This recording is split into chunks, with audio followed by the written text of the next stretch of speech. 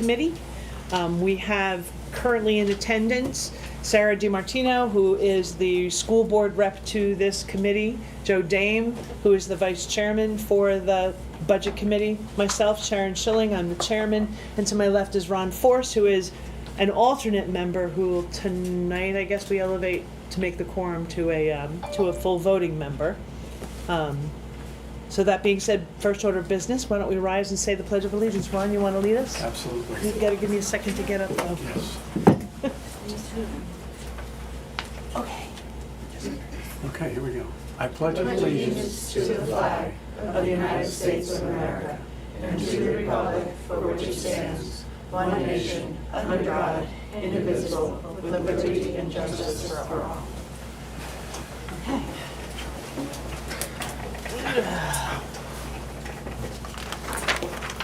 Our next order of business is we have a member, Rick Judkins, who is in Florida and requested to be able to participate via Zoom, which is why that is up above your heads. In order for that to happen, we must have a quorum present in the room at the time when we vote, and that quorum must remain present throughout the entire meeting. And then all votes will be done by roll call. Do I need to elevate him first, Linda? No, you have a form, just the three, Okay. Sarah and you and Joe. All right. So with that being said, I'll entertain a motion from someone to have Rick Judkins participate via Zoom. I make a motion to let Rick participate via Zoom. Second. Sorry about Well, that. actually, Ron, I don't think you're not Because elevated yet. you can't, you're not elevated yet. Oh. You can't vote, so Sarah can second. Sure, I will. Or Joy can second Joy. since she's now here. We're doing the motion to allow Rick to participate via Zoom. So, I'll second it. So okay. I Joe made the motion, Sarah seconded. All in favor, say aye. Aye. Okay. We will allow Rick to participate. Let me text him and tell him we'll be zooming him in momentarily.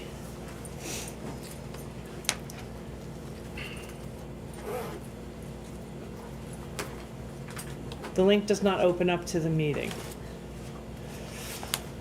It opens to Sloan's personal meeting room. That's where the meeting is.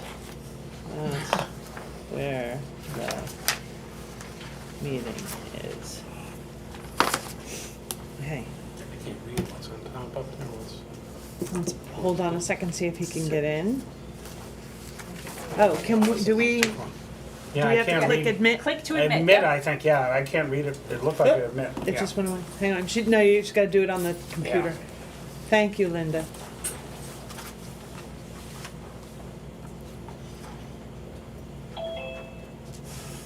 There he There he is. is.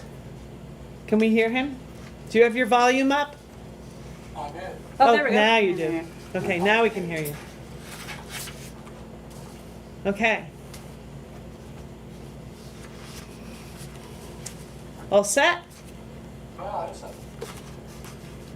Can we get him, whoops. Can we get him a little louder? That's fine. I think we're-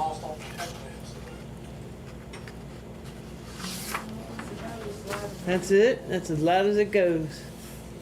We need one of those sound bars. Say again? Is it me? No, No, it's it's a probably TV us. or something. Yeah, it's the probably the speakers on the television. So. Okay, so we opened the meeting and we did the quorum and a vote in order to allow you to participate via Zoom. So just know that we need to make sure that there's no one else in the room with you. Oh, You're by yourself. Well, he can have someone, he just has to tell who it is. If someone enters the room, you just need to let us know. Okay, with that being done, then the next order of business is I guess I don't need to. 1, 2, 3, 4, 5. We have 5. We don't need to elevate. But am But we're gonna- I a voting member tonight? If I don't elevate you, you are not. If I do elevate you, I can elevate him because we can have 7 members. So why are you shaking your head no? I just wasn't surprised that he's here, that's all. That he's here? Yeah, I just didn't know that he was on the committee. Oh, that happened. Last week. Last meeting. meeting. Last Last meeting. meeting. Yeah. See what you miss. See what you missed? Right. Can you back Um, up for a second? I don't think that Rick explained why it wasn't practical that he was here. Oh, Rick, I need an explanation from you as to why it's not practical that you attend the meeting in person. I'm in North Carolina. That would be a good reason. So I am Okay. elevated and I can vote? Yes, no, I make a motion that we elevate Ron Force to a voting member, to a regular voting member tonight. Someone like to second? Second. Second, all those in favor say aye. Aye. Aye, Thank you. unanimous. Ron, you're a voting member. I didn't get all ayes, I don't believe. Oh, we have to do it by roll call, don't we? Sarah? No. No? You don't elevate him? Okay. Yeah. Joe? Yes. Sharon, aye. Ron, oh, well, you don't vote until, and Joy? Joy, I. Aye, okay. Does she have to give you a reason? Oh, Rick? I don't have to give you a reason. Yes. Okay. I thought you always had to give a reason whenever you vote nay. Abstention, just for abstention. Okay. All right, so then we will move on to, I'm sorry? Nothing. Go ahead, sorry. Go ahead. Okay. I mean, if you have a comment, I'd like I to. don't. No? Okay. Then moving on to public comment. Do we have anyone here who'd like to make a comment? Nicole has her hand up. If you'd stand up and say your name and your address, please. Nicole Morgan, East Madison Road. Okay. Speak loudly so Rick can hear you because he's not in the room. Thank you. I've been trying to attend, I attended last, whenever, were you here This last? one. I don't know, what, 2 weeks ago? Not last week, but I was at the Yeah. selectmen's meeting last week, I guess Right. you're here, whatever.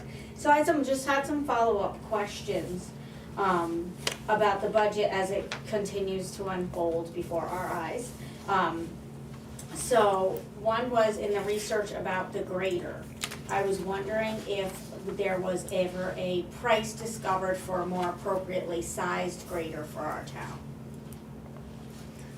I'd have to go back and look at the analysis. I believe that I don't know that the town ever got a price quote for a exact replacement vehicle. Right. But I do believe that there was a number that was an approximate for what the grader at the exact replica replacement. Not exact, but this But- one, the one that is here is for road building, and we don't build roads, I'm looking for just straight grader. I can answer it, because I did the initial cost analysis, Yeah. and it was based on the CAT 140, the Yeah. machine. I looked at both used and new machines all over the country, did a pretty extensive market survey, and to determine if it was a fair, reasonable price, that type of thing. We did not look at competing machines like a John Deere or, other brands. What about a Cat 120, which is? No, we did not get a CAT 120, look at the pricing for a CAT 120. So without knowing that information, it could be 100,000, 200,000 I'm not, less. yeah, I don't know. We can't I don't know speculate. what Okay. I'm Yeah. not sure what the price difference is. Okay, I was just working off the price quote that we received from Milton Caterpillar, and right. it was for a 140, so I was trying to compare prices for that particular machine. So also recognize, because this has come up a couple of times with regard to the analysis that was done. It was the advisory budget committee's decision that we would undertake that analysis because one had not been done. And we thought it was important for the selectmen to have that knowledge or some knowledge before they went to vote on the grader in order to either replace it or do whatever it was that they were going to elect to do. So and this is Sharon Schilling's personal opinion, my opinion, that analysis should have been done by the DPW and presented to the Board of Selectmen before the decision was ever even got to a vote to them. So what I don't want to see happen, and I'm gonna say, I don't want to see people, and you're not, believe me, I don't want to see people start to attack the analysis and attack Joe. It was a follow-up question to Yeah. this very No, thorough it's a analysis, fair yeah. question. Yeah, I didn't know if it, in No, I'm- case it was included and I didn't get to Right. see it, I definitely wanted to know how much that other grader would cost that was more appropriate for a town our size. and Right. For the. So Yeah, that we might be an appropriate question for the department that Right, needs to do that. right. It was a very short deadline, and I only had, not even a week, I think, Yeah. to put it together. So I wanted to do at least some basic market research. Right. So that we could make, I could inform the Board of Selectmen hey, you know, this is a fair price, here's what the price range is for both used and new machines. So, you know, Yes. we could kind of compare apples to apples, not different machines. No, based on your thorough research, I asked the board of selectmen to go for renting because your analysis showed that renting was more appropriately, a better deal value for our money, and to look at more places. I looked online. The only place I can come up with was Burke, as mentioned, and possibly Idleweiss, and I don't know if anybody's approached the commissioners in Idleweiss So- to ask them if they were willing to rent theirs, even if we wanted to order a smaller machine while it was being built, or however they arrive here from Brazil or wherever we ship this in from, you know, so just to think outside the box and look at all different angles. Right. So might I suggest that obviously the grader is on the warrant articles, and when we start to discuss those warrant articles, that you return to the meeting, because I don't know that we're gonna get to it tonight with the amount of stuff that we have to do. And I'm not sure that that the warrant articles are completely finished yet for us to vote And on. I'm doing ski jumping. Yeah, so potentially the next meeting, we will be Yeah. discussing and voting, ABC will be voting on each one of those warrant articles, and at that point, to be able to bring up those specific questions Okay. for part of that deliberation as to whether or not to vote on that article, okay? Okay, Does that make so, sense? I'm not trying to cut you short, No, I just know we have, I had a similar question on the new police cruiser. Okay. Because we already had one. can we, wait, yeah? Looking at you buying used, blah, blah, blah. Since Effingham got it, we know that towns can buy used equipment, no problem. So, my last one was, and I intend to talk a little bit more with the selectmen about this, and that, would you consider, as a board, trying to develop a plan to reach out to the community with the challenges you see with our budgeting, our equipment, our other things that you're, I'm sensing, you know, this time of year, we tend to try to start to fill up these seats. In my experience, 20 years attending the meetings, but prior to that, as we're discussing these challenges, we're starting to exist in a smaller and smaller vacuum. So things tend to get more expensive when we exist in a small vacuum. And using the newspaper's out 3 times a week the last few weeks now. I would love to see some of the boards have a point person that updates the town via the Madison Boulder, which is a Google group if you're not familiar, 2 Facebook pages, explain the challenges, explain the costs, and ask the town people, because we have so much talent and so much expertise in our town. And I don't know if you know that we just, they were looking at $100,000 for a master plan last week. Mm-hmm. And there was a townsperson right up the road that stepped in and still, just by learning that there was a need. Right, So so that's what I'm asking, like, as a board, maybe we can start to, like, I would encourage you to explain, hey, these are some unsustainable practices that are coming up, or challenges we have coming up. Is there anyone in town that would like to come talk to us about this? Because people really don't know any of this is going on. And I do agree with you, one of the challenges we face is communication all the Yes. time, is being able to get the word out as best that we can. I do know that Selectman Gray sends out, I think around quarterly, kind of a synopsis of things that are the selectmen's challenges kind of deal. But hopefully we can fill out soon the remaining seats on this board, and one of the then things we can undertake will be, without those additional 2 people, will be, or 2 or 1, I forget what it is now. A little more PR might get us a lot Yes. cheaper results. is A little what more I'm saying. PR and at least, people understanding and seeing the challenges, and getting them to, even if not attend in person, attend via PEG TV or Yeah, or just send Madison you a TV. note and say, hey, I know, I work at a place that does this. Right. We don't have to spend that, we can do it this way. Mhm. And those are things that are gonna save the town so much money, or have potential to do so. Thank you. Thanks. Yep. Yes, ma'am. Linda Haver, Pebblebrook Road, Madison. I think it's I've been trying to watch, either attend meetings or watch meetings to educate myself. This is not my wheelhouse at all, big graders and equipment, but it seemed to me that at some meeting they were talking about, if the warrant article didn't pass, for us to have like a plan, like 1, 2, 3, 4, what we were going to do. Yes. So would that machine possibly be one of those backup plans? Well, we already have the machine. The town already bought the machine. It is here and it is grading. So what are we voting on, the warrant Because article? the town needs to vote to expend those monies. But what if they voted no? That's what I. Well, that's where Plan B and C come in. That- And I do know that at the last select board meeting, Selectman Gray did speak up and say, in case this doesn't pass, we need to have Plan B and Plan C. And I would suspect that they would go back to some of that analysis, probably update it themselves to see then if we as a town have to turn that grader back in, what are the costs associated with doing that? And we know there's gonna be a transport cost to take it back, so which, like, maybe $2,000, I think, about. If it's 100 miles, no. It's, If it's within 100 miles, there's no charge to bring it back. oh, okay, so And that's there's no new. cost to us. I'm most positive that's the way, anything over 100 miles. Well, just to make things So, shorter, anyway. that's all I was asking. Yes, If it gets voted down, correct. would that be one of the things that we should be investigating as an alternative? Because now we're not going to have a grader because it got voted down and we might have to send it back. That's all I wanted to Yes, ask. and it's my understanding, we would have to verify that at the next Board of Selectmen's meeting, whether or not they undertook any steps to do that.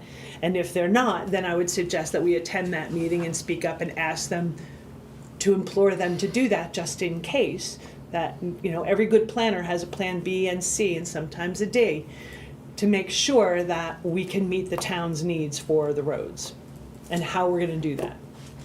There is a probability that the taxpayers may not approve that warrant article, right? We have to plan for that contingency, what if? And again, we need the machine. The old machine is gone, it was traded in, right?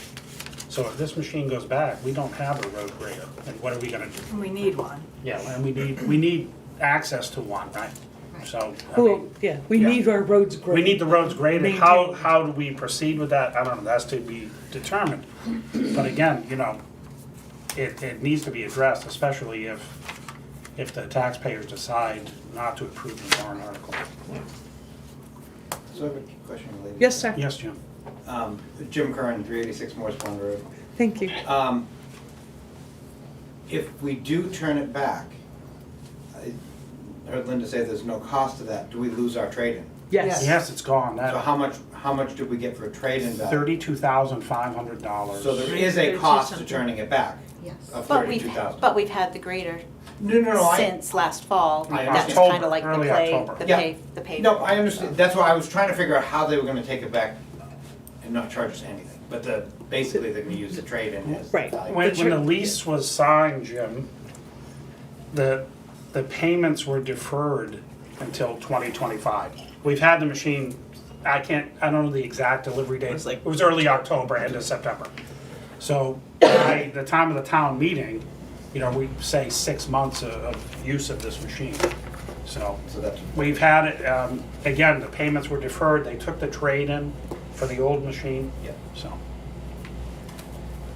Would it not having or not knowing Plan B, C, or D sway your vote on the grader?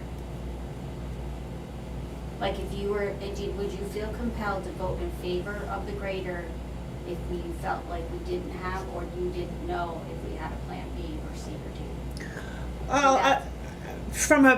From a personal perspective, I didn't poll. No, I mean, the board, yeah, as a. but, well, until we take a vote, I can't know. But I will say that I believe that the town has been backed into a corner a bit, because we do need a grader. We need to take care of our roads, and we didn't have one, and now we do have one. And regardless of how we got it, the question becomes, does it make the most sense from this perspective to keep that grader and move forward, or does it make sense to turn that grader back in and seek an alternative solution? Without knowing what that alternative solution is, yeah, I'm sure that people, citizens, will feel somewhat of a pressure to vote to keep the grader, because sometimes the devil you know is better than the devil you don't. I mean, So personally, yes, I feel backed into a corner a little bit. Am I going to allow that to completely make up my mind? No. I'm going to push for Plan B and C, and if we have to, a D, to see what would we do if this doesn't come to fruition. You have to have at least a Plan B. so I'm feeling the backed in the corner thing, so that's why I'm getting. Right. If you vote for it because you feel backed in the corner, how do we prevent getting backed in the corner repeatedly? Well, and that's a whole different subject for how we do not repeat this process. How as a town, and one of the steps that we have undertaken as a budget advisory committee was to update and look at the CIP, knowing what's coming down the road. I mean, this grader was from 1987, the one that we had, or the 1980s. I don't know if it was 87 exactly, yeah. but it was close to that. And it was, obviously way overdue for being replaced. I mean, it was 40 years old, practically. No, it wasn't. I graduated high school. So, yeah, it was a pretty old grader and probably should have been replaced 10, 15 years ago. I can't speak to what may have happened going back 10 or 15 years, but I can speak to the fact that it wasn't in the CIP to replace it, and it should have been. Mm-hmm. It should have been. And there are lots of other things that should be. And so the departments we undertook, and Selectman Gray did a lot of the actual physical heavy work of putting it in the spreadsheet to update a CIP and put it in front of all the department heads and have them take a look at it. About half the departments have reviewed it and said, yep, here, minor tweak here, minor tweak there, or yes, this is good to go. We are still waiting on a couple departments to weigh in on it. I'm hoping, they've had it since November, and I'm hoping that they feel the urgency that we do so that we can plan, so that we don't have to force the selectmen into a position where they need to make a decision at the 11th hour because they could lose the machine and then have to wait 18 months for a new one, kind of thing. I'm sure they felt backed into a corner as well. Right, So, but we don't know the price of a different one. We don't know Correct. if it's 18 months. Correct. And that's a problem. That's It a is. huge problem. Yes. And the minimum to keep a machine like this, to answer your question, is about 30 years, the one that we just purchased. So it was 10 years overdue for replacement, probably. Yeah, so, but- no, I mean, the one we have. Is Right. that This- It's, at minimum, it should be about Right. 30 years.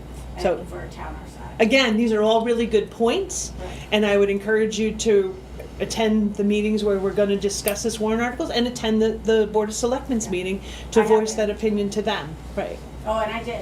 Okay. Good. Okay. Yes, ma'am. Just quick question. So Donna if the Vayu? vote- Donna Donna. Vayu, Lead Mine Road.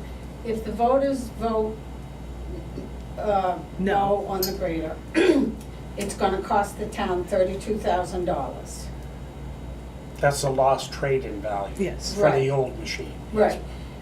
However, if we had to rent a grader from October till March, would that have represented that figure? I can't remember, Okay. when I did the cost analysis, Donna, I think Burke was charging us 3,000. $3,000 A a week. week Yeah, so is to it- rent a I machine. mean, it's a That is lot so of cheap. money, but there would have been a cost in there if we didn't buy it and rent Though, it. because we need a grader. Right. One of the big issues with renting a grader is whether or not it's available when you need it. Right. And so that was one of the Do you concerns. understand my question? You're My question? you're asking would there have been a cost? If No, it's really a thought. Do you understand my thought? It would have cost us money to have to rent one anyway. Yes. Yes. Yeah. Oh, we know that because we had to have a solution. So the 32,000 isn't as bad as it sounds because we would subtract the rental fee. If that's the Right. if that's the route we chose to go. Right. There were a number of other routes. One being, contracted out to somebody completely. That we don't maintain our own roads anymore. We don't have to. I don't know that that's a good idea, but it was an idea, and it was it was something that was presented, albeit fairly briefly. I'm but- looking forward to seeing it. I haven't seen it. Oh, you yet. haven't? It's I don't know where it is right now, but it was Probably outside. up in the yard. Yeah. Is it operating? Oh yeah. Oh, no, Yeah. it's- They graded the roads in November, They December. just used it last week or so to do North Division, They use it, and and plow with it as yeah, well. there is an added benefit to this machine in that it has a 12-foot plow wing that can attach to it for the winter to aid in plowing the roads, which keeps them nice and wide, especially on some of the back roads that have a tendency to creep in during the winter. This plow wing will help keep them open and wide. Donna, I want you to know as well, you know, I looked at all the different options, even fixing the old machine. And the money we had put into it, it had caught on fire a few years prior and it was very expensive to fix. The cooling system was failing, the heat exchanger for the engine oil was leaking, it was getting coolant in. And I even went to the Caterpillar manufacturer's manuals and looked at the expected life cycles cost of the engine, transmission, hydraulics. And that machine was at a point where, you know, 60–70% of the systems on the grader were failing. You know, it would have turned into a money pit really quick. You know, it seemed every time the DPW would take that machine out, it would break down. Or they'd have issues with the hydraulic system or something. It was just worn out, the machine was worn out. So that was one option, we put a little more money into it, maybe get a year or two out, you know, how much, no, that was, you know, then I looked at, you know, leasing a machine, renting, that type of thing. I tried to present, you know, a fair assessment. I recall, I Yeah, was at so- those meetings and I recall reviewing your reports. And after reviewing your report, I said, oh, looks like they're gonna rent one. But that wasn't the case. No. So again, with regards to the grader, I think this is all good conversation, and I don't want to stymie Right. conversation, but I think that in the interest of being able to go through with those very lengthy agenda, I do want to encourage you to speak up when that warrant article comes up. Okay. Anyone else with any? Yes, ma'am. Ian Bartlett, 367 Forest Pines. Just looking at your agenda, it says the MES budget would vote. Is that, so you're gonna speak to Tonight. the different articles and vote whether you approve or not? Whether we don't approve, we recommend or don't Recommend or recommend. don't. Yes. Okay. Whether the ABC recommends or does not recommend each one of the All right, warrant articles. So in my the school board. question, further, can we comment at that time, or is this the only opportunity we have for public comment?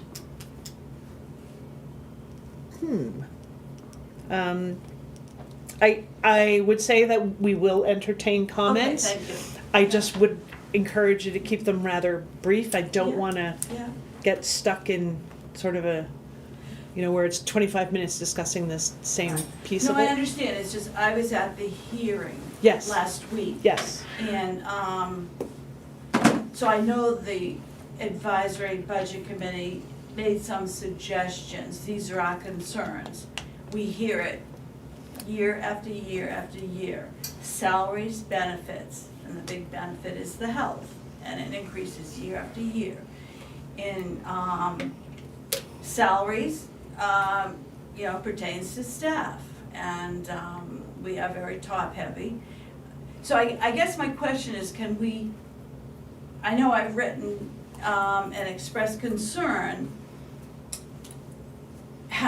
You haven't had an opportunity to see with the school board how they're gonna react to yours. In other words, what I'm suggesting is that until you see some action from the school board, that they're gonna address the issues that continue year after year, I don't know how you can recommend their increasing budgets. I guess it's some that, so I wanna be able to Comment then. speak to the issue. Yes. Yeah, okay. I will, yes, provide Thank that you. opportunity. Yes, ma'am. Deb Parsons, 4 Thusis Road. I just have a question. I'm late to the town budget kind of area. Can Okay. you just give me a quick number for what the budget is for the town? It was, let me look. Or even if you could just tell me, is it less than the school budget? Oh, yes. Oh, yeah. Definitely less Okay. than the school. It's like 3.1, half. 3.2 half million, the something like that. That's what I I thought. can't recall the but number top of my head. Before I said I'm my looking for comment, I those just articles. wanted to make sure. So I appreciate. Here we go. I watched the last meeting online, and I appreciate the efforts that members of the ABC have put into some of the aspects of the town budget. And I guess I am a bit disappointed knowing that the school budget is so much higher, that it doesn't seem as though there is as much connection to what's going on in that budget. And I appreciate that you were at the budget hearing and things like that, but it seems like you're very active in the town budget and not as active in the school budget. So I just would encourage you to maybe find out and ask more specific questions. And I know I've shared some information with you as well in terms of the kinds of things that could be considered in a school budget. I appreciate all the work that you do. And then backing off something you said at the last meeting, that you know, you do have a lot of influence, even though you're not a voting member of either of those two budgets in terms of your recommendations. So I would really encourage you to use that influence that you have, that if you don't feel that these budgets are sustainable or realistic, then you shouldn't recommend them. So I would just encourage you to use that power that you have. Okay, thank you. Anything else? Anyone else? No? Okay, well, that will conclude public comments then. Moving on, we have the approval of the December 17th, 2024 minutes. Does anyone have any corrections, additions, changes, updates? I was not a member then, so. You were not, so you can't, So I really you can't shouldn't- vote. well, I You- can't vote on this. You can comment if we I have can grammar comment, errors and right, stuff, but but I you shouldn't can't vote. No.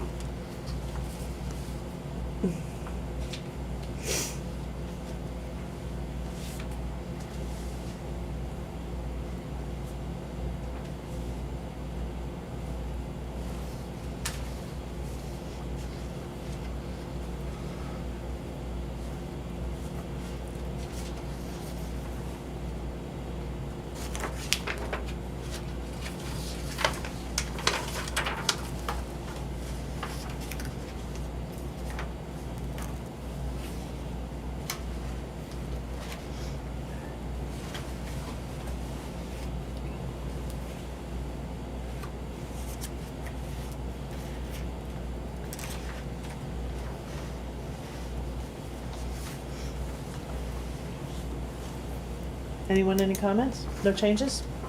With that being said, then I'll entertain a motion to accept the minutes as provided. I will make a motion. And second? Joe Dane, second. All in favor? We'll have to do a roll call vote.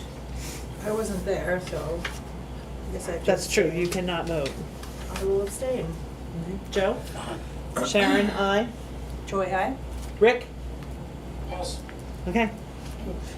Ron, did you just want to abstain?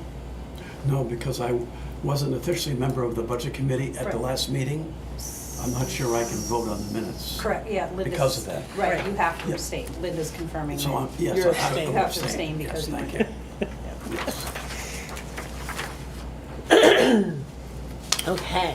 Next item is the budget calendar. I had asked Linda to put together quickly those remaining dates that are of importance to us when it comes to the town budget. And I think the school budget as well. Are they incorporated in this one, or? No, they had their own, you sent me. They did. I'm sorry. I probably I was. thought you were giving I me that wanted as it a- all one on Oh, one list, I thought but it was and an we can. example. Oops. Sorry, bad communication on my part. I apologize. But anyway, the advisory budget committee for the ABC, you'll have a piece of paper in your packets that shows Tuesday, January 28th is an ABC meeting in Town Hall. Tuesday, February 4th, petition warrant articles are due per RSA. Tuesday, February 11th at 7 p.m., public budget hearing at the elementary school. Friday, February 14th, the ABC report is due to Linda via email.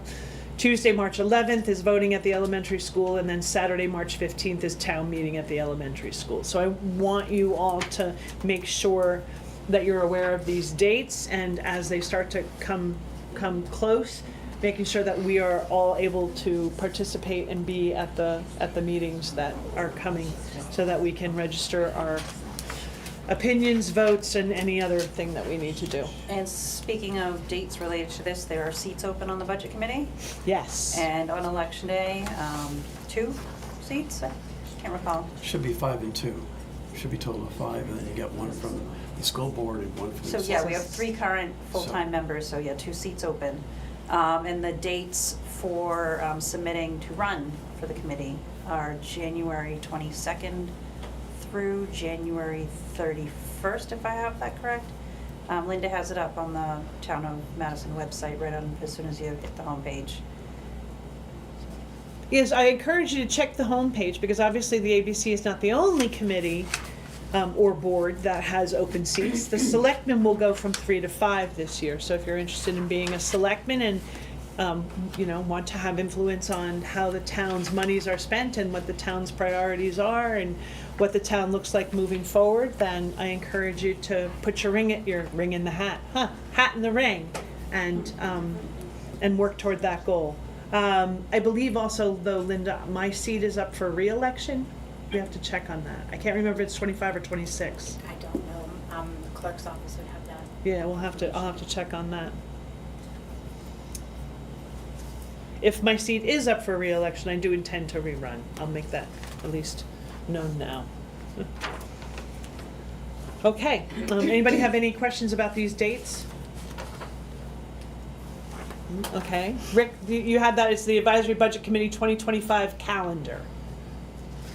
I do. Okay. All right, with that being done, we will move on to the Madison Elementary School budget with a vote on school warrant articles. Let's get this. Madison School District, these are the accounts, Town of Madison warrant.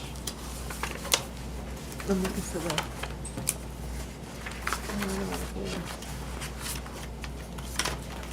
Okay.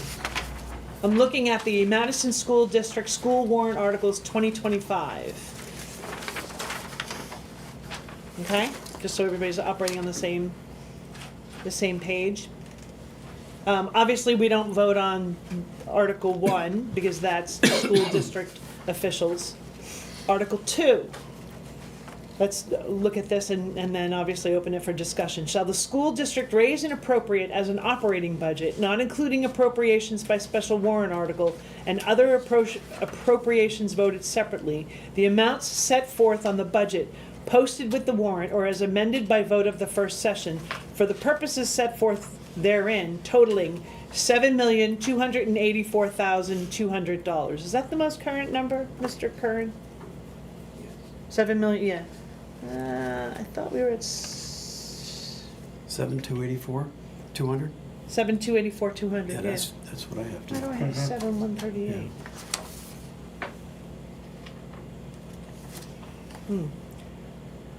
Should this article be defeated, the default budget shall be $7,190,421, which is the same as last year with certain adjustments required by previous action of the school district or by law, or the governing body may hold one special meeting in accordance with RSA 40, 13, 10, and 16 to take up the issue of a revised operating budget only. The school board has not voted on these budgets yet? I thought, No. We adjourned after the public hearing that emergency was later, so we plan to address the conversations and everything else at our meeting prior to the deliberative session. And then after the deliberative session, we will vote on the recommendations or not recommendations for the. okay. When you broke from public session and went into the private session, I presume that you were going back to vote, so. We did I would not go vote. back to non-public. Yeah. We adjourned our meeting right after the public hearing. Right, I have okay. some comments. Okay, well, let her go first. So, I'm trying to understand State names, because, please. State Yeah, your you gotta name. state your name. again? Yeah, Yes, every every time. time. Okay, sorry. Linda Haver. I was under the understanding that, several people in town came and gave their feedback. And I would also be under the same understanding that if the budget committee is going to vote tonight, make their recommendation, they would need to know whether you, as a school board, heard what the townspeople said and adjusted what you were thinking of doing. And it was very clear that that's what it was expected of you, but you're here tonight and you haven't done that. So I guess my question is why? Well, we are planning to meet before the deliberative session, so, that's a good question, but, I don't, because we are taking into account what you said, we have. Well, that's hard to Right, believe when you I don't know, take action. I see what you're I'm saying, but that serious. doesn't I'm mean, very- I know, and it doesn't mean that we are not going to take action on it either, so that's a little mixed up though. But Right. how can these people? Please, let her finish. I was gonna say, I do have a question for you Yeah. then.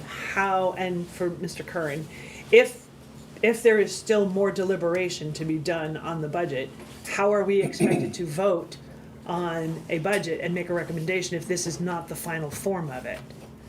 I don't believe we can. So, as of right now, that is the final budget. So, I wanna step back a little bit. We started the budget process in October. We've been working through the budget to the public hearing. We heard the comments at the public hearing. Typically, that meeting doesn't go until close to 11 o'clock at night, or 10 o'clock at night. Everybody was fried, so we weren't gonna go back in and try to have conversations that night. We can have discussion about the budget at our meeting at 6 o'clock prior to the deliberative session.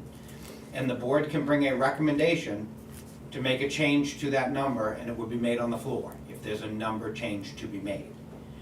The budget committee, as the school board does, which the budget committee has done in the past, can change their recommendations based on any changes in the budget there. May I address the comments? Absolutely. We heard people that night. There was a lot of hearing that night. And there needs to be a lot of discussion. But I think for us to start having that discussion at 10 o'clock at night was unrealistic. So that's why we have our next scheduled meeting, and that will be on the agenda. And your next scheduled meeting is when? It's the first Tuesday. Oh, it's that just before the February deliberative session. 3rd, It's 6 February o'clock. 4th. Yes. Tuesday, February 4th?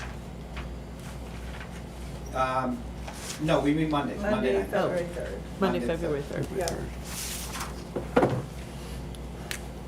Yeah, I make a comment. Yes, absolutely.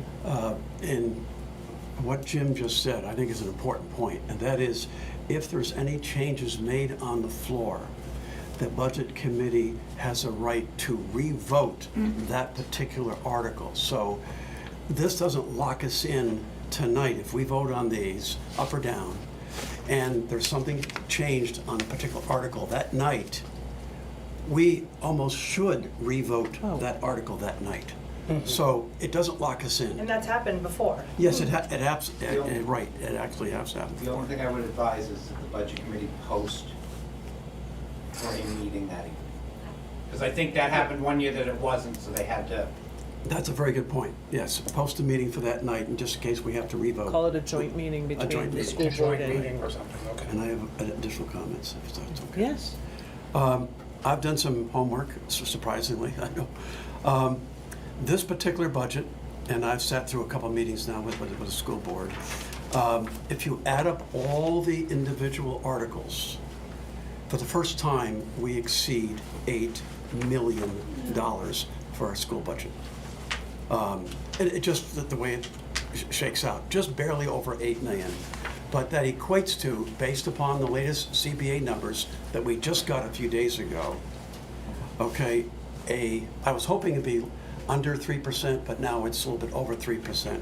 It's roughly a 3.7% increase over the total school budget for last year. So it's 3.7, which pushes over that $8 million mark for the first time that I can recall in the town's history. Okay, that's point number one. Point number two is, as an ABC member since the last meeting, and I've been sworn in since then, I received several inputs from the public on the past week directed to me as an ABC member. And what I've done is I've summarized those inputs. And if it's okay with the chair and the committee, I'd like to briefly share the concerns from the public as to what they said. And again, this is summarizing what I received from the townsfolk. The same thing that they stood up and said at the school board meeting is what? Excuse me, I'm sorry? It's what they were talking about at the school board meeting last time. Yes, Yeah. right. It just highlights that again, but Right. because they sent it to me, I think I have an obligation to share that briefly with you. And it's only one page long, okay, so it won't be very long. So first of all, there's three former elementary school employees that have sent me the information. In their view, the staffing levels at the Madison Elementary School in some cases are too high. And they brought up the example of grades 5 and 6, the combined grades 5 and 6. And the input was that a reduction of one of the teachers at that grade level would still allow class sizes to be below the class size standards set by MES. Okay? And also that they said that in their minds, we have too many paraprofessionals, currently at 7, if I got the number right, and they have no class sizes currently at the Madison Elementary School greater than 15 students. In their minds, they don't see a need for 7 paraprofessionals with a shrinking school student population and a class size no larger than 15. They also ask, why did the CBA approve of approximately a 6% raise for 2025, which I believe equates to about $125,000 and change increase in the budget just for next year for teachers' salaries. So based on what? And they feel that it's kind of out of touch with the current economic trends and most taxpayers' yearly COLAs. So a 6% raise appears to be excessive. Conflicts of interest. They expressed a concern that I think approximately 3 board members have spouses that work for the school. So when the board votes on salary increases, they're voting for salary increase for a spouse, and they're increasing their own household income. The 2 members that were on the CBA, on the negotiating team, do not have spouses in the building. I'm just telling you what I've Okay, I was what I've received. just throwing it out there. And when I finish, if anybody wants to comment on what I've just throwing it said, out feel there. free. I think most people know If I that, could but- comment on that one right there. Sure, sure. I will tell you that when the board voted on the collective bargaining agreement, Jeremy Cox was not available. Ed Robinson and myself both abstained from the vote. Oh, good. I'm glad to hear that. So. Thank you. And it happens every year when we approve staff, when we approve the nominations. Ed and I do not approve the hourly staff, and Jeremy does not approve the professional staff. So his wife is the head Food services. food service. Food service. Okay. So we always have and always do abstain Good. from those votes. I'm glad to hear that. I'm almost done, then I'll open it for comment. They've also talked about the cost of health insurance, and that's true of all town employees. Health insurance costs have gone through the roof, and I was startled at the fact that a family plan now costs a total of over $44,000 a year, of which the town pays the lion's share of that, and then the employee pays a portion of that. But from what I've heard, what I've been told, we're encouraging the school board to look at other plans. Other towns have other plans that it costs less money.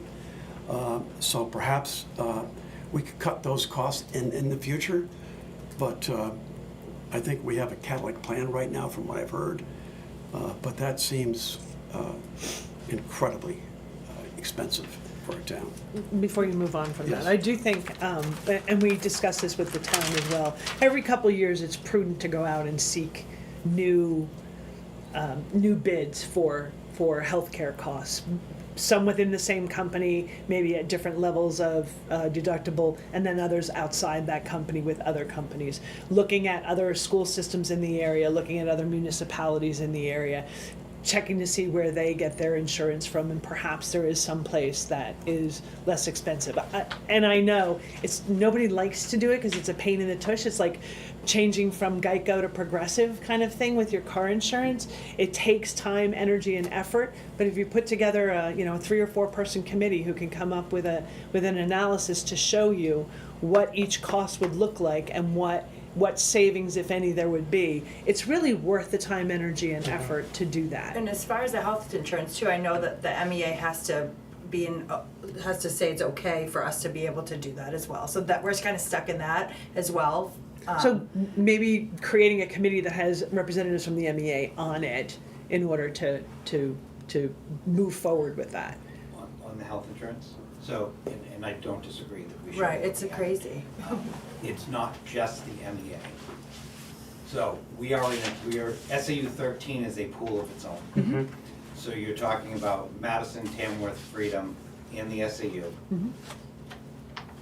4 unions.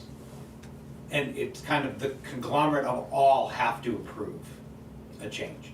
And I'm not saying that can't happen. I'm not saying that can't happen. But because it is a pool, we could break off on our own, but it could be more expensive if we broke off on our own. But we don't know that because we don't check it. It's been a couple of years at least, That's probably, right. since we checked it. And I just think, like I said, the decision at the end may be we're not making any changes and this is how it's going to stay. We're going to stay in the pool because it gives us the best and most efficient But we could look at cost. things within that. But to within the same- tell the townspeople that you did the due diligence Right, goes a exactly. long way for making them feel comfortable that when their tax dollars are going to be spent and they're subsidizing health care for the town employees or the school employees, then it's I think very important to be able to tell them we did the due diligence because we want to make sure we're doing the right thing and we want to make sure we're providing the best health care we can, but at an efficient cost. Jim, last year, the ABC, I worked with Linda as well, and we looked at the town health insurance plan, and we did all kinds of cost comparisons, that type of thing. And by simply moving, staying within the same plan, but with a higher deductible and that type of thing, that didn't impact the employees. We have a very healthy town employee pool, so they weren't utilizing a lot of the benefits. We came up with a cost savings. It was, Linda, what, about $100,000? $89,000. Huge. And that's just on And the that's- right, that's just 13. the town employees, right? That was just the town employees. Again, we put a lot of time, effort, research, and I even looked at I forget the name of the plan that SAU uses, because we were We did looking look at at that. yeah. And it was very expensive, even compared to the Anthem plan that the town was on. So I think there is a potential there for a huge cost savings, in the future this year you're already under contract, for the 2025 plan. But for 2026 on, I think, there's room for definitely a nice cost analysis review and potential large cost savings And- without impacting, the coverage to the employees. Right. And it is something I know that because of the way the school year works versus the way the healthcare year works, it's something that would have to be started Our soon. healthcare here works the same. So our health insurance and all of the benefits related to the staff at the school start July 1. Oh, okay. So then that makes So it a the little health bit insurance easier. rolls July 1, not January. Not January 1, okay. Okay, got one more item? Yep, one more item. Okay, and the last item, and I believe I heard the school board say that they were in favor of rescinding SB 2, if I heard that correctly at the hearing. It's their No. warrant article. It's our warrant article. It's their Yeah, warrant It's article. your warrant article, but the input I got from the public was they support that. That they support rescinding SB2. They feel it would be, we'd have a more efficient system, the voters would have more input, and so, yes, we absolutely support that. Yes, ma'am. Donna Vayu, I don't think the school board endorsed it, they endorsed the warrant, having. Putting it, letting the Right, voters having it decide. discussed. Yes. Is that correct? That is correct. We haven't put our endorsement haven't or put- non-endorsement right, on we any haven't of done them that, as right. of yet. Right, Right. officially. Correct. But I thought it was mentioned verbally at the meeting, if I heard it correctly. It was mentioned at the meeting. Personally. But it didn't, say no, but. It wasn't official, I agree. Personally, Ron, yes, I support it. Yes, okay, that's what I heard, yes. Because and what I heard in the room that night from a lot of people was, it allows people to be more informed that are voting. It allows people to be educated on what they're voting on by having a conversation about it then, there, and making the vote happen. Okay, good, thank you. I'd just like to speak to number 2 as well, about the staff, about the 6% raise. You know, the paraprofessionals were making the, like, not even a living wage, not even close to a living wage, so we had to increase, we felt the need to increase that. So now that they, now there is $18 an hour is the minimum for them. But as I recall, when the ZBA passes a wage increase, it's across the board. Is that correct? Yes. All the employees get that raise? What, I guess, what All do the you mean? employees covered by By the this collective bargaining bargaining. Yes. agreement. Yes. Yes. All the Yeah. employees get Yes. that. Whether they are members or non-members, if they're covered by the collective bargaining agreement. Correct, yes. They all get that, yes. Okay, And thank you. they are all That's in their factored contract, into that right. number. Okay. Jim, how many people at Madison Elementary are covered under the CBA? What, the teachers, I don't know who else. So your teachers, your paras, let me back up. Okay, My food service director is not, my okay. head custodian is not, my principal, and administrative assistant. So the majority of the school The employees majority are of under the the employees are CBA? covered by Okay. the collective Yeah, bargaining So you have 4 people who are not covered. Correct. The rest of the school is covered by that single agreement? Because I know at Conway, they have a CEA agreement, a CBA agreement, and an AFSME agreement. They have several Madison different just has negotiated one. agreements. It's Madison just has one the CBA Correct. That is correct. for everyone except the 4 Those people you Except the four mentioned? that I Okay. mentioned, yes. What I'd like to do is just ask if there's anybody in the audience that would like to comment on the summary that I just made, if that's okay. Yeah, if you missed anything from there. Yeah, if I missed anything from their emails. I'm not commenting on anything, but I have a question to see if things work the same way that they used to. So, I'm not sure what you're talking, when you move the paraprofessional rate to 18, that's the beginning rate, Correct. the base Base level. rate. Correct.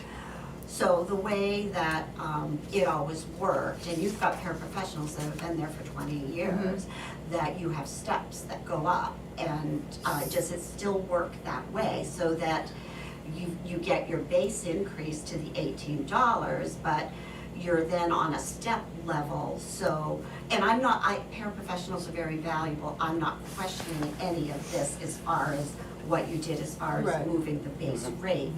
I just want to make sure that people in town would understand that not everybody's that's a paraprofessional would be making the $18. Some of them might be making Correct. substantially 20 more. Correct. Higher rates, Yes. based on their time, Correct. stuff. And Okay. based on where they're, yeah. I just wanted to Yep. clarify Yep. that, make Okay. sure That's that's how right. it still works. Yes, There are still steps, but they are condensed. right, and now we've. How many steps are 10, there?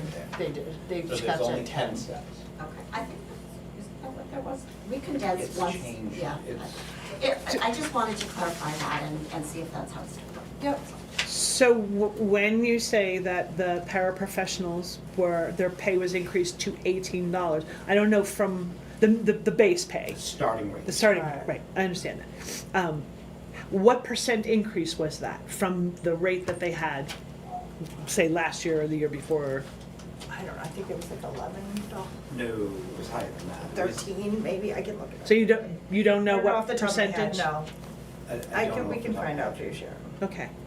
Because I think it would be important to understand Yep. that if there's an increase to paraprofessionals, what that increase It was looks like. And substantial, but I wanna say that maybe it was $14.50 an hour. Maybe. I can't they went from like remember. $14.50 to It $18 was- an hour. Yeah. And was any discussion given to perhaps not making that large an increase this year, but perhaps phasing that in over the next 3 We've years? That been was putting- during bargaining, so I have no Right. clue. Oh, right, yeah. We've been putting them off and putting them off and putting them off and putting them off. How many people under the CBA, the professionals, are actually at the entry-level wage? I don't What, you have seven, I don't know. 7 right I don't now? think they are. I don't think there are any. There aren't any? So And I nobody's think brand new then? People One have of been one of the bigger things Okay. is being able to attract hourly staff. So Okay. it's not just paraprofessionals, it's all hourly staff. That's why I was asking, That's how many us. people were actually at that lower wage? Okay. I I'm don't sorry, I'm think trying to there look are up. many No, that's at okay. a lower number, but I will say that, it's custodians, food service workers, and paraprofessionals. All under That fall under that hourly Under the hourly, rates. Linda And has a- how many people total is that, do you know? Do you have an estimate? Is it 15 10. people, is it 10? 10, 12, 10 to 12 people? it's off the top of my head, so please don't quote me on that. Okay. That's okay, yeah, it's just an estimate. Yeah. And again, I worked with paraprofessionals the whole time I was there, I totally value them, it's wonderful, they're needed. I don't wanna be misinterpreted by asking these questions, but if you've got a paraprofessional that's been there for 20 years or more, can you just throw out a guess at what somebody at that top would be making per hour? Because we have several there. Yep, do you know that number? I'm Basically, trying to what's look step up 10? What the top step equals? I wanna think it's somewhere around 25. 25, that's what I Alright, was gonna say too, that's- but I that's- hate to guess, cause I don't wanna get, I can Yeah. try to look. No, I'm just, I don't again, wanna and get it does yelled not at. get perfect, I just No, I was understand. wondering a ballpark figure. my, Well, if there's 10 steps, your last CBA goes up 50 cents per step, so. Is that what it It is? used This to, goes up doesn't- by a percentage. Right. Yeah, how does each step go up? I just saw it that I night. can't remember it there right now, Um, I'm sorry. I'm trying to- I should have brought a copy of it.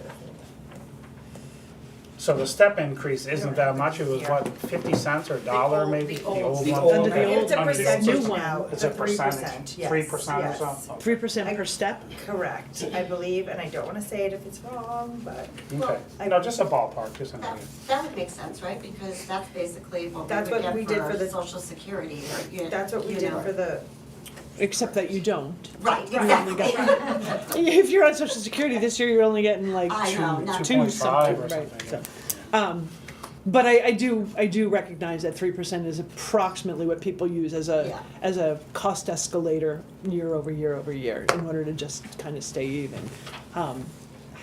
However, when you add those 3 percentages up year after year after year after year after year after year after year, you do get to a point where it's kind of an unsustainable metric to continue to do that. And I think that's why, good on the CBA agreement that it's renegotiated every couple of years. I think it's 3 years, every 3 years. That then they have a chance every 3 years to look at that and say, does this still make sense in this economic environment or in this day and age, if you will? Does it make sense for the step increases to still be 3% per step increase or whatever it is? So I do know there's a lot of factors that go into this. This is not an easy thing to do, and I appreciate the fact that anybody from the school would want to even sit on the negotiated agreement panel and try and do that, because obviously both sides they start out sort of diametrically opposed to each other a bit, and they've got to find common ground in the center. And then they have to figure out how to make that palatable to the taxpayer. And that's where we are, is they've done their job. Now the question is that palatable to the taxpayer? Yes, ma'am. Deb Parsons again. So just a few things. I am a former employee. I don't work for the district anymore. I work in another school district. But I was also a negotiator at least 4 times around, I think, on the opposite side as the union rep. So one thing to keep in mind, and again, I don't want this to be misconstrued that I don't support the paraprofessionals raise or the teachers raise. I did some research because all of the collective bargaining agreements are available at FlairofNewHampshire.org, so if anyone wants to review and look at those current ones, you can. And there are other districts near to us that are starting pay for paraprofessionals at $14, $15 an hour. So in terms of the $18 an hour, that puts the paras at Madison in a really good starting position if we had any that were starting. But you also have to keep in mind that like I said, the steps were 50 cents per step. So they weren't a percentage. You could just anticipate every step you got a 50-cent raise. If it's done by percentage, you have to understand that each step it goes down, it compounds. Mm-hmm. So the amount gets higher much faster as you get to the higher amount. Yes, 3% of 20 is a much higher amount than Yes, 3% of 15. So Right. when you talk about percentages, it can be misleading in terms of a percent when you actually look at the dollar amounts. Same with salaried professionals as well. It compounds down the salary schedule. I also looked at the salary schedule comparative to other districts. And again, it was pretty middle of the road. The base salary is kind of in the middle. There's a couple districts nearby that are lower, a couple districts nearby that are higher. So Madison seems to fall right in the middle of what you might find in surrounding towns. So in terms of being, in dire straits, I don't think that's necessarily accurate in terms of where our collective bargaining agreement compares to others. I don't necessarily have a problem with the school board also. Jim mentioned that people who are impacted by a family member being an employee abstain from certain votes. Does that count for the recommendation that you have on your warrant articles as well? So, You may answer.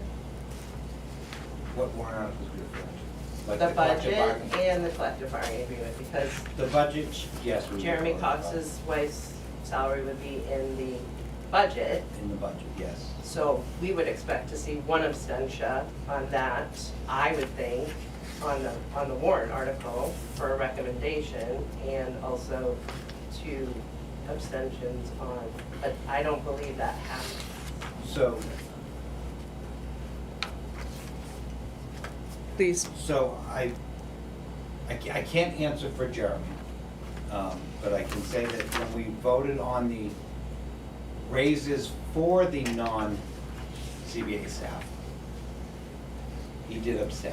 I hear you on that. So in the total operating budget, I don't know that he has or has not. I can bring that up to him and potentially have him abstain. He's not even here though, right? No. He's not here. Is he voting the way we're doing He Zoom has meeting been- thing? He has been for the last few months. Okay. He's deployed. Yes. That's not the question. No, I but the know, question that's is, not should the he vote or question. should he abstain? No, No. my No, question is, should- when you vote to recommend, which you haven't done yet. Correct. Which the budget committee is doing tonight, does that abstention carry over to the recommendation, or does it not? The abstention for that item does not carry over, but it could. He could choose to abstain from that vote. Is this, And- I'm not. I understand what you're asking, Yeah, but I I'm not think- gonna pursue it, because it's not really a budget. Your meeting doesn't really need to be involved with those questions, but I do have one more thing to say, is that I'm glad that the school board heard the concerns at the public hearing, and they're considering some of the things that were mentioned. But my concern is, the school board knows its own policies. The school board knows the numbers and the amount of staff that they have. They could have done these things before a public hearing and not be questioned on it and then react to the question. We vote them in to look out for our best interests as taxpayers. And so when they know they're working within their own policies, they should automatically be asking for reductions. And my concern is, it doesn't seem like that happens. And I still hold out hope that they've heard us and that there will be a change at the deliberative, but I'm disappointed that that didn't come since they've been working on it since October, that those changes hadn't already been made. Do you want the hourly numbers? I'm sorry, Do you want the yeah. hourly numbers? Yes, please. So 2025-26 year, step one is $18 an hour. Step two is $18.72, $19.47, $20.25, $21.06. I'll text it to you, Sharon. Yeah, that might be 2109. better. Just what's the top one? Top one is $25.62. 2562. Bottom one is 18, top one is 2562, and there's Correct. 10 steps. 10 steps That in is at between. 10 steps, and then basically you'd stay on step 10, and that would be 2664 the next year, and the first step would be 1872. And then on the third year, bottom step would be 1947, and top step would be 2771. And what, and recognize I would have asked you, but we didn't have these numbers at that public meeting. What percentage increases from year to year from the bottom? Are they the same from 18 to the 1862 and then from the 1862 to the 1947? What increases do those represent? Those are the 3%. I believe it's steps. 3%. Right. Those are the what? 3%. So it goes. That's a little higher than that. So, Yeah. so I'm gonna, if I can speak to that, this is something I've never been in favor of, Yeah. and I'll speak to it to either side. It's a step and a percentage. So each step has a percentage, and then a percentage on top of the step. So if you look at the top step, yes, that's 3% carrying forward. But each step stays, and then there's a 3% added to that. So it's a step and a raise. Right. So it could be about 6% then. Well, from 18 to 1862 is between 3 and 4%. Plus the step increase. No, that's what it is. Step. No, that's That's what the everything total total- number. everything So here you go, Okay. if you start year one Yeah. at $18 an hour, year two, you're at 1947. Because you're going up a You step go up a step, and you're in the second year of the correct. bargaining. Year phase. three, you would be at 2106. How are steps determined? Years. Okay, sorry. That's all right. Does it No, I'm align just with trying to years or is understand. it performance-based or? No, there's no It's- performance years. It has It's just every typically year. aligned with years of service. But over the years, they've condensed the steps and they've expanded the steps and, And what your but education it's generally is also. based on years For the- of service. That's for the teachers, though. So- That's ours. Hourly is very simplified. When you get into salaried, if you want me to go that right next, because we're there. They're a little different because you have multiple categories. So you have bachelors plus 15, bachelors plus 30, masters plus 15, masters plus 30, and then CAGS/EdS. So those are the different tracks that you would be on, and then the step falls under those.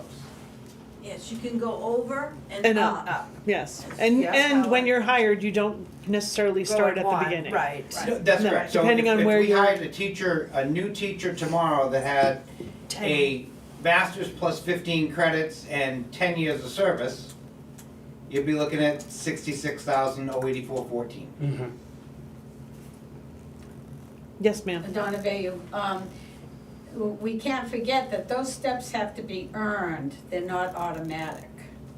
So I would ask then, what, I believe recommendations have to be made. I don't, No, you just I have don't to stay in think the so. same I think that that's position. gone by the wayside. Right. I think over the years, I mean, especially I know when I worked in Conway, That was, um, yeah, a that conflict. it's just it's just your time in service. Right. And as Yeah. you accumulate time in service and or additional education, then you move either between the grid or up the grid, or And you both. Track or step. Right, Yes, it is. Yes, it is true. I'm old school. I know, right. So there is no more recommendation, there, it's. Well, if you weren't deserving it, you probably wouldn't be there. Right. You would hope, Right. Yeah. you So hope. the- yeah, Fingers you crossed, everybody's doing their job. Yeah. If you're not a teacher who should be Right. in this system and Exactly. deserve those increases, then hopefully the appropriate recommendations are being made and, you know, We ready to vote? I'm sorry, I just thought of something else. yes, ma'am. So just a point of clarification also, CBAs can be any duration of time in terms of years. So the school board and the union could have decided to do a 1 year, especially in lieu of that, we're looking at, you know, if the thought was we need to look into health insurance and decide on possibly changing, they could have just done a 1 year contract. Had those kind of negotiations worked out and go for another one the year after. It's just typical to go for A 3-year. longer periods, so Yeah. you don't have to do that process as long. And the other comment that I forgot to make earlier was, I'm not opposed to any of, the reason I'm asking these questions about the budget in the school is not because I think there should be cuts here, here, and here.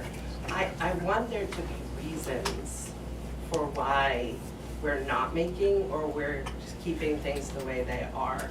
Like specific reasons. I want to know what is the reason for keeping class sizes under 15 and still needing 7 paraprofessionals? If there are good reasons, I am very pro-education. I don't mind supporting those things. However, I don't ever hear, this is, you know, it's generalities. This person provides RTI. Well, that's not enough for me. I want to know what exactly do they do if they're a librarian and they're teaching library classes but used for RTI. What does that RTI look like? So I'm just looking Response to for, intervention. it's the interventionists that help students. Which a that lot are of it we at can't risk, talk so. of, as you know, I mean, you know, specific, a lot of the things that you can't really talk about specific to certain students or. No, I wouldn't ask for any, I've been in education Right, for it just 29 years, seems there's a like- confidentiality right, piece, it but just you can seems say, the librarian supports reading groups Yeah. 3 days a week for a half hour. Mhm. That to me says, oh, well, she is, those extra hours are needed, that's what I'm looking for.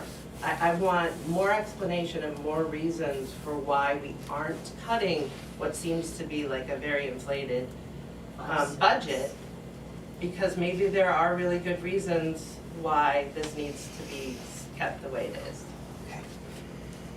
So if I'm hearing at least most of you, what I'm hearing you say is you would like to see, and there are 2 representatives from the school board here, you would like to see more due diligence on the overall budget. Not necessarily a line by line cut 10,000 here or 10,000 there, but take a look at the overall budget and say, does 7.2, is it 7.2? Does $7.2 million, 7.28, so almost 7.3, does $7.3 million for just the operating budget of the school, does that make sense in the broader scheme of how we are managing the school, educating the students, the results we are achieving or not achieving?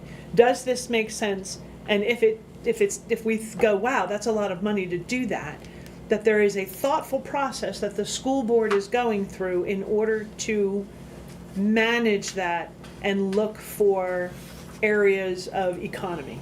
Because I'm not gonna say cuts. Yes, sir. Just a point of clarification.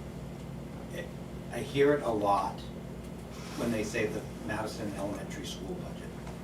We need to be cautious. It's the Madison School District budget because it does include all of our middle and high school numbers. Yes, yes. So, you know, when some people say you have a $7.2 million elementary school budget, it's not. It's not, no. It's it's $5 million of that.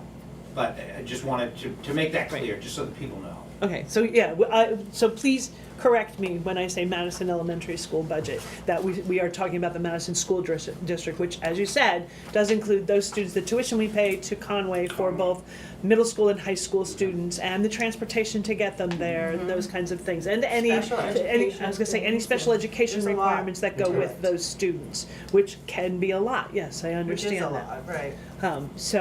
But even given that,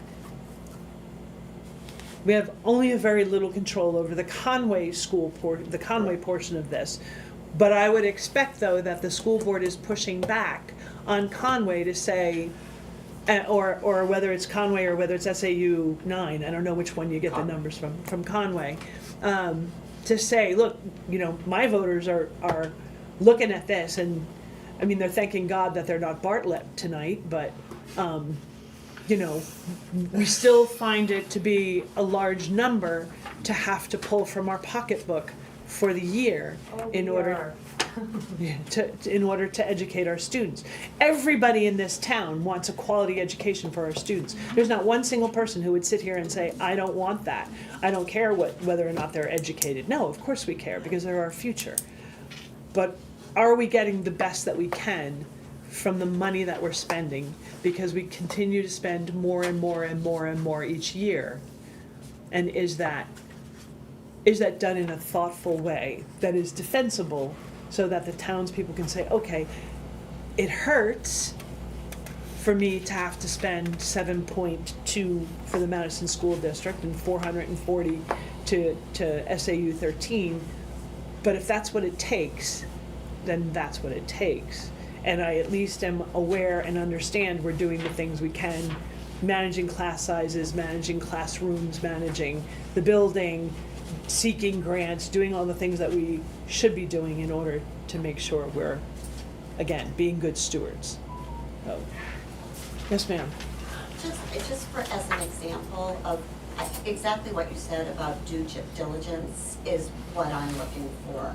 And maybe you guys did, but I just can't get beyond this one point, because I remember when we set our class sizes, when we, they've been different in the past and we've reset them.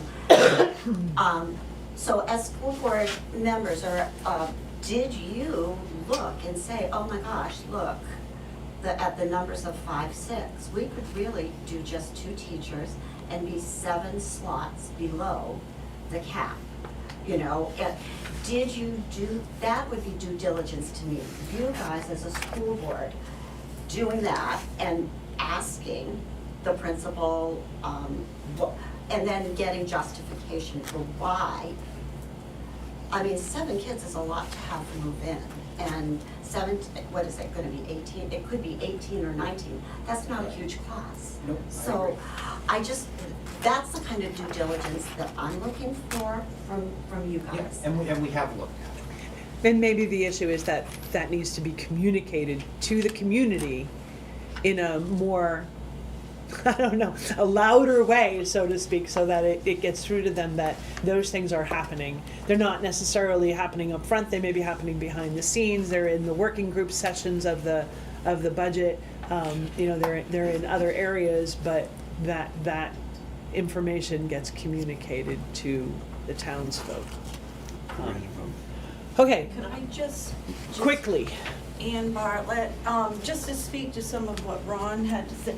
This is, and there are copies, this is our numbers, and the school board policy classroom sizes at the bottom. There's one for each of you. Most of us, all of us. Yeah, I think so. And the second We just have to printout make I sure had, Linda and gets it's one. just for your records, just for your reference, I can because we sh- I can keep share with saying, Sarah and make sure we Linda keep gets talking it. about numbers. And so Sarah those and are I the will current share. numbers, Yeah, I've seen and that. that's the Thank school you. board policy. And then the second printout I have has to do with the insurance, which is also on Ron's list. And it's dated March 28th, 2024, and it's the Conway School District. And it outlines the family plan, et cetera. What I'd like to point out here is that it's $33,912 for their health policy. Granted, you can't compare apples to apples, but they did their homework and they were able to come up with this family plan, $10,000 less a year per employee. The second point I'd like to make, and this is that it's a 20-80 split. So 20% of the cost is the employee and 80% is the district. What is our split? What is our? 11. So it's something to work towards. Yes. And the collective bargaining agreement That's is the insurance 88. cost. What was that, The Jim? bargaining agreement passes. Oh, in right. 88. Increases another One- percentage. one- Increases one more They gave percentage. us 1% back, yeah. And the only, not to bog you all down with, but this is economy administrative hiring schedule for 2024, 2025. And I'd just like to point out, for an 8+ year elementary principal, the salaries range from 87 to 92. Oh, sorry. If you look, and in our proposed budget, the increase is 2% for our principal, which will bring it up to 107. If you look down here, high school principal, 8+ years, and the Conway School District is 102 to 110. There are 900 students, 900+ students at the high school level. We have 111 students. So that's just an example of where a salary started and it compounded, and this was the school board's okay, up and up and up. The only other thing I'm gonna point out when we talk about health insurance, there are 4 non-CBA members, yet their health insurance is based on the CBA. So your administrative assistant, your head custodian, they have the same percentage. They have, access to that same. Why is the principal's health insurance being paid 100%? And there's not that 89-11 split. Mr. Curran? So the non-CBA staff is at 90-10. So the 3 others, other than the principal. The principal is at 100% paid for, and that was based on the contract in which we issued her for 2 years at 0% increase to her salary in lieu of going to 100% for her health insurance. Okay, and I appreciate. That was a negotiated fact. Yep, and I appreciate that. The school board negotiated it and said yes. But what happens is now it's compounded. We will pay 100% of the health insurance going forward, yet this proposed budget, we are asking for you're asking for a 2% increase, 2% raise. So we have our budgeted that compounds. If you understand, what I'm trying to say is that, it's $5,000 last year, $5,000 this year, which is added or not coming out of a pocket. And I just don't think it's fair. I don't think it's fair. And that's a school board negotiated contract. You said yes to it. Do you think it's fair? Well, clearly you voted yes to it, so. Sorry. Okay, nope. Any other comments? Because then I'd like to Yeah, wrap it up. get moving on this. This is one article of the 9 that we have to go through. Okay, does the board have anything they'd like to say? Rick, do you have any comments you'd like to make? Just an observation. When you're talking about health insurance, talking about family plan at $44,000, I'd invite people to take a look at the cost of the family plan of the town insurance.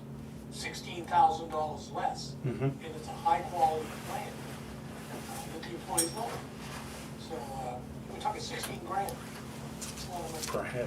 That's Per per person. person. Per Per person, family Rick, yes. person, yeah. Per person. For a family plan, yeah. Yeah, for I family. guess my point is, in the marketplace, there are a lot of places you can go, and a lot of things you can do to save an awful lot of money. And I gotta applaud Linda, she's done a marvelous job at doing that for us. So it's a matter of getting out and doing the homework. Okay, the question, anybody else before I? No? The one question I do have is the 7.190 default budget. What in there is different from, what got increased from what the approved budget was last year? Because this is the approved budget plus whatever those changes were during the year that can't be undone. So which pieces, do you know? Contractual stuff, so your special education, out-of-district placements, Okay, your trash services, your electric, your oil, things like that. And then the non-bargain for employees. Their raises are based on a policy. so that, And I'm trying to think of what else off the top of my head, it just, I was gonna say, because looking at the numbers that were provided from the 2024 to 2025, it was 7.11, so there's about an $80,000 difference between last year's, yeah, contracted services is gonna account for a lot of that. okay, Your, yeah, things like I said you- bus transportation The and, transportation contract, right, that's included in the default as Okay. well, so whatever that increase was for this year would remain the same. Any staff that we're not so the halftime position that right, we didn't put in here, Yeah. that's out of the default budget as well. okay, So we do not, that changed a few years ago, that we used to budget for that in there, and now the state said, nope, you don't wanna do that anymore. So that's out. So it's mostly contracted services. okay. Thank you. All right, anyone else? No? Well, there being no further discussion, I'll take a motion for us to vote on Article 2. Anyone want to make that motion? I'll make it, you can second. Second. Okay. All right, so, it's a roll call vote, so, Joy? Approve or just recommend or do not recommend? Recommend. I'm sorry? Recommend. Recommend. Ron?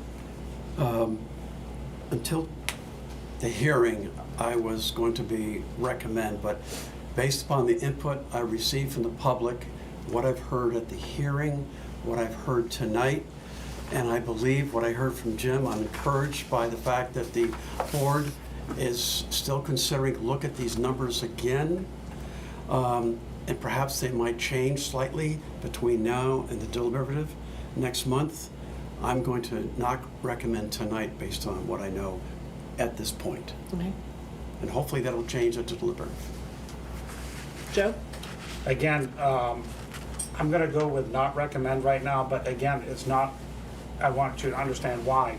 I believe this is in flux, where there's been a lot of public comment, that type of thing, and it's gonna be subject to change. I wanna see the numbers, right, before we vote. Again, I'm very in favor of the school, and I believe it's important, but I wanna see the actual numbers after all our discussion and debate is finalized and any changes to the budget. So that's why I'm saying right now, not recommend. Sarah? recommend.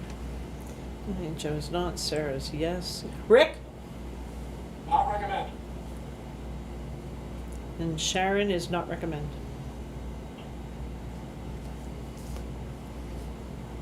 Okay, so we have a 1, 2, 3, 4 to 2. Is it 1, 2, 3, 4, 5, 6? Yeah, 4 to 2 to not recommend. But I also, I guess it would be 2 to 4. 2 in favor. 2 in favor. Yeah. Joy and Sarah are in favor. Oh, I'm sorry, Rick didn't say yes? Rick said no. He Rick said said not no. recommend. Yes. Yeah, sorry. Yeah, so I have Now I understand. Ron, Joe, Sharon, and Rick, not recommend.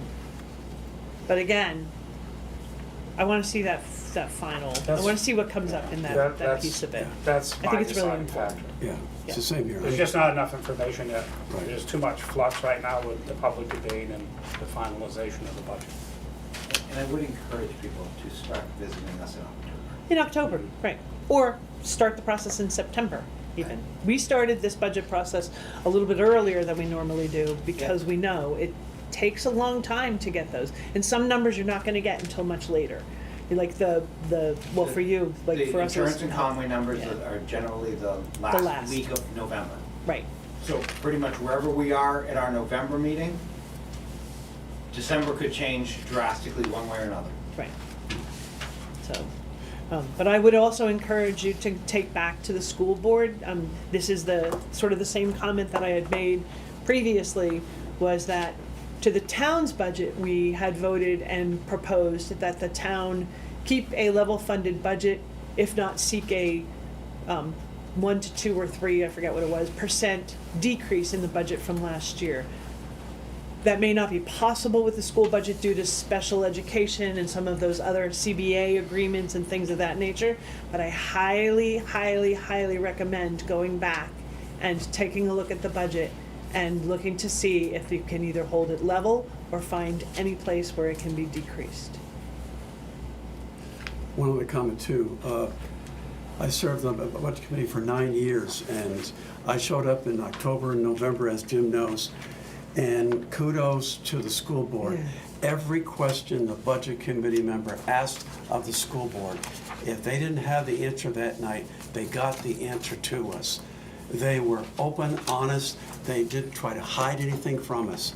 So he's absolutely right. If you want to know more about what's going on in the school, you've got to come in October, you've got to come in November, because those numbers become more like liquid concrete in December. So come early, because they're very flexible at that point, and they'll listen to you. So kudos to the school board. Not that Thank they you. didn't listen in December and January, but Oh. it's easier. It's just, you know, it's easier. hard, it's much more difficult. It's harder. I much more understand. complicated to Right. do it in later. But they do Okay. listen. They do, oh yeah. Yes. All right, moving on to Article 3. Shall the voters of the Madison School District adopt the school administrative unit budget of $1,403,732 for the 25-26 school year, in which $442,499 is assigned to the school budget of this district? Now, additionally, there's information that says this year's adjusted budget of $1.322062 million with $414,053 assigned to the school district budget will be adopted if the article does not receive a majority vote of all the district voters voting in this administrative unit. So this is for School Administrative Unit 13, not just the town of Madison. So all of the school districts, all of the townspeople, all of the citizenry must vote in the positive for this to pass. If one town votes it down, it goes to this No. No? Go ahead. Okay, for me to explain.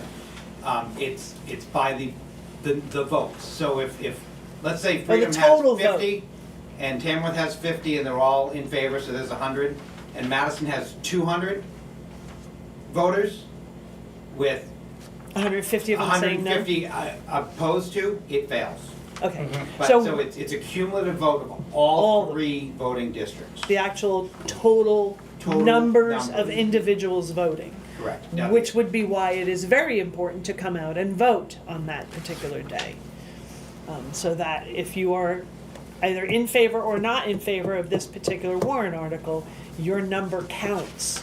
Much more so than you would think. It's not the Electoral College, it is absolutely the raw number of total votes, That's correct. for and against. Yes, ma'am? Can I ask a question, Deb Parsons, about how SB2 would affect the SAU budget? If Madison were to go back to town meeting? So the SB2, the SAU budget would be voted by hand. By hand. At if- town meeting. If, at that school district meeting, but there still would be a default budget. So, and it would still be Because the you total can't number. hash out, you can't hash out the budget in all 3 districts at the same time. Right. But, and it would still be based on the total number of voters present who voted, That is correct. so it changes but doesn't change. Okay, any conversation or discussion regarding this number?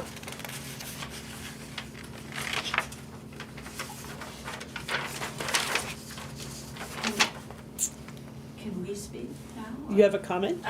Just a comment, I'm wondering, when I looked at the proposed budget for the SAU 13, the increases are to the early childhood education program and then the office of superintendent. I didn't know if Jim could, if anybody knows what that's all about? Yeah, so which part of that? I mean, Well, it just says early childhood, it's up 23%, or 58,000, and the office of the principal is up 23%, or 59,000. Office of the Superintendent. Superintendent, Yeah. yeah. the early childhood is up based on, You add- this is the first year they've had the program in place. Right, so. So they really believe that they should have another paraprofessional in there, full-time.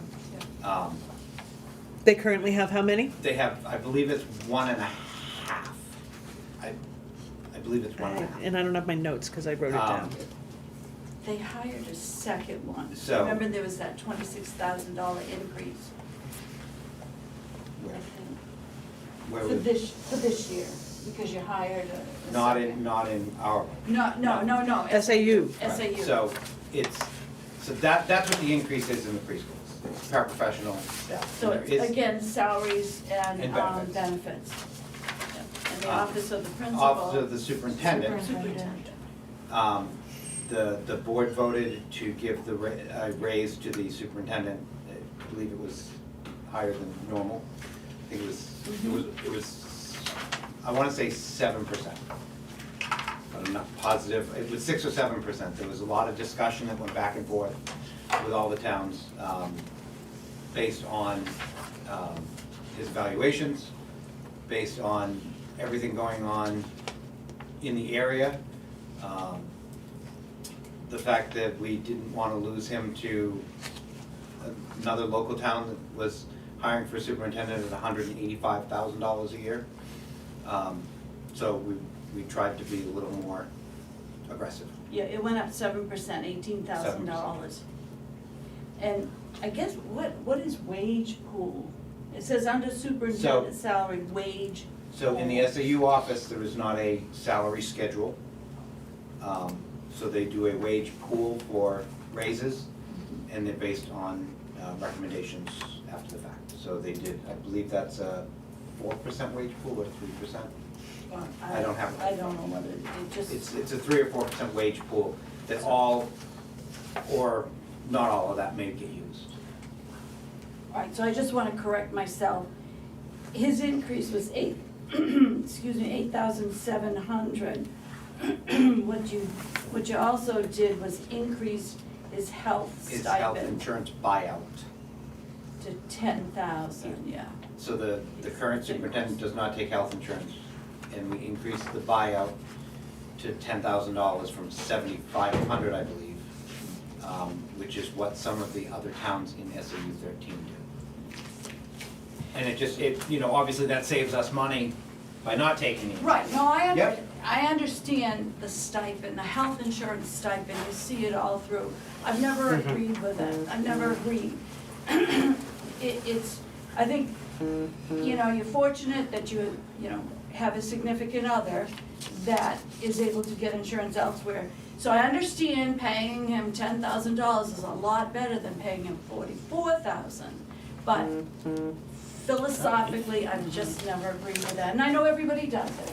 I'm not, Here's the thing, we would never pay him the $44,000. The town would, and the school would never pay the $44,000. shouldn't, No, should only be no. paying 90% of that at the most.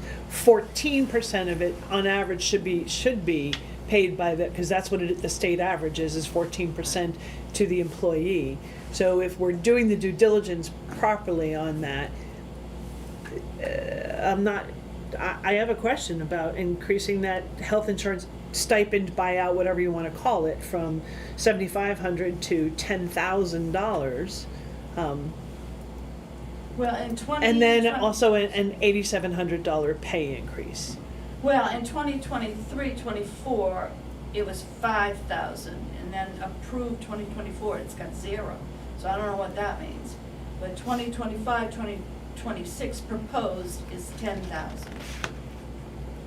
I mean, There was a comment made by you, sir, I believe, at the school board meeting, that this practice of one individual gets a full buyout plan and their full insurance paid, and other individuals in the CBA or whatever, they're paying now will be 12% as opposed to 11%, that there should be a standard across the board. So it's, one thing you need to be cautious about with that is that SAU 13 is a different entity. I understand that. And Madison, Tamworth, so Tamworth has 2 negotiated contracts, which are both different for what they pay for their insurances, and Freedom. All 4 of the collective bargaining agreements are different, so it'd be really hard to say to the SAU, you have to be the same as, they wouldn't be the same as all in any situation. So that's where we're talking about the superintendent and the SAU right now. It's hard to say they should match Madison or one other town, or one other collective bargaining agreement. So it's hard to say, and I don't disagree with the comment at the school board meeting that In our school district. making them all in the school district the same.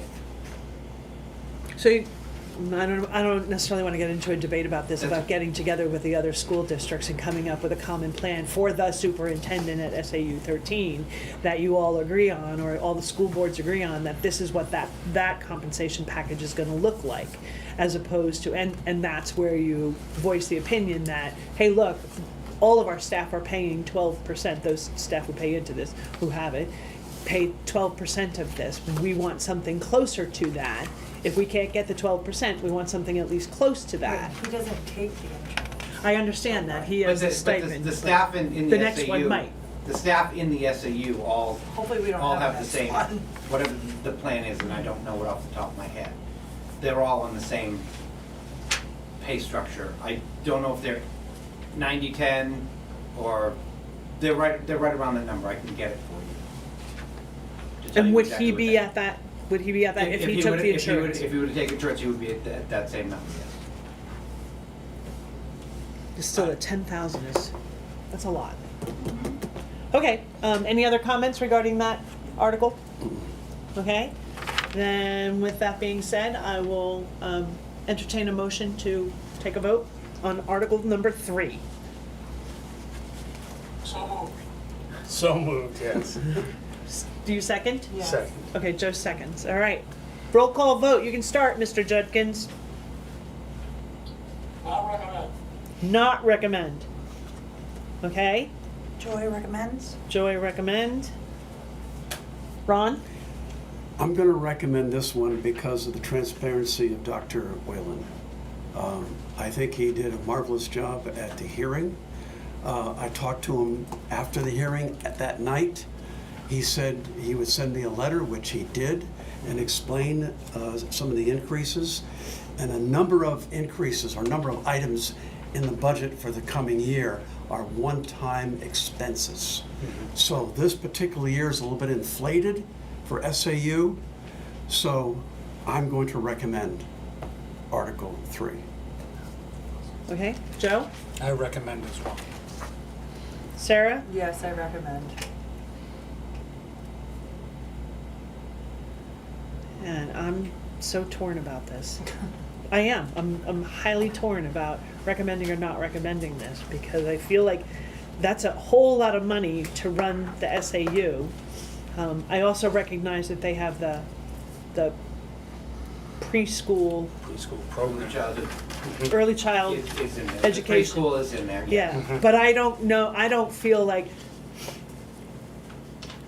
we contribute money to that and then we get money back because it's in our school, but I don't know if we get back the same proportion as kind of what we're paying in, and whether that analysis was like, yeah, it makes sense that this number is the right number. I mean, Then abstain if you're not sure. yeah, I'm just gonna abstain then. I abstain. Abstain. That's Probably fair. better that way because it would, may Yeah, have ended up if as you a don't have all the split vote. information, just abstain. Yeah. That's The fair. reason that you don't The reason I have abstain, because I don't have enough information about this. It'll come up, I'm sure, at the meeting. Abstain. All right, moving on. So was that 4, 1, and 1? No, no. What was Rick a yes? No. No, Rick was not It recommended. was a no. So it was a recommend? 1, 2, 3, 4. Yeah, Four 4, 1, and recommend. 1. You were right. 4, 1, Yeah, 1. I'm so I sorry. said 4, 1, Four, 1. four, You're one, right. and one, Okay. one. Yeah. You were right, Joy. It happens sometimes. Sharon, I won't get cocky. Yes, Rick? What was the final tally on that? The final tally on the vote? Yeah, We were just talking about it. It's 4 to recommend, 1 against, and 1 abstain. 4, 1, and 1. like, Okay? yeah. Moving on to Article 4. Sorry, I don't feel like I'm yelling, but I want him to hear. Not yelling at you all. To see if the school district will vote to approve the cost items included in the collective bargaining agreement reached between the Madison School District and the Madison Employees Association, which calls for the following increase in salaries and benefits at the current staffing level. Fiscal year 26, the estimated increase is $123,585. Fiscal year 2027, $89,899. Fiscal year 28, $90,236. And further, to raise and appropriate the $123,585 for the current fiscal year, such sum representing the additional cost attributable to the increase in salaries and benefits required by the new agreement over those that would be paid at current staffing levels. So why is why is 2026 So higher expensive? than subsequent years? I can spit it out. Sarah's gonna have to answer that. Okay. Yeah, we're- Substantially We're higher. 30K higher than the Yeah. follow-on years. Right. What's going on there? It's just the way that the raises went for the, and for the steps. And the other part was the hourly staff. You're right, um, is in the becoming retirement. part of the New Hampshire retirement retirement. system. So currently, the hourly staff that work under 35 hours a week do not get New Hampshire retirement. Hmm. So they were getting they had the option of opting into a 403B, which has been pulled out. So the option of any match in a 403B has been removed, but that allows them to join the New Hampshire retirement system. And in the past, it was, I thought you had to be 35 hours, but now there's more flexibility that you can be in and under 35 hours. The school district just has to approve it, so which is what is in here to do. So that's why in the first year, you're seeing a larger bump, because that's getting them into the retirement system. Is it retroactive, Jim, or? Yeah, I don't understand why it Yeah, would I be a don't larger understand how bump. it works, yeah. So the first year is a larger amount. The second year, there's I don't think they factor any increase in New Hampshire retirement, what the district's cost for New Hampshire retirement would be. So it'd just be the raises in year 2 and 3, because they'd be in the retirement system. So I think it's I wanna say 12% employer pay into the system, Mhm. and a 7% employee. These numbers are close, I'm not exact. But that first year, that 12% has to be factored into that first number. After that, that's a compound. So you still have the 123, but you're compounding year 2 and year 3 on top of those. Because that's to add, like any other year would do on that type of an agreement. Can I ask a question? And Deb had her hand up Deb, first, yeah. so Deb was back, yeah. we'll let her go Oh, first. yeah, she knows the math better than me anyways. Deb Parsons, you can correct me if I'm wrong, but you mentioned that the first year there's the 3% increase to the schedule and then a step, and then each additional year, are they only getting a step? Right. So then you're That's not a good getting that question. additional 3% raise for those next few years, you're just getting a step? Is that So it's, some of the big difference? That could be it, I don't know. I should know no, that, I'm yes, pulling it but- up because it's, Because that would mean like you've got a 6% raise the first year, and then each new year would just be the step, which is 3%. Right. so the first year's a weird jump all over the place in the hourly side. Because it's moving that first number to 18 that we talked about, and then going upwards from there. So the ones that are on the top step are gonna go to, or step 10 will go to 2562. I don't have this schedule of today to say those people are at 23 or 24 or where they're at. But then, yes, the consecutive year to that would be 2664 on step 10. So the top step people, yes, it's only a 3% at that. The people who are below the step 10 are larger, because So- that's a step in a raise. I guess I'm still confused, so I know you guys said the first year was a 3% raise, which I take to mean 3%, the schedule itself increases 3%. And then each employee moves to the next step each year. Correct. But is the salary schedule increasing by 3% each year also? From step to step? Yes. So it's it is. 6% So each 6%, year. yeah. Okay. It's how it's always been done. I know, but it's a double. And again, like I've said in the past, It's always been that, right? I would- Yeah. I would just mention that salary schedules were originally created the way they were, so that when you got a step, it was like a COLA. So it was your cost of living increase, and then whatever the schedule was increased by in terms of a percent was your raise. So often employees in education see their step as like a senior citizen would consider the COLA, is like your little bit of increase to cover the rising cost of things, whereas your raise is then the change to the whole schedule. That's just how typically it was viewed. I don't know that that's how it's still viewed. and going back to that theory, you know, your COLA is 3 point whatever, and then you factor raise on top of that as well. Okay, So, I'm still I not. know, it is kind of confusing why I'm- there's all different numbers. Right, I'm not, and Mine goes I'm, down. given that premise, I'm way not understanding why 2027 is less, Right. is the least of all 3 years. Yeah, that's it. I don't understand the $30,000 bump, yeah, If you, for sure. so the first year bump, that's the 12% buying into the retirement system. Okay. For the hourly staff that don't currently get retirement. So factor that as, that's our initial push into that, to get them to that point. The year 2 and year 3, what you may find is more people on year 3 are getting to those top Eligible steps years. that are just 3%, not 3% Plus plus. the- Plus the step. Plus the step, because they've hit the top step. Plus, you may have more staff who are eligible because you have to have been, do you have to have been an employee for a full year, or you automatically? Into retirement? Yeah, No, it'd be any hourly employee that is a full-time status. okay. And does more than 35 hours or whatever. it More is. than 32, I believe. is 32. What's considered status. But I don't know the exact language in there, but that's where your difference is. So if I. Good. 2026, 123,000, right? And then it's that plus the 89 the following year. In other words, it compounds. Oh, yeah, it's compounded, correct? yes. So you It's say, complicated. you look at here and you say, well, it only goes up 89, but that's No, on top of it's- 123, right. and then 90 on Is on top of the 123, 123.89, correct? Yeah.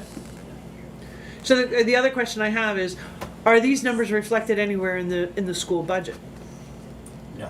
It's a separate. So this is It's a on separate top item. That is Right. entirety On top of the, of the contract, the entirety of the school district's collective bargaining agreement. Right, obligation. Madison Employees Association, yes.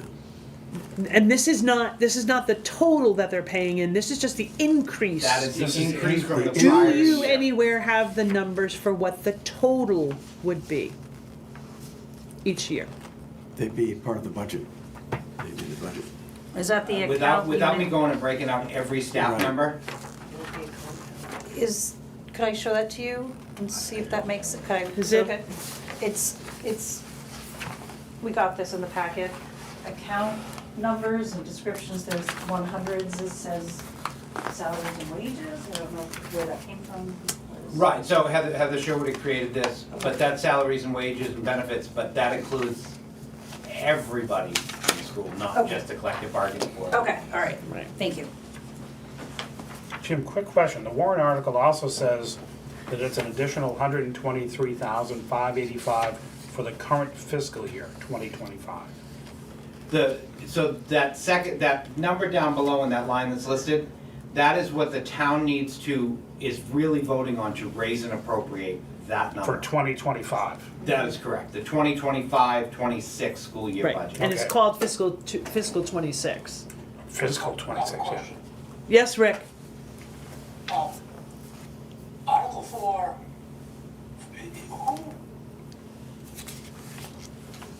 who authorizes or who validates the collective bargaining agreement?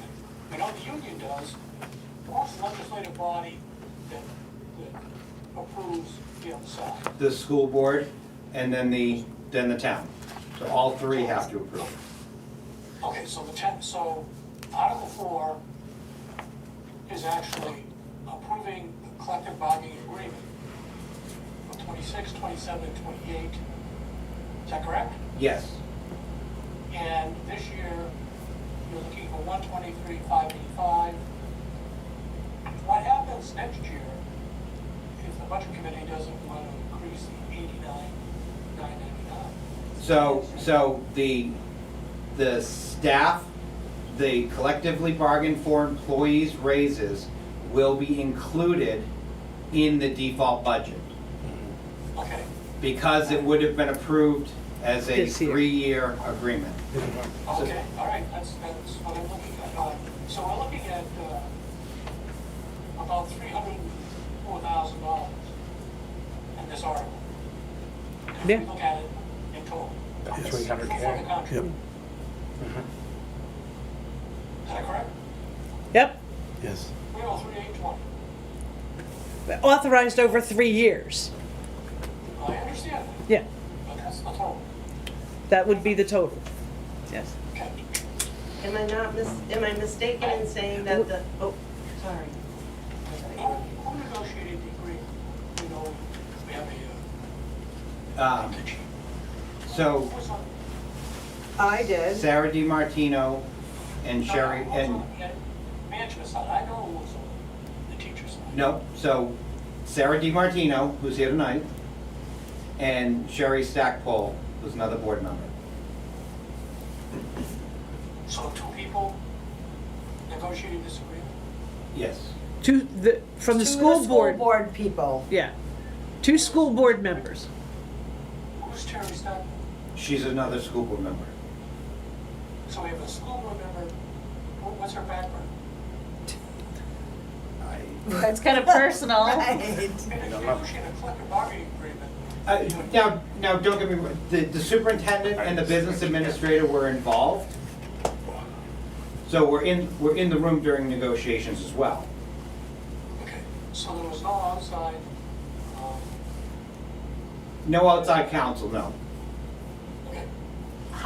How many members from the CBA, from the MEA. school, MEA negotiate? There was 4 or 5 sometimes 6 were there, depended.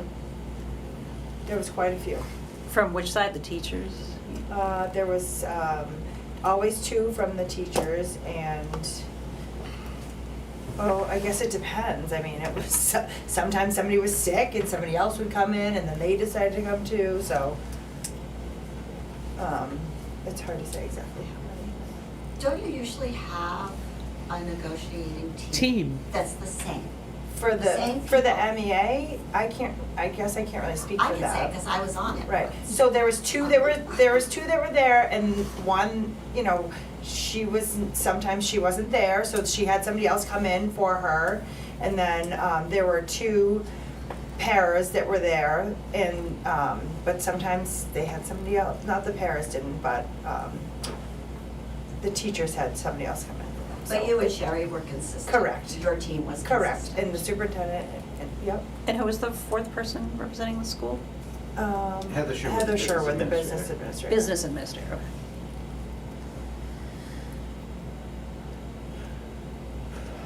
Ms. Parsons?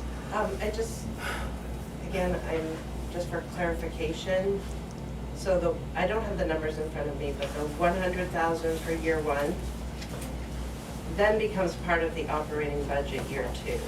Mhm. So you're paying that again, year 2 and year 3. Yes. And then you add Mhm. The additional 89 amount. Then in the year 2. increases, yeah. Right. So I didn't have the numbers in front of me, I didn't know if that was the Oh. same number as 300,000. No. Yeah. So when you're talking 300,000, that's just adding to the original 120,000. Mhm. You have to pay that for 3 years, and Well, then forever. each year, Forever, yeah, yeah. go Forever. beyond that. So multiply the 123 times 3, the second number, 89. 89 times 2. And then the- 90 times 1. Times. But So- really, it extends so it's for, about it And then goes on 500,000 for as long as You're that talking person's million dollars. employed. Right. That 123 becomes part of the next budget. That is Yeah. correct. Correct, Yes. but you're still And paying then- it. You're Then the still other not- 2 numbers would become part of the consecutive budgets as well. And it compounds, yeah, I understand that, Okay. very clear. So it is, technically what he's saying is it is $300,000 in increases, Right. right, over those 3 years. Because those other pieces become part of the Become part budget. of it. Right. They come out of the operating budget, these compounds. I understand that. And these ZBA amounts are strictly for the staff at the elementary school, is that correct? Yes. Yes. Yes. No. No? So we have in our budget a paraprofessional for the charter school Yep. that would be a Madison elementary, a Madison employee. So just traditionally, no, we did not have it, but because of the charter Is it school, just the one? just the one. So The one it's paraprofessional. doesn't include any high school, middle school, or anything like that. Okay. It's really just elementary school related Okay, staff. But it does include that single para. but that That single would be paragraph, included, correct? Yeah. the rest of it is strictly the elementary school. Yes, sir.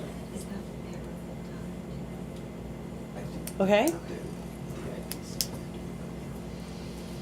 anything else? Comments from anyone else? All right, then I will make a motion that we vote on Article 4. Can I have a second? So moved. Joe is a second. Okay. Rick, you want to start? Sure. It's a legitimately negotiated agreement, and I recommend it. Okay. I recommend. Rick is yes. Joy is yes. Ron? I'm going to abstain only because of the confusion. I'd like to see, perhaps by the next meeting of the school board, a written analysis of what makes up these numbers. I just am not in a position to vote, so I'm going to abstain. Wants a written analysis. Okay, Joe? I recommend because, again, it's a negotiated agreement that we committed to. Sarah? Yes, I recommend. Okay, Sharon recommends. So that's 1, 2, 3, 4, 5. and 1 abstain. 5 yeses, 1 abstained. Okay. Article 5. To see if the school district will vote to raise and appropriate the sum of $10,000 to be added to the Special Education Capital Reserve Fund previously established. This sum to come from June 30th unreserved fund balance available for transfer on July 1st. No amount to be raised from taxation. The current balance of the special education, including, and then it says, that it's back in, the current special education CRF balance excluding interest earned since June 30th of '24 is $219,415.41. Okay, I do know from previous meetings that this number was originally higher, but looking at the balance and how much they've used, they did analysis over the last couple of years of how much they've used out of this balance, which is not much, if anything. And so the decision was made by the school board and the school to lower the amount from $25,000 to $10,000, I think it was. Was it $20,000? $30,000. $30,000. From $30,000 to $10,000. And it would just become then $229,000 in that fund. And that should also say from unreserved fund balance, Yes. not to raise and appropriate. Right. It says, well, it's funny because it does still say raise and appropriate the sum of $10,000, but it does say the sum to come from the June 30th unreserved fund balance. Correct. I have a couple of questions. Yes, sir. Okay. I just have a problem with no amount to be raised from taxation. That's not really a true statement because it was raised from last year's or prior year's taxation. So this money is not free money. No, nope. So I just want to clarify, and I wish this would, maybe the law says you can't rewrite this, but no amount to be raised from This current year's. taxation this year, this cycle. Because it's not really fair to say no amount to be raised from taxation, period. So Because it's not free money.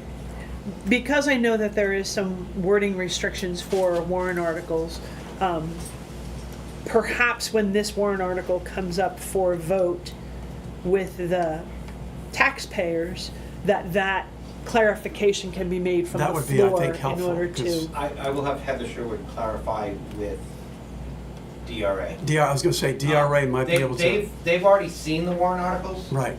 and sent back their recommendations, but I will ask if there's a way to delineate that.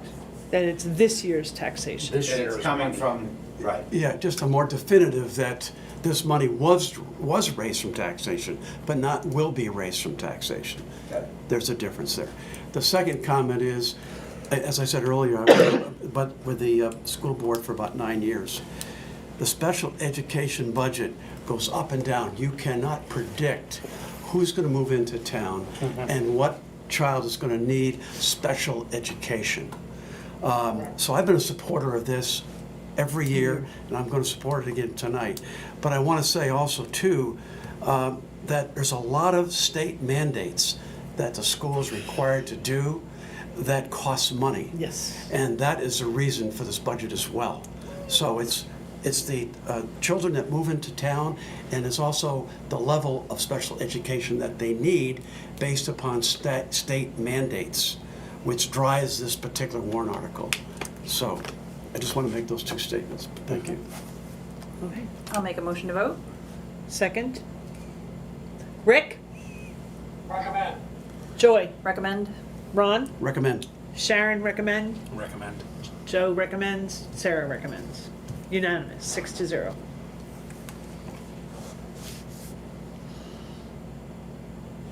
Article 6. To see if the school district will vote to raise and appropriate the sum of $50,000 to be placed in the previously established Building Maintenance Capital Reserve Fund. In parentheses, the current building capital maintenance CRF balance, including obligation and excluding interest earned since 6/30/2024, is $140,235.07. So this is very close to the following article, Article 7.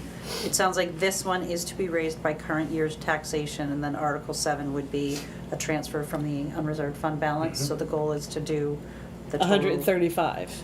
135, which is on our currency account. Right. Okay, I just want to make sure I understood. Thank you. And how old is the school building? Roughly. It's 2 or 3 buildings combined together. Combined together. Um, So it's an aging structure. Part of it isn't. Some of it is. Some of it is. I know the newer wing, anybody's been in town I think it's the early 90s, was it? for the middle, the big middle section, the 2-floor section. Yeah, the part I There's was. 2 floors. And the 80s was the Yeah. wing with the gym. Dude, I just learned there's 2 floors in the building, never knew that. Oh, yeah, the part to the left. I've never been up anywhere but the library and the gym, so. The brick part was 1960s, wasn't it? Right, I The- think so. I think so. The concrete block part. The concrete block part, yeah, 1960s, I believe. The brick part was late 80s. Thank you. And so these numbers, the 50,000 would be raised by taxation, and go into that capital reserve fund. Correct. That capital reserve fund has been looked at and updated. Yep, we're constantly looking at it.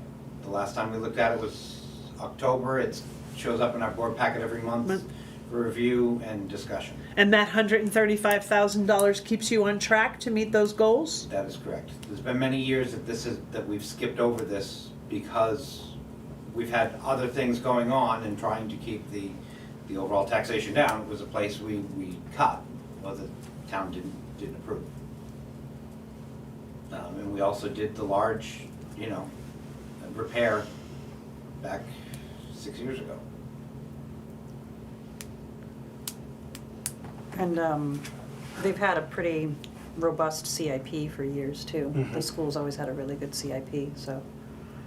Kept going. Yes. Thank you. That CIP is a great management tool. Unbelievable tool. And the town now is starting to use it more, which is great. But the school board has School's always been been doing an avid user, which is great. Okay, any more discussion on Article 6? I'll entertain a motion. Motion to vote? Can I say What? second? Oh, you second? Ron second? Yeah, of course I you can can. vote. Yeah, all right. Rick? He's so happy. Rick, yay or nay? Did we freeze? Did you freeze? I think he's frozen. Oh, No, thank no, you. Blink. No, There we are. we'll blame it on the Zoom. The Zoom call froze. Yeah. Fall asleep here, it's late. Right? Do you vote yes or no? I recommend. Recommend. Thank you. Yes, I recommend. Yes. Joy, yes. Ron, Recommend? yes. Sharon, recommend. Joe Recommend. Mhm. and Sarah. Yes, thank you. Okay, 6-0. Article 7. To see if the school district will vote to raise and appropriate the sum of up to $85,000 to be added to the building maintenance capital reserve fund previously established. This sum to come from the June 30th unreserved fund balance available for transfer on July 1st. No amount to be raised from your point Yes, current if we can do the same thing on this Same one, that'd be great. question on Yeah. that. Thank you. Make a comment? Yes. I think we have to look at this as no other than school building. This is a town meeting place. So this money, if we're talking about maintenance of building, affects all of us Mhm. in Yep. a lot of different ways. Mhm. All right, I'll make a motion to vote. Well, let me double check that there's any conversation, any other conversation regarding this? Yes, no, I just want to make the point, though, that this is a sum of up to $85,000, and this will come out of the end-of-year monies that are not spent by the school, and it's up to $85,000, because if there isn't $85,000 left, they can't take that. But also know that because Article 5 took $10,000 from that fund. Up to 10,000. Yeah, up to $10,000. So the question I always had is which one comes first? Whichever one is listed on the warrant first, is Okay. the one that would get funded first. So the That's- $10,000, the up to $10,000 would come first. So let's say we had 20,000. Mhm. We could say, we'll put 5,000 in the Special- special ed capital reserve and 15,000 in the building capital reserve. Okay, So it would, and so that way it goes on each up to. okay. And when and where will that get determined, and will the townspeople, will that be a public hearing that's done, or a public meeting where that Always a decision? public meeting, so it's usually our unreserved fund balances and everything gets done.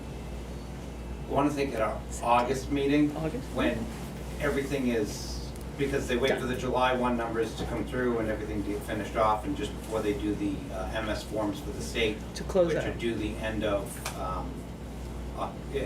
August. All those numbers get plugged into that. Sometimes we carry it over to a September meeting, But somewhere in August or September, at the beginning of the next school year. Okay, right, Yeah. when we're closing out the books from the previous June one. 3rd. Yeah. Yes, ma'am. Hi, Chairperson, but I think you're gonna wanna ask Mr. Curran. So if you thought that there was a bigger need for the capital reserve to be funded, could you just do $1? Like, is there a way, you have to put something in the special ed account, right? If Before it you- is approved, I believe, yes, we would have to put something. Something. They can't But if choose you- to do zero. Right, so, Right. so you could, if you felt like there was a bigger need in the next one. In the building. You could just do $1 and then put all the rest in the second. I believe that is correct, sir. Okay. But obviously not without a public meeting and having Exactly. the public's input to Right. that, because I would highly doubt that the public would go for $1. I would think that there'd be some, Well, and there's a reason we put them up in the order which we put them up. Right. right, so, okay. So then, now I will entertain a motion to vote on Article 7. Motion to vote on Article 7. Second. Okay? Rick? Yay or nay on Article 7? Recommend. Recommend. Recommend? Recommend.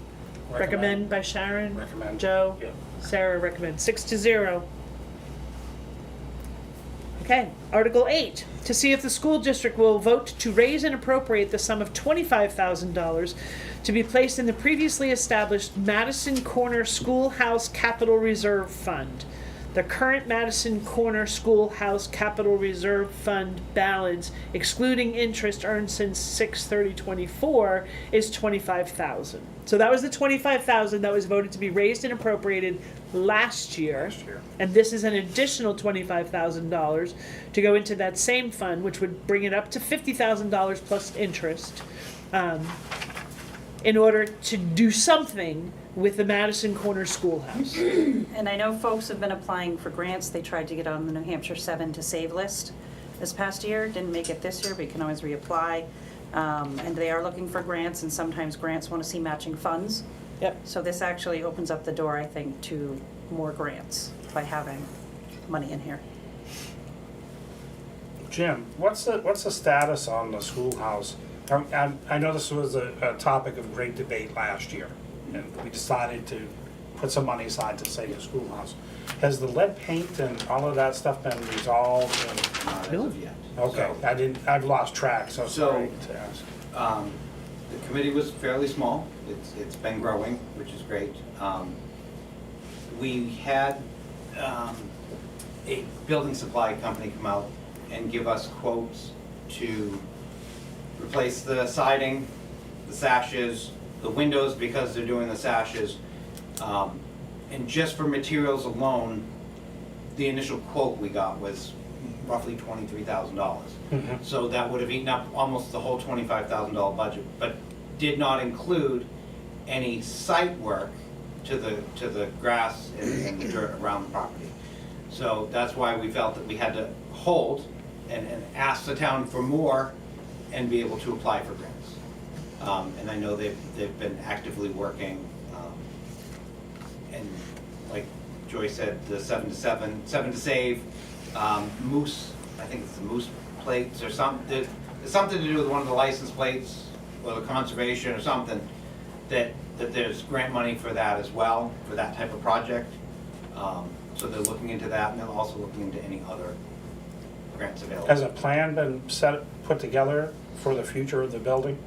They're still working on the They're plan. still working on it, So, okay. there's been some discussion about, and I didn't bring all my stuff on that either, about having it as some type of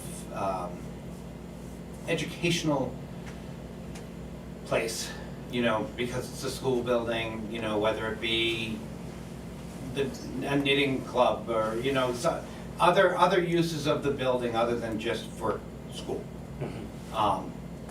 So that townspeople can get in the building and be able to see what a nice old structure we have.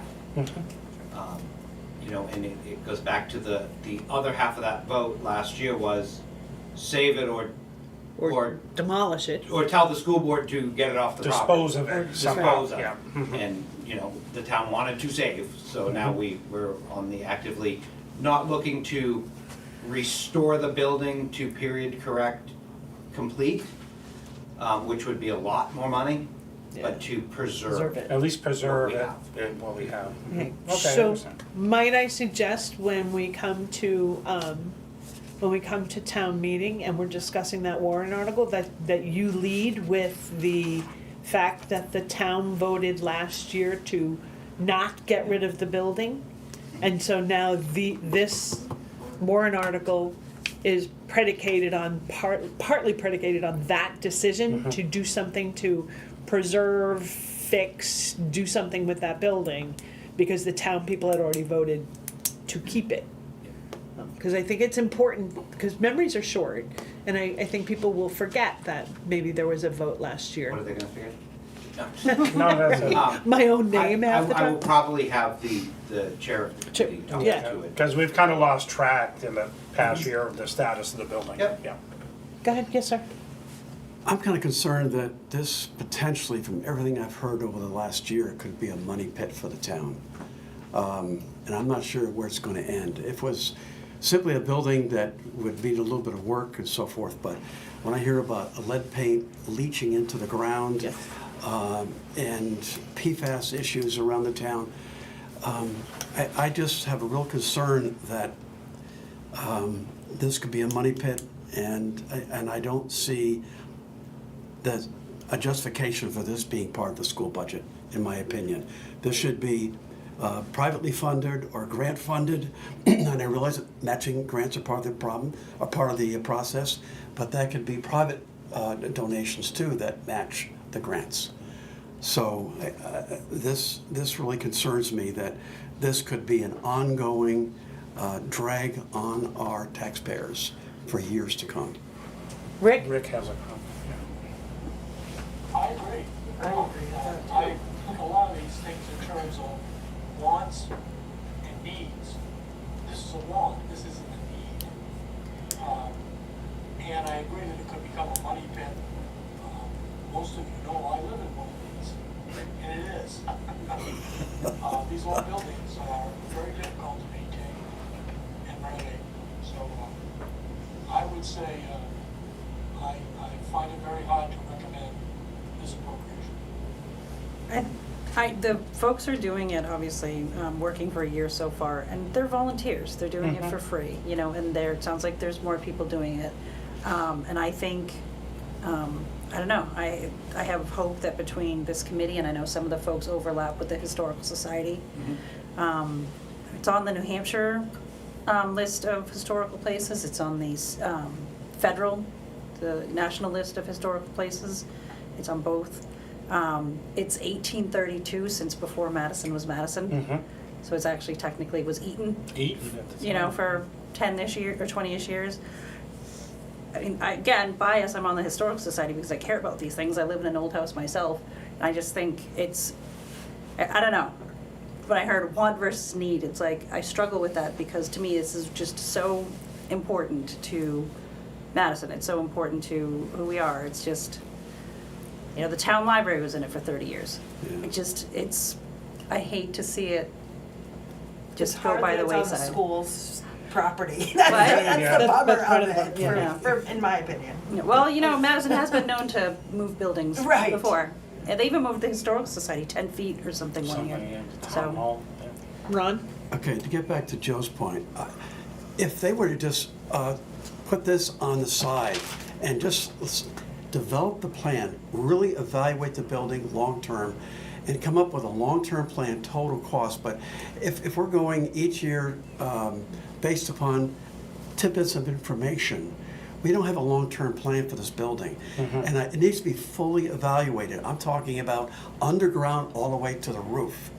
And if you just sidebar this for a year or two and really look at it, come up with a plan, a total cost, and then bring it back to the town, I think they'd be more receptive. But right now, year after year, we keep throwing money at it, and there's still a lot of unknowns. It's gonna cost money to demolish it too. So- So, No, wait, I understand. time out for 1 second.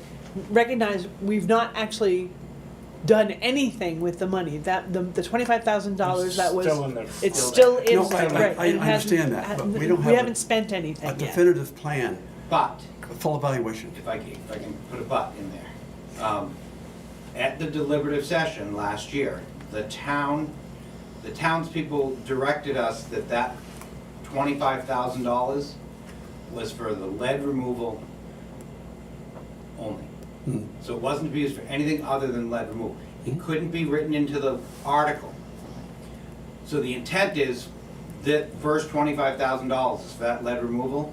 I can't use $1,000 of that to get a site plan done on the building from a historical preservation company to say from the bottom to the top that building, here's what your plan would look like. So I can't use any pennies of that money for anything other than Lead removal. the lead removal Right. part of I it. remember that conversation.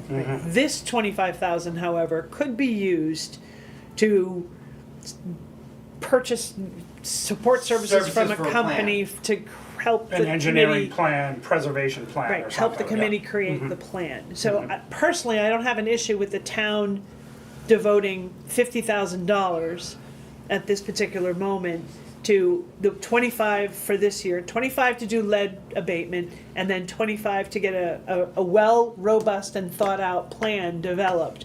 And then come back to the town and say, this is what we want to do. It's going to cost us $300,000. We're going to go after this grant, and this grant, but we're going to need, $100,000 from townspeople, and whether that's by taxation or whether that's by donation, to figure out the plan going forward from there. If the town voted to save that building, which ostensibly they did, they don't want us demolishing it. If the town voted to save the building, then I think the town has a little bit of a responsibility, and I'm not opposed to $50,000 all total to be put into having a fund at their disposal to do the right thing with that building. Except 25 of it is dedicated just for, Yeah, But just in materials alone, to do that, you're at 23. you're 23, yeah. I was gonna say, I don't know anything about lead abatement, but I've been involved with some situations with asbestos abatement. And it might be more than 25, I don't, did you get that quote So, from somebody? so what we've been told about the siding for the building, so rather than try to encapsulate the building and sand it Scrape down. it all off. And scrape it all off, if we take the siding off the building and replace it, that can go as general waste, because the lead count on the total overall isn't. Because originally our thought was, we're talking $100,000 easy to just to like abate the lead. So there was a lot of discussion that went into, and what it came back to us was, you can remove that siding, put it on top, and it can go to the dump, basically, rather than having to go to a lead abatement center. Facility.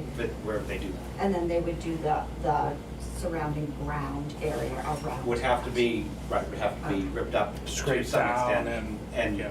And I forget how deep they had tested to where they didn't find any. Right, I think it's Okay. at least 6 feet. So if you do all of that, replace the windows aside, do you lose its historical significance? I mean, when you're applying for grants and they say, well, you can't do this, you can't do that, it has to be this color, you know what I'm saying? I don't know. If, it's, So it's always been my question though, the why, Historical Society people have been better to answer those questions. Okay, Um, yeah. But it was more that trying to keep in line with what the Right. period was, Right. and probably not put a vinyl replacement window in it. Exactly. Yeah. But try to stay as correct as possible Right. without going to, it has to be red cedar siding. From 1820. Yeah. You know, Right. Right. with a 6-inch Columbia, window. Williamsburg, yeah. It won't be cheap.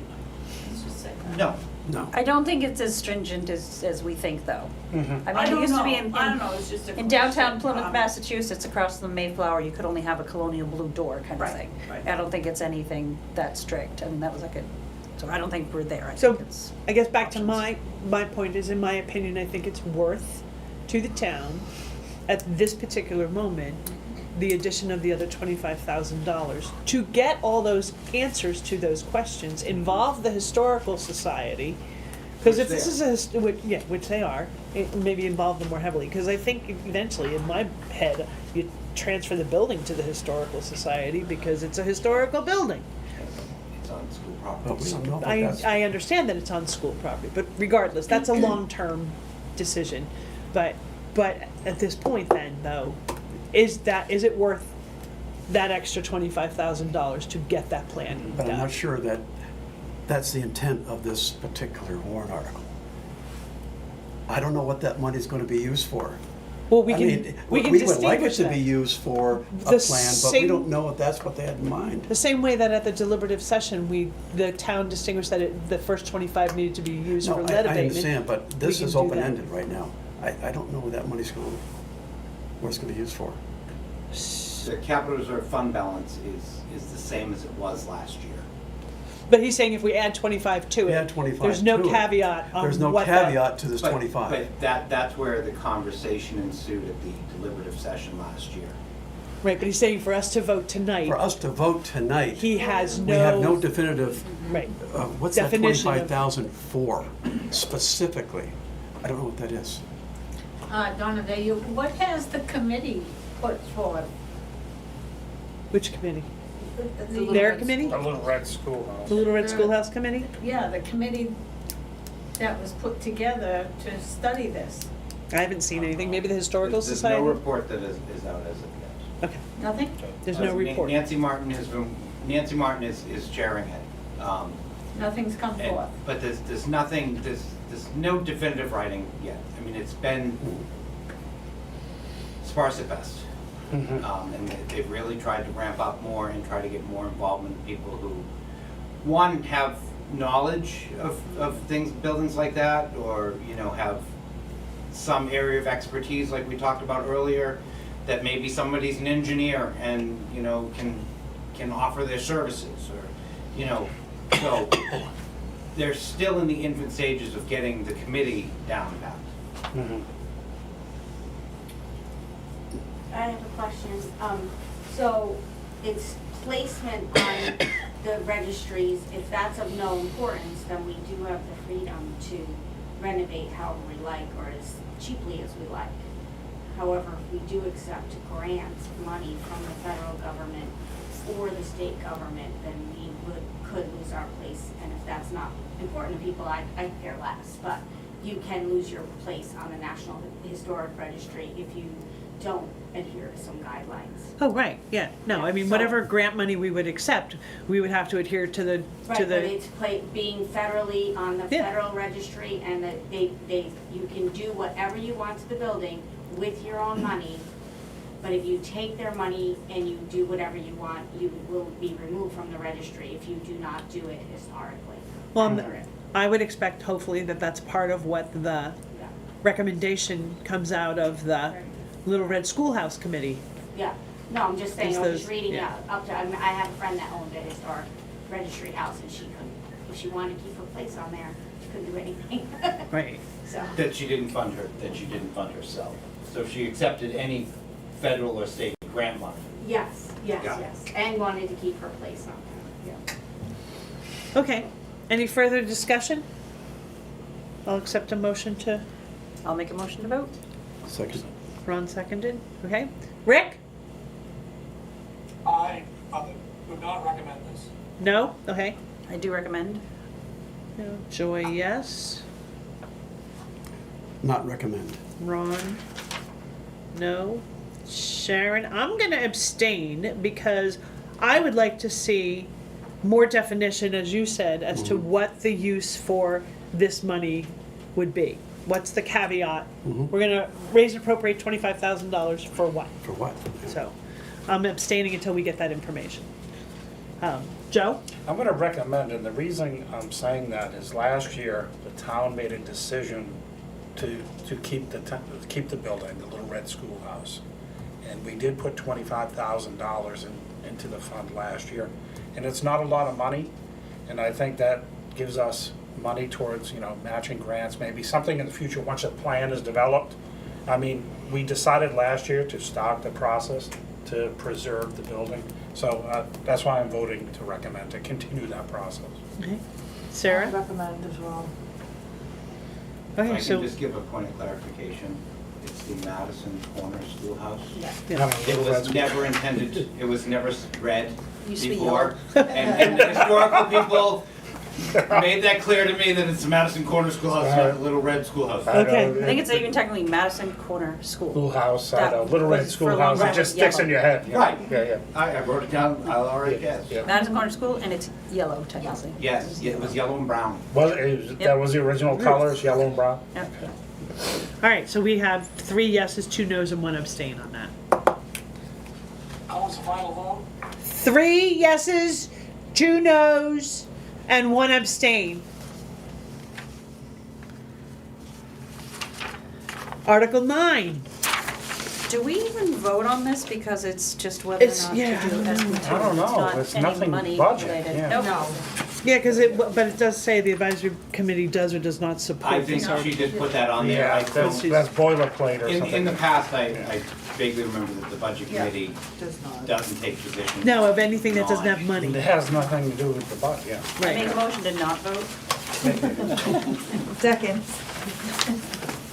I don't think we need to make a motion to not vote. I think we can just not You vote. think Yeah. maybe I We was have to vote. kidding? We have to vote to not vote. We have to vote. Vote to not vote. That concludes the Madison School District school warrant articles for 2025. Whew. Whew, whew, whew. Okay. thank you for all your hard work. Oh, You guys worked really hard. Thank you. we do. What's next on our list? Is the town's Draft draft budget. Oh, here we go, yeah, this will be. I'm not, where is that? What is that page? That's the warrant article summary. Where's our, here it is, this is it? These are the warrants.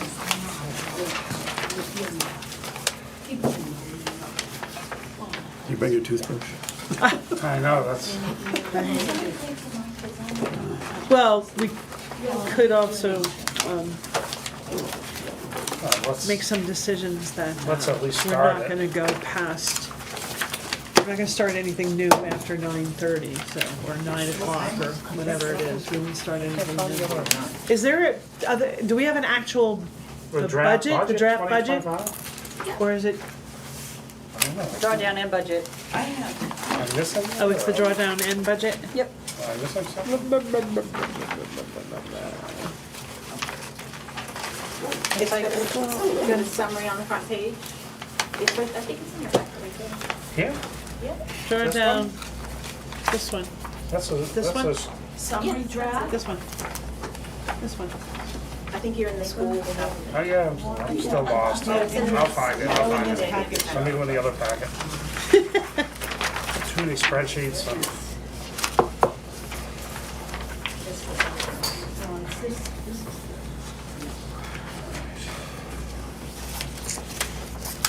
All right, Linda, can you give me a quick overview? We're at like 100%, this is the budget, or is there anything that needs tweaking still? I don't think there was anything.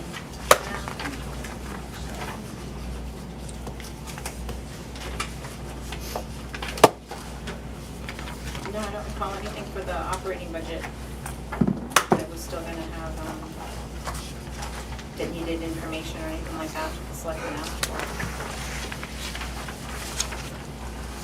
Okay.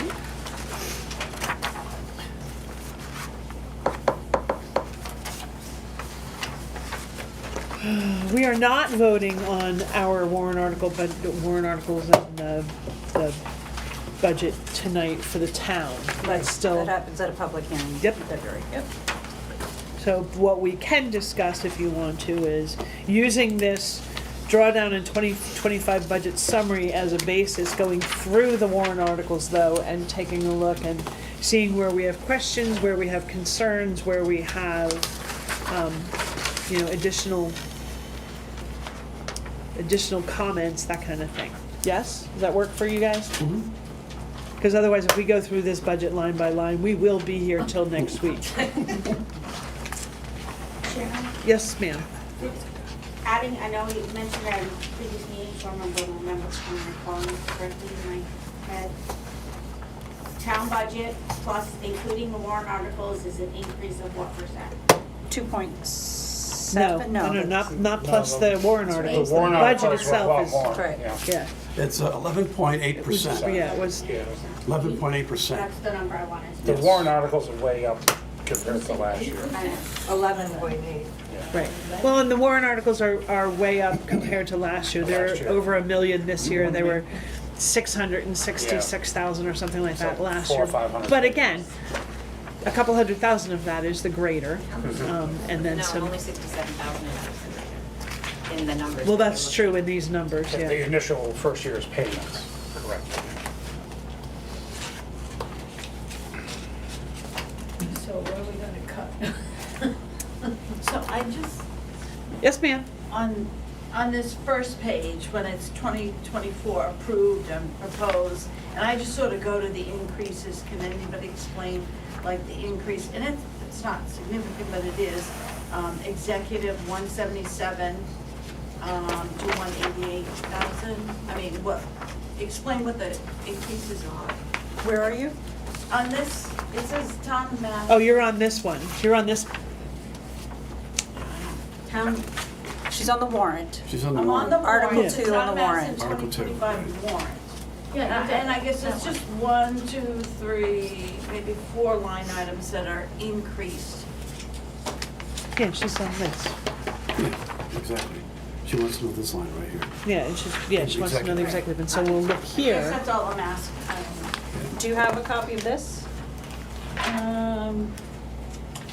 Yeah, following all the, This, yeah, that has the breakdown, that has more specific information in it. Yeah, it's on page 5 of 12 for the document that's labeled 2024 drawdown and 2025 budget summary. Figures through January 14th draft for the ABC. There's an executive section that's about 13 lines long. And you can see there specifically. oh, okay, all right, yep, Yeah. yep. I haven't seen it, so I'll have to take a look at it. So Not now. the biggest percentage increases, if you will, is 55% to fees and dues, which we have to be members of certain things, and those fees increase. That was mostly the QuickBooks. For QuickBooks? Oh, because Okay. they're trying to squeeze us into the cloud-based. But it's Well, a and small we- dollar We amount. had to buy the payroll. Oh, the system that payroll we hadn't thing. Had to pay for in the That's past. Yes. We got they- away with There was a things glitch free. Yes, going we gotta- on. Yeah, Okay. but again, it's a large percentage increase of Right, it's a small 55%, dollar but it's a amount. small dollar increase, yeah. There are, if you look in there are decreases, Yep. and then the selectmen stipend, the fact that we're going from 3 to 5 stipends, 3 to 5 stipends, but also selectmen, that increases the stipends there. So that, So- so that whole executive line, really, the only increase is the stipends for the selectmen because I worked for the same amount that I had last year. Just rearrange some numbers. See what I mean? Yep. The bottom line increase of that, of the executive line is $11,084, and if you look at line 9 for the selectmen stipend, the increase is $11,084. Because- I rearranged some numbers. Yeah. Because we have a pay increase, we have the fees increases, and then there was 6,000 set aside for an office assistant that wasn't used last year, so that was redistributed to other It was moved to general government buildings. Correct. We didn't get rid of the $6,000, we just used it somewhere else. It got moved to general government, but it's not gonna be filled. Right.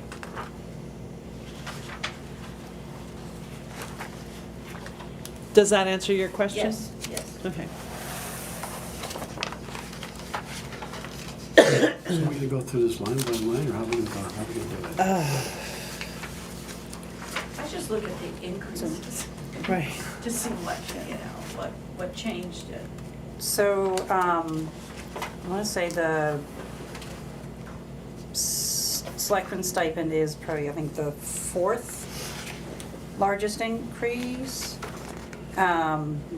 Just glancing at it, the fifth largest increase is, library, and then notes due, because I think that adds in the lease of the Grader. grade. Does that, no, Yeah. it doesn't, where does, so there's 20,000 in notes due, what did we purchase that? Is added that a that? different truck or something? Was it the The roll-off, blue, maybe?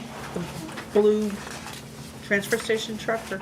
Let's see, so last year. The trash truck. What was the, sorry, the question? Correct, we bought the trash truck, but we Yeah. got rid of police, so. Yeah, so that's the, I think it's the 20 is the second largest increase, and that's in the new truck, the new roll-off truck. And then the largest increase is DPW administration salary. So it's 59,000 is the highest increase of the department. And that accounts, the overall increase to this budget is 90,000, and about 60 of that is DPW administration.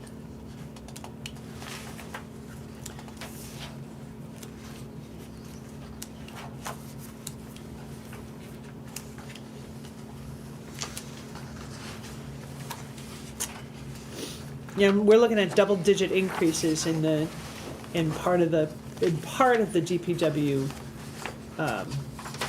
budget. Their budget is broken into a couple different pieces. One is administration, admin salaries, DPW admin, which is like phones and rentals, and then DPW highway, DPW Recs and Park, or Parks and Rec, DPW solid waste. So the total of all DPW accounts is a 5.6% increase, but within that 5.6% increase is an 11.2% increase in salaries and a 10.7% increase in phone rentals, supplies, that kind of thing. The biggest of which, it's a 39%, basically, 39% increase in the phone charges, because it's 3 landlines, the upper and lower garages. What's TS? Transfer station. Transfer station.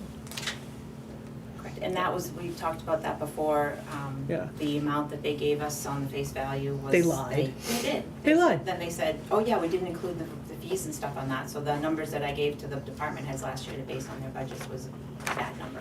Mhm. And then also a third of that, 33% is the contract for uniforms. Which we didn't know we had a contract for. Right. So we're bound by that contract. And I- Rick said something. Rick is. Oh, yeah, hi, Rick. You're talking about the increase in full-time salaries, the hourly salaries, and public works. Well, that's a new position there too, right? Yeah, they added a new full-time position last year. Didn't we just hire another full-time person that wasn't budgeted? There was a hire in, when September, you say October? just, it was a couple of months ago. A few months ago, 3-4 months ago, wasn't it? Yeah. Yeah, but it was out of the, and I've had a conversation with the selectmen about that, about, in order for budgeting purposes, hiring someone in the middle of the year is very tough, because if you didn't put it in your budget, you're gonna force yourself into a situation where you're gonna overrun that particular budget line. You may not overrun your total budget, but you're gonna overrun that budget line. And so one of the things that we talked to the selectmen about, which they're discussing, I don't think they can make a decision anytime soon, but is the fact that you need to budget for any positions you intend to that are unfilled that you want to fill, and or any positions you might want to add.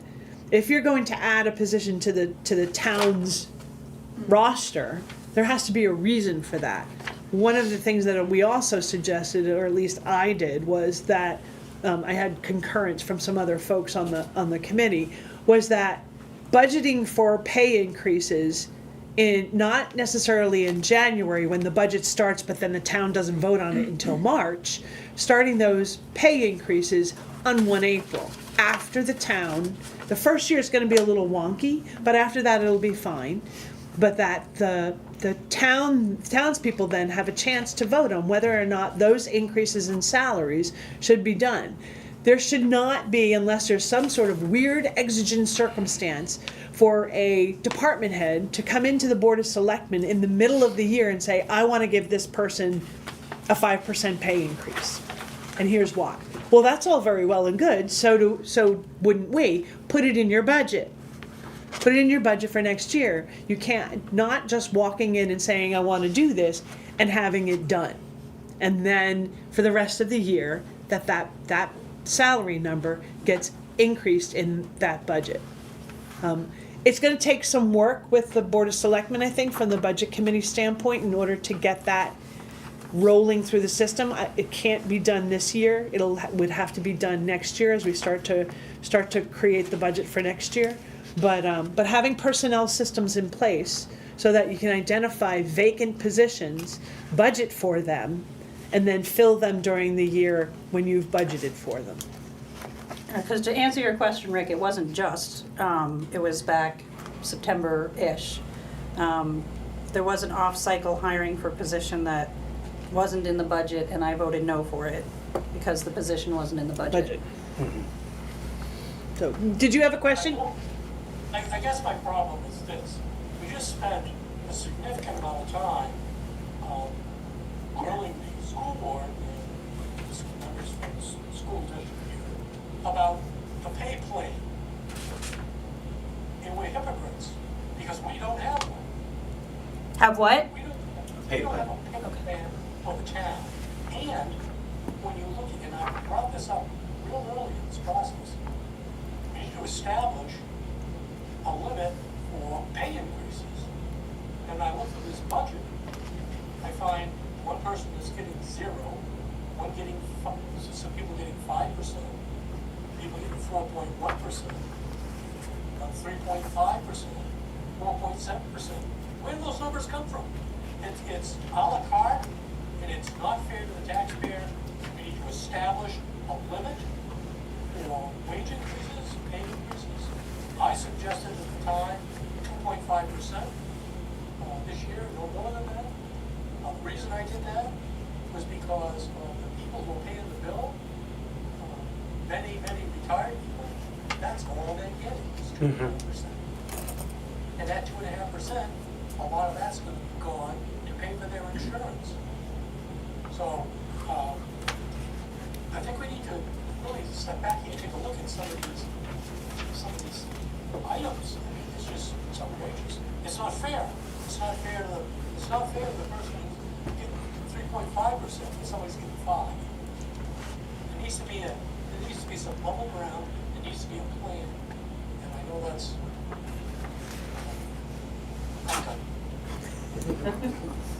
Note that, as Sharon mentioned, that has been discussed multiple times. The select board discussed it in last week's meeting. It also has been discussed in the context of, I don't think it's, it was in non-publics, it has been discussed as well, when conversations are happening about this topic. It is talked about overall that there needs to be performance evaluations, there needs to be, the select board was on board with having kind of an evaluation schedule, as mentioned, and they were receptive to having an org chart that defines all the positions, open and filled, and to kind of cross-reference that and make sure that if it's open, it's in the budget. And make sure that, increases happen after the town approves the budget. So I think things are changing. I like to think that we're going in that direction. I think the board's been receptive to that. The town used to have a pay step system many moons ago. I wasn't aware of it. I don't know when it changed, but Linda, do you have any history on that? It was Hey. quite a few years ago, this Yeah. decided not to use it anymore. I can remember when we had a capital plan too. We got a new one now because nobody kept it up. And that's the problem, they have to be maintained. Yep. Municipal Association is an organization, because it's a resource that you can use to get a lot of information quickly. So, I sound frustrated, but Yes, ma'am. I would like to point out as a 23-year resident that there were years when the select board said no raises to anybody because we just don't have the money. Not because anybody didn't perform their job well, but they just said, nope, not this year. I just want, that is a fact. Well, and I think that we are getting to a point where there are going to be tough decisions that have to be made. They're going So to to be, go from none to 5. right. is- And it's hard, cause you wanna keep these employees, right? I mean, and then, cause they can go anywhere else and get a job and make more money. So it just Same with needs the to be, teachers, so it it's needs just- to be planned. It needs to be budgeted, that's the Yes, point. it And they need to be included in those conversations and that discussion as Right. to what It's it just- means for the town and what it Seems very means for them. presumptuous to, right. So therefore, just what Rick is saying, if you know that your town maxes out at, let's say, 1.9% increases, if it's earned based on performance, when you hire an employee, you could say, you have the opportunity to increase your salary based on performance up to 1.9% or 2.1%. But to start a trend of these 3, 4, 5% increases or more, just then that's why they would leave, because they were used to that, and you know that then it grows a level of dissatisfaction, right? Because they were used to that. So if you hire somebody, say, this is our town's policy, you do a good job, you can earn up to this amount, and that's our max. Well, and what that really dictates is that there needs to be a plan, there needs to be policy, and there needs to be, information in place in order to be able to do that personnel management piece of it. I'm not necessarily convinced that we have that necessary policy in place to do those things, and that those policies are still consistent with how we run businesses and how things are currently done. I think that the time of just whenever you decide you want to approach the Board of Selectmen mid-year or whatever, it comes up through conversation that this individual is asking for a pay raise, and then they go to the Board of Selectmen for that, and the Board of Selectmen vote on it. I think those days, you can't manage that way. And I want to say those days need to be over. There needs to be a better system for planning purposes, and for fiscal management. So, yes, Donna. I just want to make sure I understood you correctly. Did you say we no longer have a step system? We no For longer have any town- system. For town employees, correct. Yeah, There there's- was one. Right, that's No. what we said, there was one, but there There is no hasn't, system. When was that policy changed? years ago. I don't Right, recall I- that being ever discussed. I don't know how, it was probably done before I ever moved into town, so I'm thinking. It was at least, I want to least say 10 years 5 or, ago. well, at least, I was going to I go think 5, at least 10. 5 or more years ago. Was it publicly discussed and voted on? You'd have to go back and look through every I don't think meeting so. minutes, but I Yes. don't think so, right, Yeah. I don't know. I have a question And on if it's, I don't know, if conservation. it's a policy, I don't know that the Board of Selectmen have to. I think they have to wasn't a vote on policy. policy. It wasn't a policy? So. Yes, ma'am, Wouldn't, like, John Abuda was a selectman forever. Wouldn't he is still know- a selectman. Yes, I mean, he is, and Yeah. wouldn't he know when that paid thing, because don't the selectmen vote to sign on that? Probably not off the top of his head, But I mean, we could ask him, when did this all change? So who recommends, I heard somebody gets a 0% and somebody else is getting, who recommends that? pay raise? They're department heads. Okay. Yes, sir. How do we hire a new employee? How do we set the pay for a new hire? And it's arbitrary. It's a discussion with Yeah. the employee, Employee. with the potential employee, the future employee. It's subjective instead of objective, Mhm. basically. I don't know that for a fact. I don't know if there are still some, Criteria or? yeah, things that are kicking around. I don't know if there's some discussion when the job description is developed or looked at or created. I don't know. I mean, you can go to the New Hampshire Municipal Administration site and they have every known job description to man with all kinds of, for municipalities, and you can pull down a job description and you can look at that information on that online for the pay scales for different jobs and use that to help you determine. But it's a negotiation with the future employee. But it should be based on what the job description entails, and then when you take that job description, you match it against what pay ranges, what a beginning to an ending pay scale would be, and with it, and take the person's background and experience into account and develop where in that pay scale that they would fit. If they're a brand new employee, fresh out of school, no real experience, then you're probably going to want to bring them in. You hope you're going to want to bring them in at the bottom of that pay scale. But until those are there, until those exist, right now, I don't believe that the department heads have that kind of information, and it's really just a conversation with whoever that potential employee is. And if they ask for, I'm going to make up a number, $38,000 a year, then right now I believe, and correct me if I'm wrong, it's just a discussion between the department head and the individual, and then the department head goes to the Board of Selectmen, says I want to hire this person, and here's what we want to pay them. And they vote on it, they discuss it, check it, decide if we can afford it, if it's in the budget, if it's not in the budget. Even if it's not in the budget, maybe we still need it, and they vote on it. Interesting. That is very unusual way of doing business. Well, that's going back, that's why we had the discussion about creating, an org chart, like who works for whom. Creating an org chart and looking at personnel policies and creating those positions, looking at all those positions, developing them to make sure that each one of them has a job description and it has a level assigned to it, like an entry-level clerk versus the town administrator kind of person.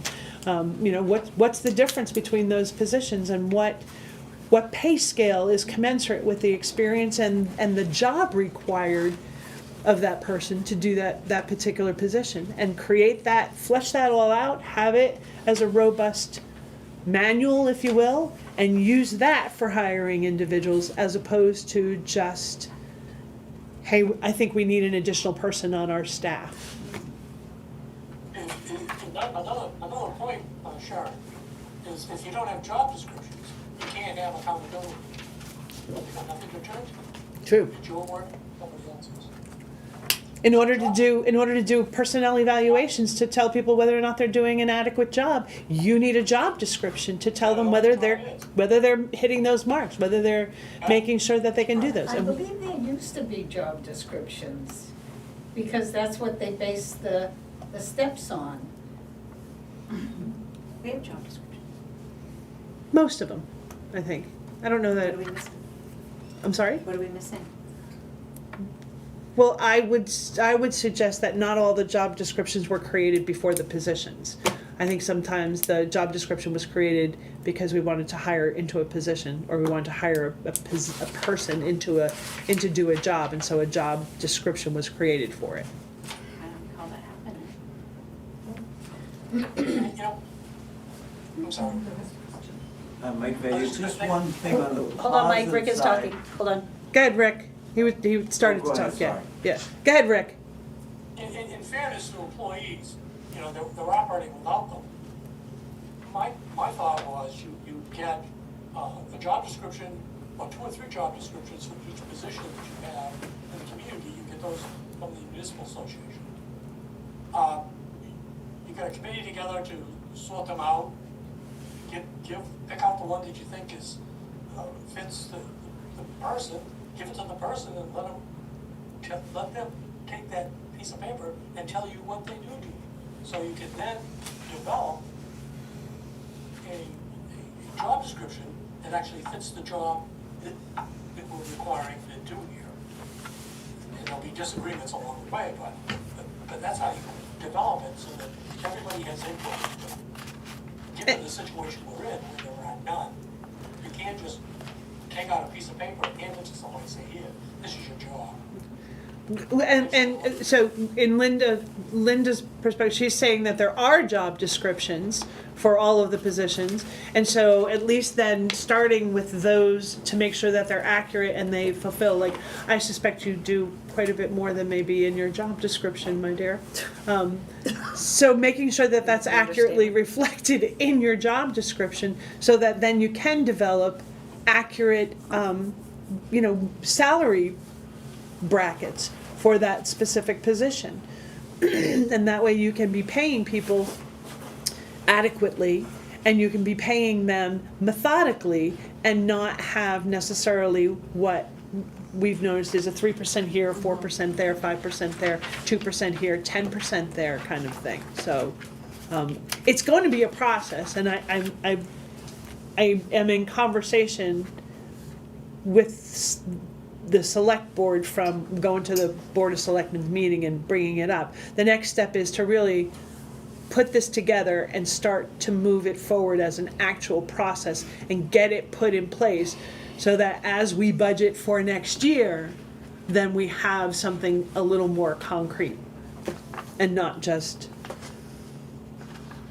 subjective rather.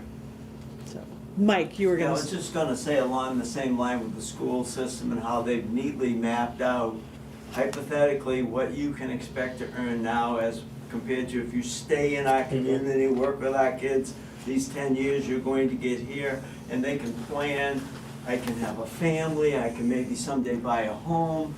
Same thing for town employees. I don't know whether you're gonna get no raise, you're gonna get a 5% raise, they're angry because that guy got 7, I got 3. If everybody kind of can know exactly what their earning potential is if they stay and have value to the town and its people, it's very good information to know so they can plan accordingly. Yes, I agree. You just heard that. You just heard that tonight with the contract. You know, they've got a contract. They have steps. You qualify for the step, you get the step, and then there may be an overall increase. It moves that step up, but also gives you a pay increase. So you get a step plus 2% or 1.5%, and it's a managed process. So I guess probably the schools probably could give us that. Yeah. And they seem to have a very good one. Okay. Yes, ma'am. I have a question on conservation, page 2. Correct me if I'm wrong. I believe Green Mountain Conservation's fee increased by $165 or so. It's pocket change, but it doesn't seem to be reflected here. Am I reading it wrong, or do I have? Under memberships? No, previous, The water quality testing. line number 9, previous iterations of this did indicate that Green Mountain Conservation increased their fee by 10%. So that would have been $165. But it's not reflected in this budget. Selectman Price proposed cutting that.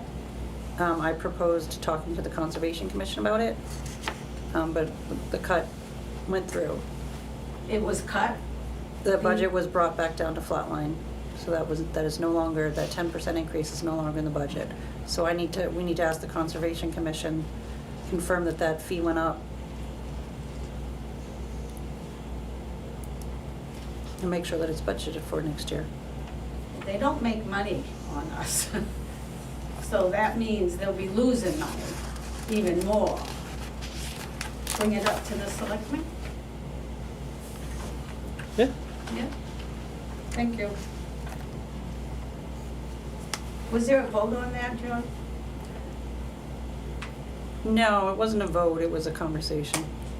I don't think it was a vote. And the fee increase was $165? Yep. Thank you. Yeah, the rationale given was that they had not fully spent their budget. At this point, they have $808 that they hadn't spent. So the rationale given by Selectman Price was that they don't need to increase their budget because they didn't spend all of it.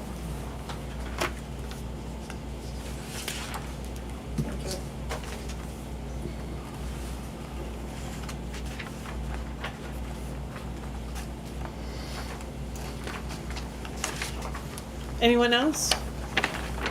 We talk about Article 5. So before we get Oh, there, okay. know that, yeah, I just want to go through that, That's fine. so with this budget summary, the Article 2 is a $1.812 million warrant article. That's the operations part of the budget. That's the general government section. Right? Article 3 then comes to a little over $1 million. That's public works section. And then Article 4 is $666,000, which is actually down from the year before. $2,000, not a lot, but it is down for the ambulance and fire rescue, public safety. Police, yeah. So all total, I think that was I'd have to add it back again, but it was a little over $3 million. Add that to the approximate $8 million for the school budget, we're over $11 million. And then that's before we even add the warrant And articles. $1 million plus in warrant articles. And $1 million plus in warrant articles. We're talking about $12 million. ostensibly a $12 million $12 million, budget. yeah. Yeah. Between 11 and 12. So, just so that you're aware. Okay, now, you wanted to talk about? Yeah, just briefly, because it's getting late. Yes. Just want to touch on the article in regard to road improvements. Joe Dane did a very great detailed study and gave us analysis, and they indicated a number of roads in town that they classified as red line, which means they need a lot of work right away. I think there was 6 of them, thereabout. I think 6. So I drove them today, this morning, and to my surprise, they were in much better shape than what I anticipated. As a matter of fact, Mooney Hill Road was unbelievably good, and that's listed as red line on their Yeah, there's a reason for that, because, Hill's gonna get a wear coat. yeah, Yeah. Mooney Hill is just the base coat that was done this year. Okay.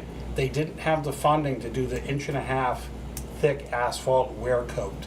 So what's gonna happen is, over 2-3 years, we're gonna damage the road bed again. If we They don't never have the wear finished the coat. road, If you- that's okay. why that money from Mooney Hill was to put that inch and a half top coat on. Yep, and so there are a couple of different lists going around. There's a report that Joe and Josh Shackford Josh put Shackford, together. Right. There's a report, and then there's kind of a CIP sort of thing. Right. And the CIP has not yet been updated to reflect the report that Joe and Josh put together. Yeah, So the road piece and the CIP piece are still a work in progress. Recognize that the one that, the copy of the report that you saw that had them listed as red, green, Right, and yellow, right. that was from 5 or 6 years ago and had not been updated. Oh. We've asked that be updated. There were far more roads, if you will, that were in I think there were like 8 to 10 that were in that red status that were not reflected in the cost estimate that was given for how much it was going to cost to upgrade those roads and repair them. And then again, things like Mooney Hill Road should probably not be red anymore, it should be yellow, so that they can do the wear coat. We had asked, what was the criteria for those roads being classified as red?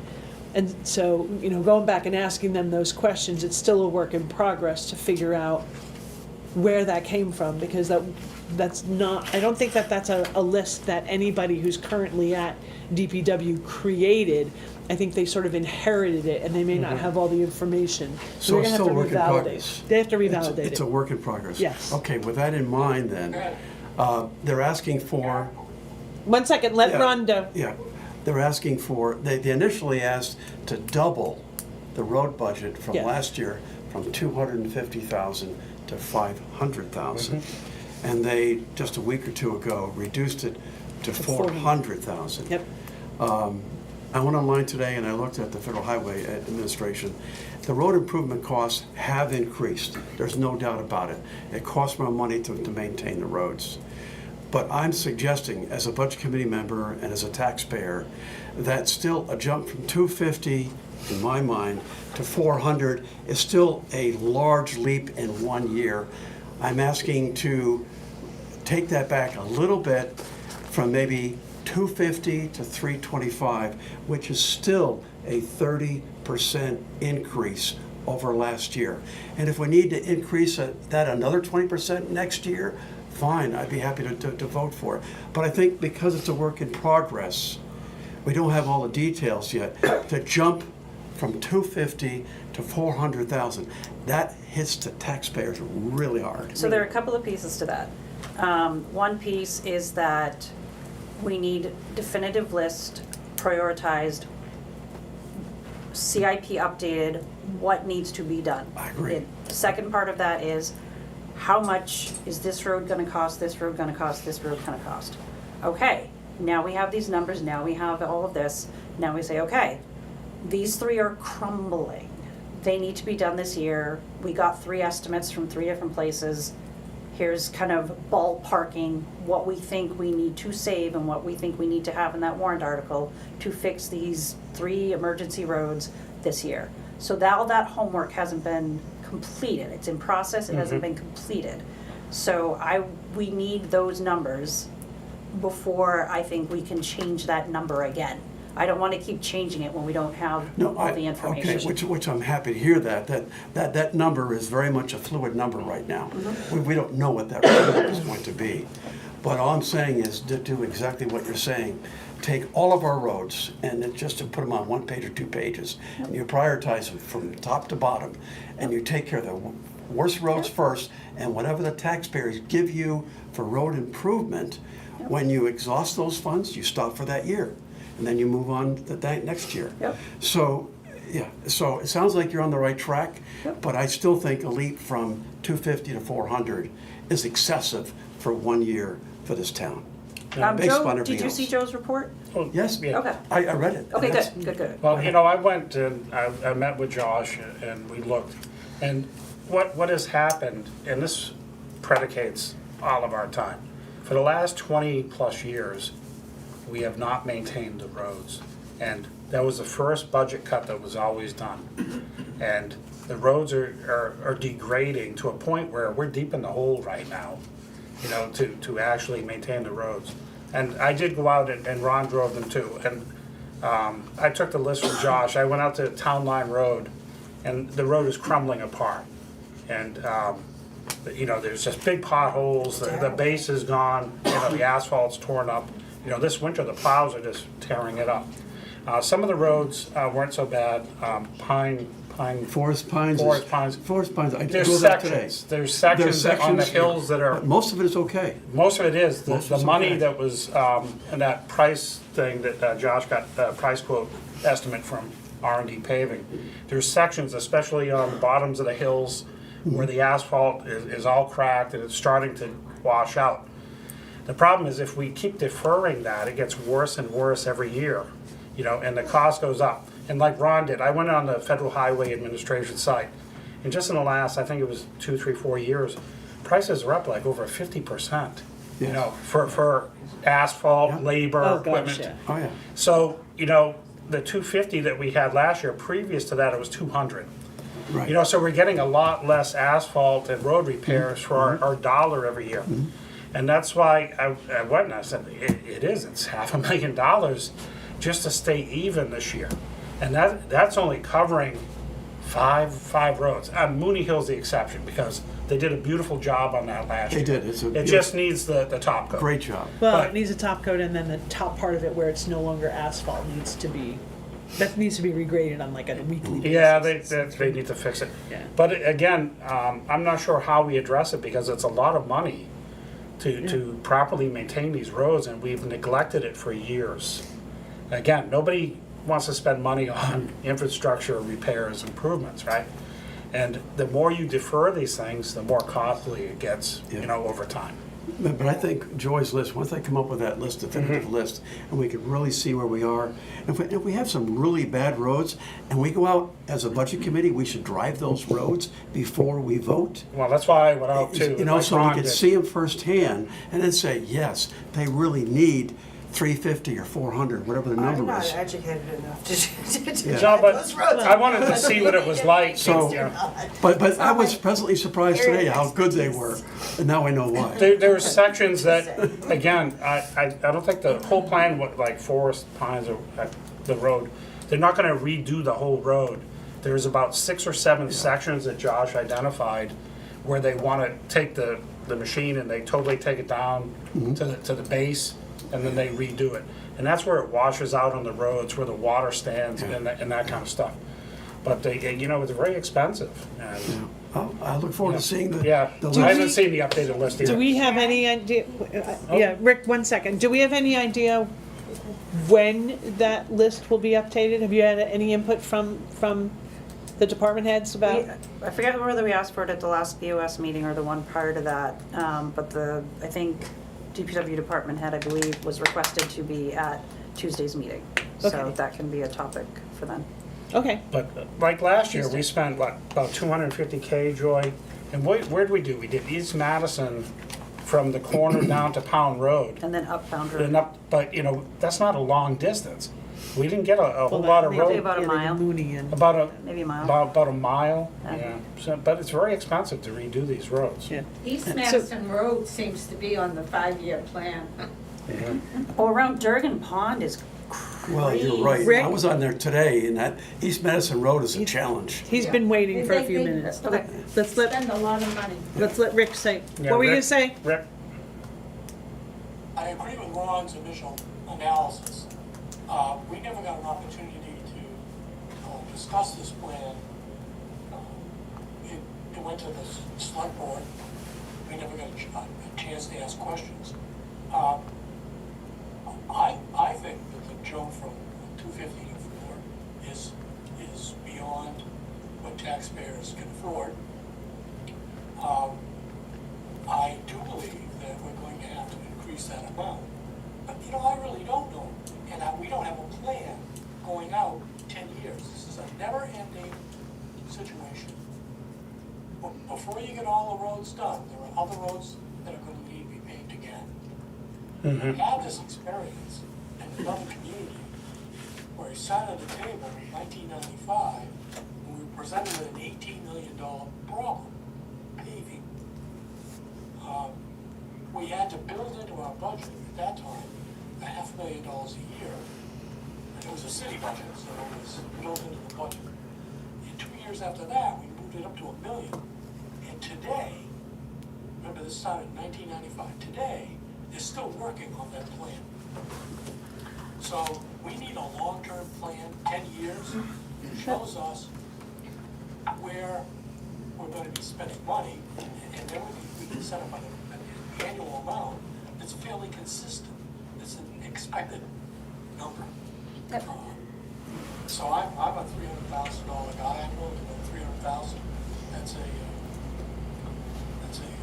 20% increase over last year. And I know it's not gonna do everything that we want to do, but what can we afford to do? I don't believe 400,000 is a number anymore than I did think the 500. So, I wanna see a plan of Because there are roads that were paved a couple of years ago, they probably won't have to be paved for another 10 years, because they're not a lot of traffic. Boulder Road, for example, is probably one of the gravel roads, the first half of it, in the town. And East Madison Road, heavily traveled road, beaten down. We're gonna be repaving that before we repave a lot of these other roads. Mhm. So I think we need to have a plan that shows us that, and then we can establish a amount of money that we can all agree on and work for it every year. And I realize costs go up. I guess that's life. So that's what we've asked for. We've asked for the updated list. It needs to be prioritized.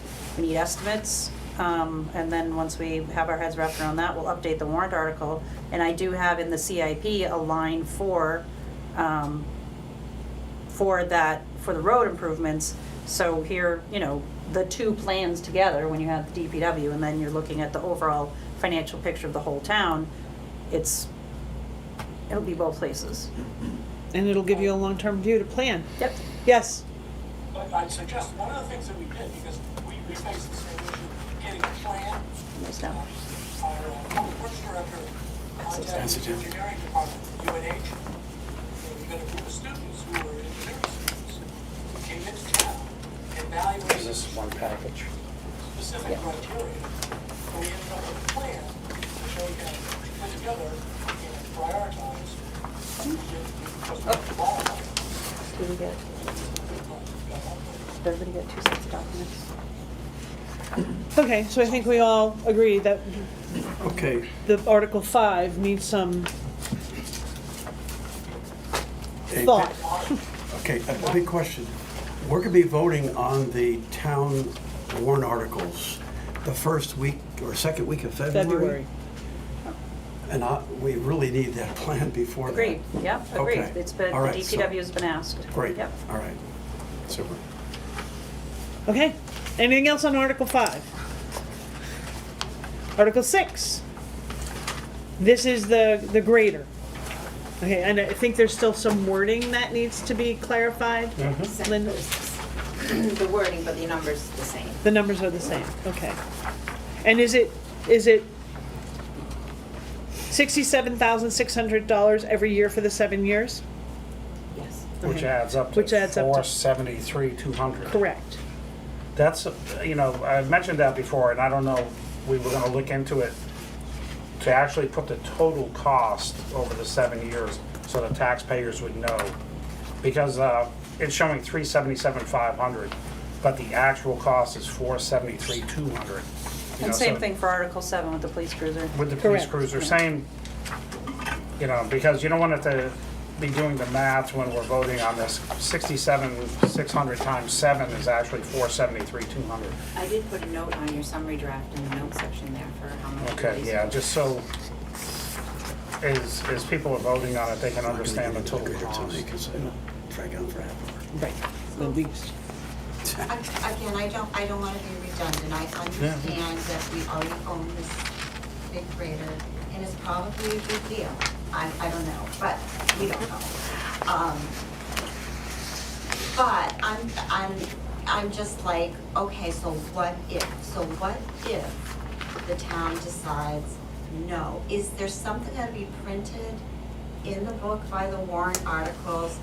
These are our other options, plan, if you know, sometimes if this warrant gets voted down, then you go down and you go to the next, would there be another option? And I may be asking the same question I asked earlier today. I'm still, I guess, not clear on that. So- The DPW has been asked. We've been asked for that information. We've asked for a plan, you know, that was. B and C. That was formally requested at the last BOS meeting. So, we need to see what they come up with. Okay. If they, Donna Vega, if they don't put a warrant article in, can the selectmen? Or is it the selectmen's warrant article? The selectmen are determine what goes on the warrant except that which goes by petition, correct? I'm learning. Right, so the DPW could propose to the Board of Selectmen the wording for a Plan B, if you will, and/or Plan C, And then it would be up to the selectmen to say yes or no, whether to include it. That doesn't come If they forward? don't come forward, Does the selectmen formulate Plan B? I guess that's a question for Tuesday.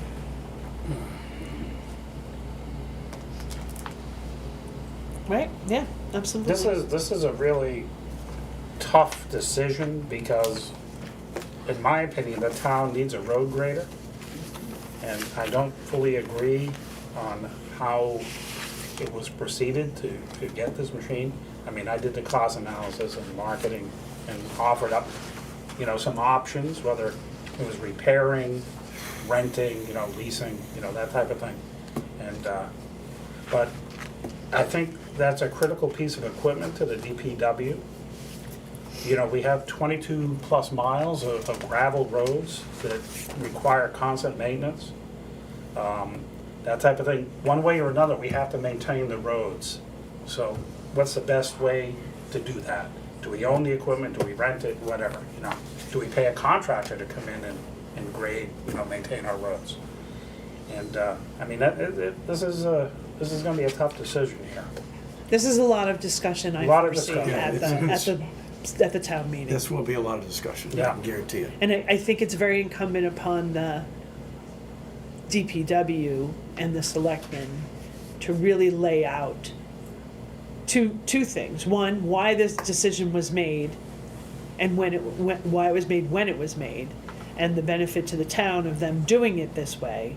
And then B, what are the alternatives if the town doesn't agree? If the town says no, this wasn't, there's a number of reasons why anybody could vote no. They could vote no because they don't agree on the cost. They could vote no because they don't agree on the process that was used. They could vote no on the fact that not just the cost and the process, but it's a grader that maybe we didn't need this level of grader. We could have gotten by with a lower grade of grader. There's a number of factors that go into discussing all of this, and I think that it's important that people come with those questions so that they can be answered, so everybody can make an informed decision. We need to about make it. an informed decision. Yes. And Is Yes. there a maintenance plan included in this? yes, Yes. there is, and I brought that up. That was part of my homework that I did. This is a very complex, high-tech machine. This thing, it's a computer on wheels. It automatically sets a grade, it uses GPS, it's a joystick to control it. And I brought that up, and I even asked the DPW guys at the time, Justin, Dave, and Josh, I said, can you maintain this machine? And they said no. No. It's like Too a car, you work complicated. at Subaru, you have to plug it into the diagnostic computer now, right? And everything is computer controlled on this machine. So we got a 7-year, 3,500-hour warranty with the machine, which we really pushed for as a budget committee, because we saw potentials where, how are we gonna maintain this very expensive piece of machinery in the future? And I know there was a couple of warranty recalls on it, and Milton Cat came up the next day. There was an issue with the control or something for the all-wheel drive, the front drive. So, fortunately, we did that, and I think it was a lesson learned, because we also have a maintenance plan on the Cat loader, the big front-end loader, which is a very expensive piece of equipment as well. The transmission went out on that, and it only had 1,000 hours, 1,200 hours on it. That would have been a $40,000, $50,000 repair. That they had to bring that transmission in from Germany. So those are warranties, Yes, but do you have a maintenance They plan? Like do. somebody comes up who does. Both, yes. it's included. Hour maintenance? Milton Cat comes up, they sample the fluids. Okay. The oil, the hydraulic oil, the coolants. This machine requires regular, routine PMS. maintenance, Preventive preventive maintenance, and we are doing that. And I follow up, I ask the guys, the thing has over 100 hours on it now, when's the next service? When are they coming up to do this? Again, you cannot defer maintenance on a $500,000 piece of equipment. So we made sure that was included in the purchase. Yes, ma'am, Miss Norland. in year 8, how much does it cost for Milton Cat to come out and continue the service? I know, we'll have to look at that, and I actually, part of my study, I looked at other municipalities, counties, and what they do is they'll run the CAT equipment, whether it's a loader, bulldozer, truck, road grader, for 7 years. Why it's under the warranty, then they trade it in on the next one, and you still get a huge, trade-in value from that used piece of machinery onto the new piece of equipment. That way you're always in a warranty maintenance service agreement with CAT. And they found that to be very cost effective. So, yeah, I mean, that's something we have to look at. What we don't want to get into is like we did with the 1987 CAT 120, where it's a money pit. You know what I mean? You keep it too long, it's just like your car, right? You start getting 250,000 miles on it, and all of a sudden you're replacing major systems in it. So, there's a balance between, how long do you keep it and when do you plan? We should have in the CIP, we pick a number, 7-10 years from now, we're looking to trade that grader in on a new one, before it gets into the high maintenance mode. And how much do we need to be putting into a fund now?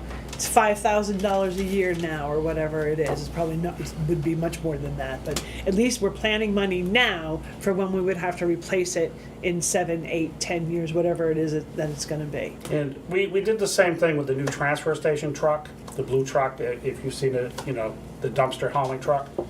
That has a 7-year, like 3,500 hour warranty on it as well. Again, because the old red truck was costing us a fortune to maintain. At least this way we have new equipment that it's not broken down type of thing. When the old grader was broken down, I got complaints. I was at the post office. People were complaining about Winter Road and how bad it was. The potholes, almost you had to put your car in 4-wheel drive to get through there because we didn't have a grader to go out and finish the roads. So Josh, DPW, went out and they were renting a machine from Burke, for several weeks at a time to try to get these roads done. So again, this is not, it's not cut and dry. It's, are we going to keep a grader so that we can maintain the roads? And one of the things you need to consider as well is if we get, these big storms, these 2, 3, 4-foot snowstorms, that grader has a big wing plow on it. They push it back so they can use it year round. They did put the Craig snow plow mounts on it. And that was included in the price as well. So, I mean, there's a lot of thought and discussion that has to go into this. We just can't go, well, let's get rid of it and, cut and run, right? So I think it's going to be a good, healthy debate on how we should proceed. Okay. I'd like to move on from the grader.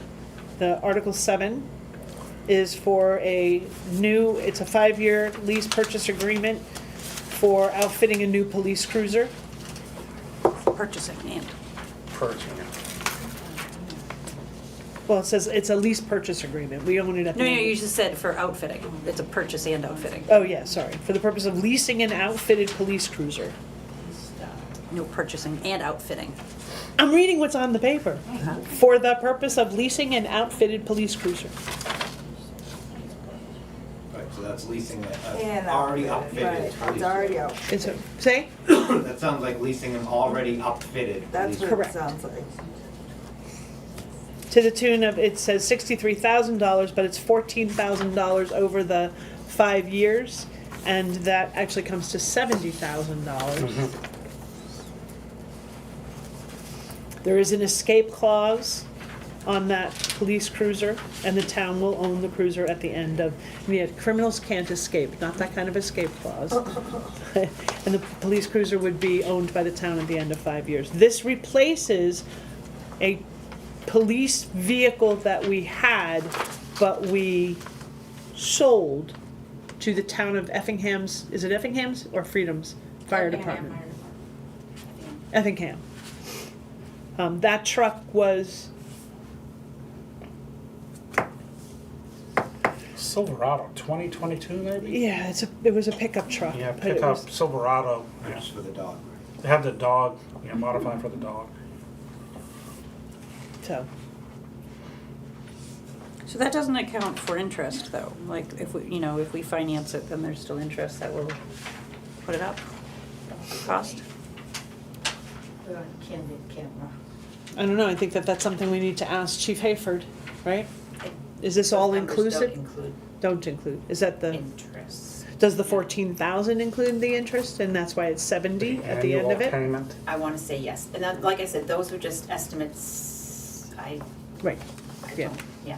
I think last we heard Chief thought he might even be able to get Get it something for less 50 expensive. something. Yeah, I think he was talking about 58. So, again, I think we'll have to wait for more information from Chief Hayford. I have a questions, comments, because when we bought the Silverado, along with the two other Tahoes in succession, we were assured that unlike the Fords we used to run, we were going to keep these for much, much, much longer and get so much more use out of them.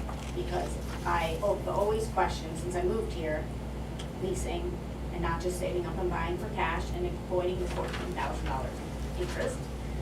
Because that's not how I run my budget at home, buying used. And so we got two Tahoes and Silverado back to back. And we were told that we were gonna get practically double the life out of it. We sold this car when we still owed money on it. And I've never, ever seen a vehicle, a piece of equipment be sold without the Board of Selectmen selling it in some way, quoting on it and whatever, it just disappeared. And the Silverado is the exact same car as a Tahoe, because I've owned both. I mean, there's just no difference but the back. It's exactly the same chassis, everything, motor, everything. So I am feeling really frustrated because I've always said that buying cars in this fashion, leasing with all this interest, is not sustainable for our town. And now with the promise of keeping it double and not keep, this was the forethought that we were going to switch to these better cars that held their value, were more likely to go for 200, plenty of them go for 250 to 300,000 miles, and then are sold. And we were always dumping our Fords at 100,000 miles. So I don't understand what transpired or why, but again, as a budget committee and the money going out for all of this, not to mention the last 4 years were the world's worst time to ever buy a truck. They practically doubled the price. And we bought 3 and now sold 1. So I don't really understand what happened there, but it's just not sustainable. We can't afford it. I don't wanna rent my house from the government. And that's where we're headed. I've come from a town that everybody was taxed out of their homes. And it's really sad to see it heading in this direction. And so, as budget committee members, I'm just asking you at some point, just start voting, no matter how it's rationaled, it's just not sustainable and we just can't afford it. Should just be the answer to some of these items. Figure it out, bring in extra talents and forethoughts and whatever has to happen and make it a better scenario for people that are just out of hours, they can't pick up another job, there's just no more hours in the day, or retired on fixed incomes. It's just not fair. Everybody's quality of life is going down, and nobody else in the town is getting 5% or 4% raises, and now we're throwing away perfectly good vehicles. And what I did learn from this, if Effingham Fire can buy a truck for $28,000 or $30,000 used, then so can we. So I think the question that we need to pose to Chief is, what is our replacement policy? Is it after a certain number of miles? Is it after a certain number of years? Is it after a warranty is up? I think that's what we need to understand, and that's, again, part of what gets built into the CIP, so we can plan accordingly as well, but it would be based on the policy, and so we'll ask him what it is. When I was on the budget committee, I made a call to somebody who has not only worked for the county, but also worked for the state police. And I asked their policy on changing out cruisers. And I don't remember which was which, but the county was one was 200,000 miles and one was 10 years. And we have been exchanging cars for 4 years, and now what was this, 2?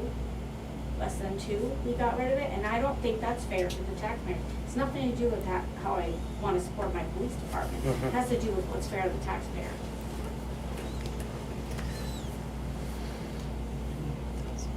I do think that it's important for us to ask Chief Hayford, like, okay, this would be the fourth vehicle, we have 4 vehicles.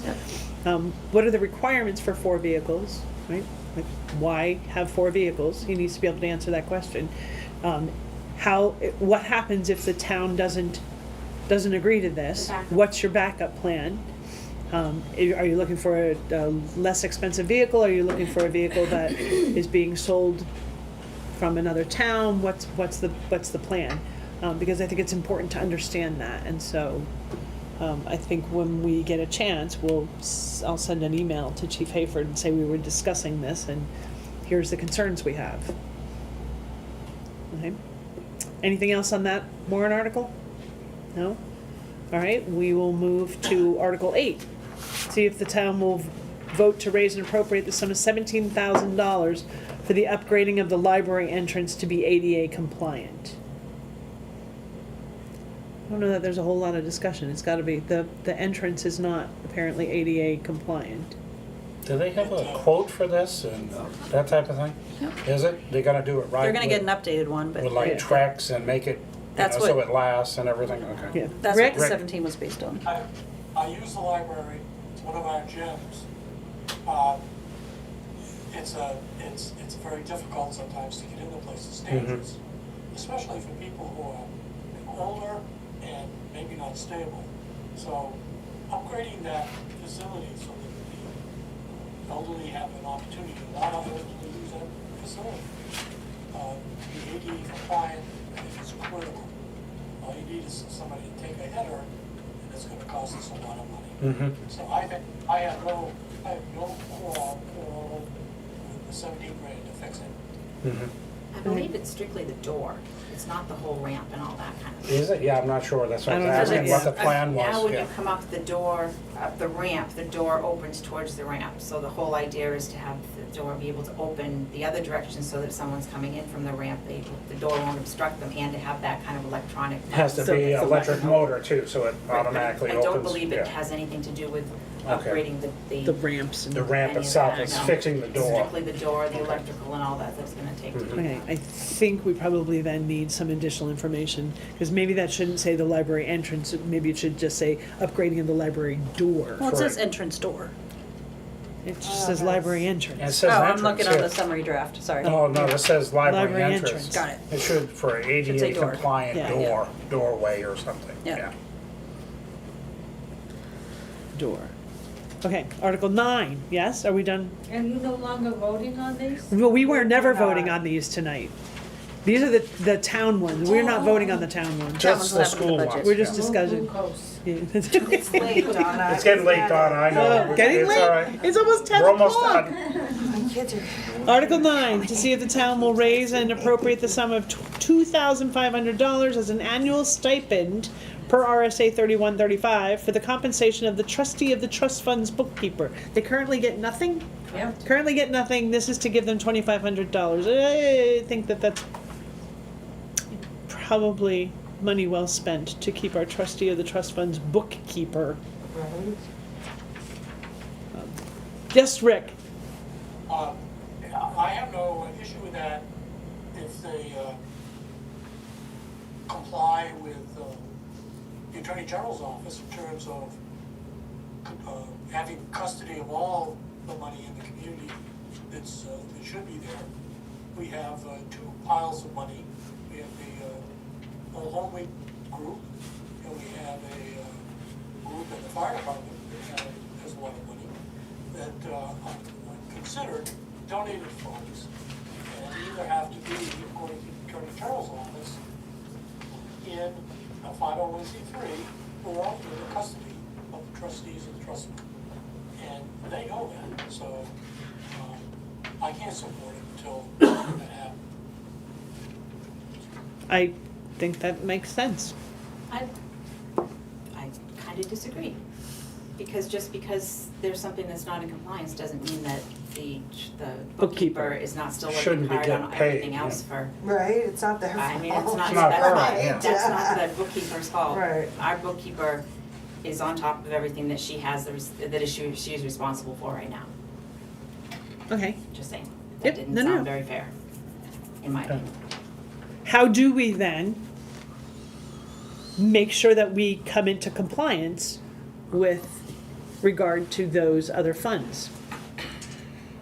I don't I'm know, not but saying what this I- is but the what way I'm to saying- do it. Right, but what I'm Yeah. saying is has that's nothing maybe to not do the with topic that. for this, that's, Right. that issue is not necessarily stemming from this request, is what I'm saying. I think it's apples and oranges tonight at 10 o'clock. Good point. Any other comments then on Article 9? Article 10, to see if the town will vote and raise and appropriate the sum of $20,000 to be placed in the previously established Highway Heavy Equipment Expendable Trust. Where's my paper? How much is currently in there? How much is currently in that Yeah. trust? I'm not Right on sure. your I know it's on the, summary. yeah, I gotta find it. on my summaries. $25,006. And it's updated to the year end that the trustee of the trust fund is Nice book. Where is that piece of paper? You know, again, you know, we're looking at equipment that's $200,000 up. It's just 25,000. That's, I know. I don't know when that was last adjusted, how long has it been, 20,000, that type of thing. You know, we were looking at just pricing out a new backhoe loader this year. And I did another market survey, and it was $180,000 to $200,000. So, I mean, we only have 25K in there, now we're putting 20. I mean, that doesn't buy the tires for one of these vehicles. You know, again, you know, are we setting aside enough money for the future? No. Right. I'm not sure if it was used out of that fund, maybe Linda remembers, but we had a truck that was under warranty, and then they didn't cover the motor that blew. So we had to pay $75,000 for the new motor. So maybe it came out of that. Do you Yeah, I'm remember not what sure. year Yeah. that was? Yeah. It was probably the last year I was on the budget, so maybe 3 years ago, 4 years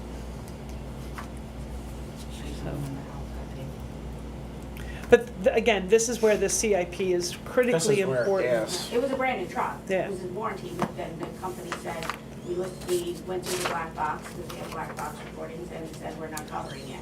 It was RPM, the RPMs were too long, too over, which could have happened upon delivery, Mm-hmm. the highway, but they refused to cover the new motor, which was $75,000. Hope we don't do business with them anymore. Warranties are only pieces of paper that I'm imagining. Yeah, hopefully, yeah, we don't Well, buy hopefully they're written. anything else from that company. Yeah. So again, but going back, Article 10 is part of why the CIP is critically important to figure out, is that 20,000 enough? Is it gonna get you where you wanna go? So that's gonna be sort of CIP dependent. Article 11, any other comments or questions? Article 11, see if the town will vote to raise and appropriate the sum of $10,000 to be placed in the previously established Transfer Station Capital Projects Expendable Trust Fund. How much is currently in, How much money It is says in that account? 50,000. how much? 50. $50,000 currently in that account. Currently. And what are the plans, the capital plans for the transfer station? Good question. They've talked about paving. I was gonna say repaving the transfer station in the next several years.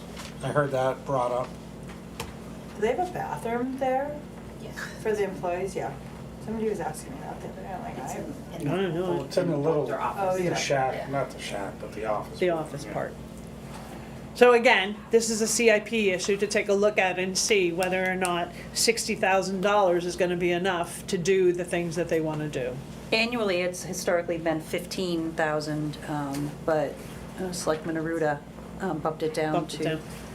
to 10 to help with the, The budget. with the budget. Okay. Any questions about that one?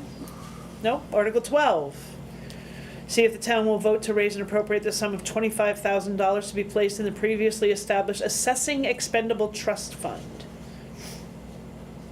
This is because the cost of doing the assessment is going up, right? Every 5 years, it costs over $100,000, so Yeah. if we wanna stay on track where we're having a reval this year, which is gonna cost us $109,000 out of the $120,000 that we have in there, Yep.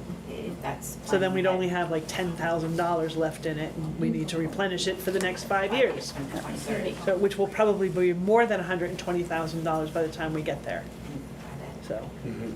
But by the time we get there, we'll have most of it saved up because, we're gonna. Yeah, that's the idea, is Because we're to gonna- save it up in Right, advance, because yeah. every year we're gonna hopefully. Yeah. Okay. Article 13, any other questions or, okay. Article 13, to see if the town will vote to raise and appropriate the sum of $10,000 to be placed in the previously established Historical Society Building Improvement Expendable Trust. How much money's in that account? $31,093. and there's need to replace the roof, possible asbestos remediation, painting, and I believe window replacement. Okay. I thought we were undertaking that last year when What we were we They doing got, the they got painting? estimates. Oh, we got okay. estimates.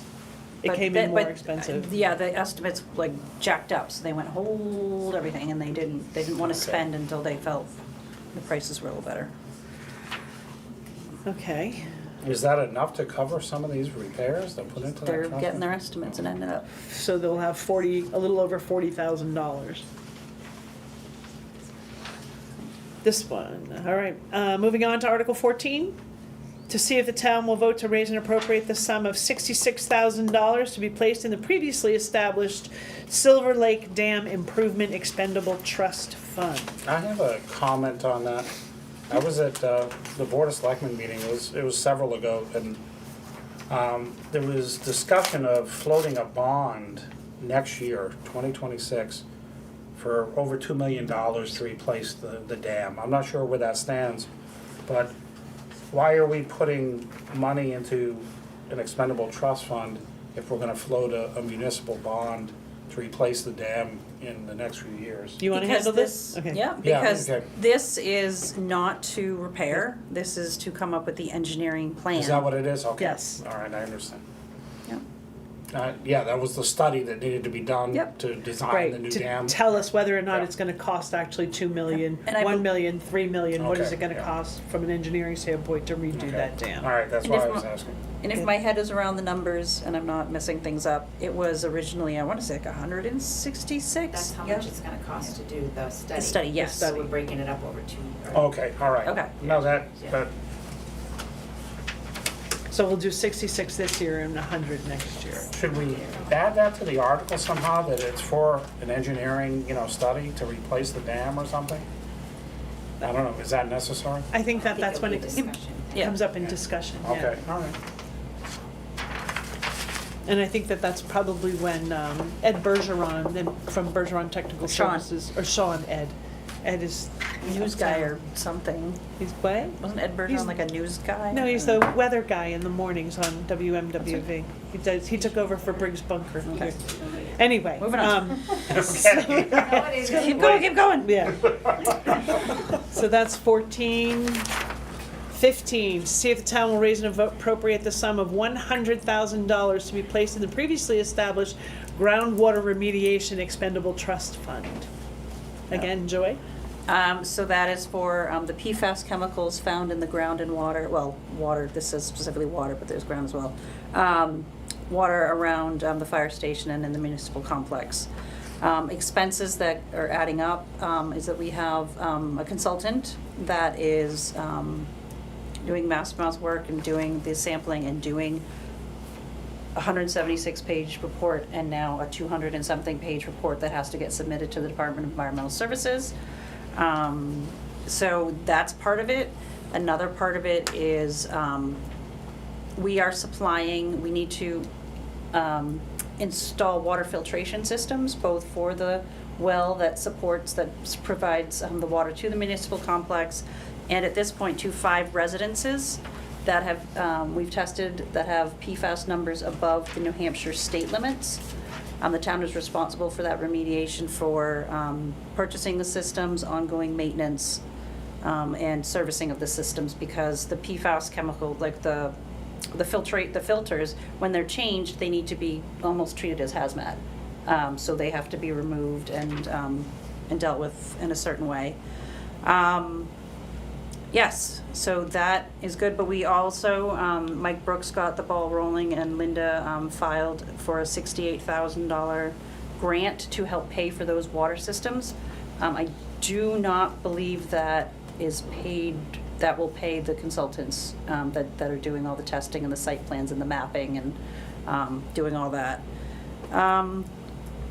Yeah, it's kind of the gist of it. But also, we're filing an application for the town well to be noted as a public water system, because that opens up the door to EPA grants. There's $9 billion in EPA grants for small disadvantaged rural communities who have PFAS in their municipal water.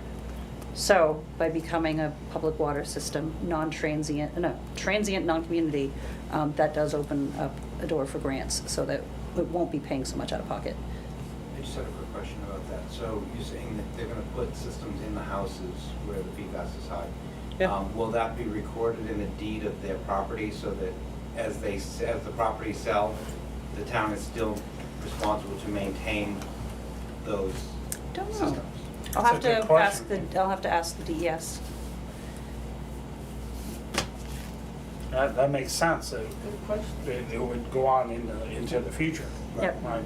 And so now, because we have wells that have been outside of the municipal complex that have tested above New Hampshire limits for PFAS, have to extend the testing out to 1,000 feet.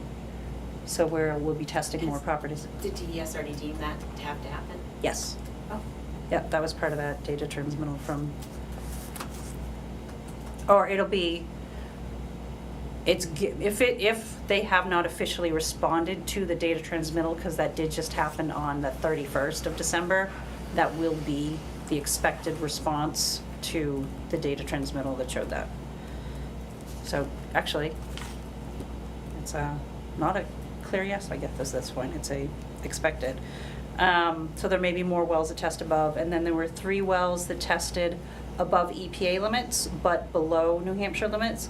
So they are eligible for EPA rebates, between $5,000 and $10,000 for whole house water filtration systems. So we're not responsible for that, but we're going to give these residents that information, and then whichever vendor we go with for the water systems, we'll let them know who we've used in case they want to use similar. Because down the road, I think it's in about 2 years, the EPA limits will be enforceable. At any moment, New Hampshire could change the limits to align with EPA and be more strict, at which point we would become responsible for these other 3 properties. And we just need to prepare in 2027, the EPA limits will be enforceable. So again, that just might affect us, so just planning for all of it. So is there any way, I understand it's all happened already and we're dealing with it, but like, how do we prevent this from getting any worse? Right now, it is. So It's- this it's- is from it's the fixed- fire hoses, is this what it's from? AFFF foam. AFFF foam is what the town and DES agreed to in May of 2022 or something like that, was the consensus. And it's the forever chemicals, and you cannot really remove it from the soil. You can filter it, right now you can filter it out of water, and there are companies coming forward who are blasting the chemicals, because one of the most common ones is the PFOA, which is a fluorine and 8 carbon atoms Chain. fused together, chain. So it does not break down, that's why it's a forever chemical. So there are companies who are coming up with different methods of blasting those atoms apart, so you have carbon, which, hey, is natural to our environment, and it does digest, so to So speak. there's no behavior we can change in Not at the area this that would, point. that would stop this? Okay, No. that was- No, Well, now- other than the fact that we ceased to use AFFF Yeah. years ago, but, the fire department hasn't used it in a very long time. Since like the 1980s, from what Yeah, I understand. yeah. So, and until they identify if there's any other chemicals that are in common use. I mean, Teflon pans contain PFAS. Teflon is PFAS. Yeah, Teflon It is is It is PFOA, it's PFAS. that Yeah. C-triple-C-A. So, it's in lots of things that it's in clothing, Clothes, it's yeah. in makeup, it's in, It's primarily in waterproof type things. Teflon, won't get into a history lesson now, I won't do Yeah, it, no, I just but just to be, it's in a lot of wanted things, to- including firefighting gear. So we have to be very cognizant of that and look into the firefighting gear that we have, because they're wearing it. So, moving on. All right, that is number 15.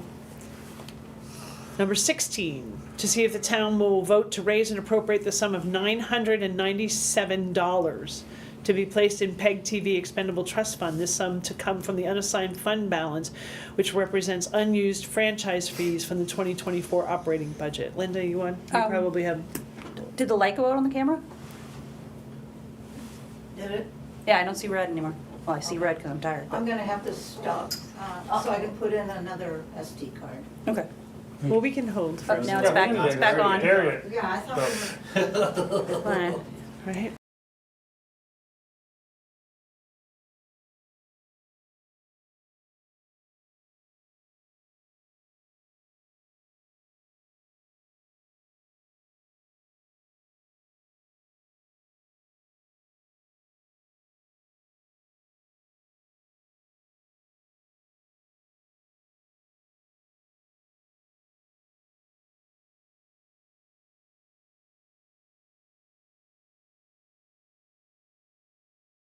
Time they're getting the minutes by reviewing the tape and making sure they have the conversations correct, so.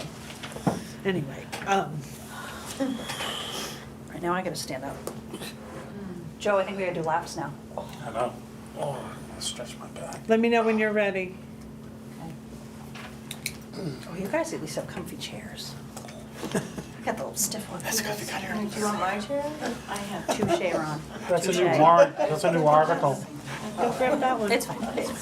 Purchase 10 comfy That one chairs. doesn't look for anymore. the- No, you don't want people too comfortable because then they'll stay, Chairs aren't bad. right? Let's not stay. Wait, so if I'm have to. uncomfortable, I can go? No, I'm Right? just saying, Linda's in the same chair. I think we gotta go. That's why we're keeping it cold in here, so nobody wants to stay. Right? It is getting colder. you're ready? Okay, so anyway, back to Article 16. I don't know if Linda or Joy, whichever one of you, Linda, I think you We do do, this every year, whatever's Yep, left over right. from their budget. Their because budget. it came from franchise fees, not. goes from into that their operating expendable budget. trust fund. Yeah, and there's $65,000 currently in that. And then $997 could change by a little bit, but that's not where it's at right now. Okay, It'll go down. that's kind of a no-brainer, because it comes They from do the, it every year. yeah. 18, to see if the town will vote to raise and appropriate the sum of $10,000 for the purpose of forest maintenance. You missed Oh, 17. sorry, I missed 17. To see if the town will vote to establish a master plan expendable trust fund per RSA 3119A for the purpose of updating the town's master plan and to raise and appropriate the sum of $25,000 for this purpose. So originally it was a $100,000 request from the planning board. Yes. And then it was brought down to 25 because how urgent is it? It's been 20 years. And granted, we're required to have one, but it is what it is. And then I heard that a member of the community came forward, I think Nicole, you mentioned it a little earlier too, came forward and basically was already updating it, kind of on their own, so joined, became an alternate of the planning board and is now working on it, so. So do we need this warrant article at Not all sure. then? Not sure, we'll ask the planning board. Yeah, maybe. Well, I think part of what Mark Olson said too is that even if it came to this, just that $25,000 being used as a review by a planner to make sure that we meet the needs from what the planning board does together. So there would still be some expense to having it reviewed by someone who really knows. You think it's gonna cost $25,000 to No, I redo? don't know. know. Be up to them, I Maybe guess, to we get ask get us an Mark invoice. to get a Yep. new, yeah. Mark. Sharon, Yes, I have to leave. okay, Thank you. you're welcome. Thanks, Joe. Thank you. Rick, I call him Joe. I'll talk to you soon. Okay. Yeah. Bye. Well, at least we got all the votes out of the way I was before gonna say, you we're had to not leave. voting, so. Yeah, so, and he doesn't affect the quorum in the room, so. We can probably turn that off, I don't know. All right, 18, to see if the town will vote to raise and appropriate the sum of $10,000 for the purpose of forest maintenance. The entire amount to come from the previously established forest maintenance account and no amount to be raised by taxation. That's just the usual, they Yeah. borrow 10,000 every year to maintain. There is $64,000 in that account. And usually they request to add to it. They're not this year, knowing that the Right. budget is tight. Well, no, this one Oh. here, they don't, it would be the capital reserve fund that they'd add to. This one they get The- for money from logging and that kind of thing. They That's add right, to yep, this one. thank you. So the fact that there's no money being raised for taxation, from taxation, does the budget committee need to vote on this? It's still a money article. Still a money Yeah. article, yeah. Okay. 19, to see if the town will vote to raise and appropriate the sum of $5,000 for the purpose of land acquisition and conservation purposes, with said funds to come from the Capital Reserve Fund Special Revenue Fund for land acquisition and conservation purposes. It does sound redundant, but I was trying my best, but the DRA is still gonna review it, so. Yeah, there's currently $66,000 in that. In that fund. So these two are two where we're not adding to the fund, we're withdrawing from those funds. Correct.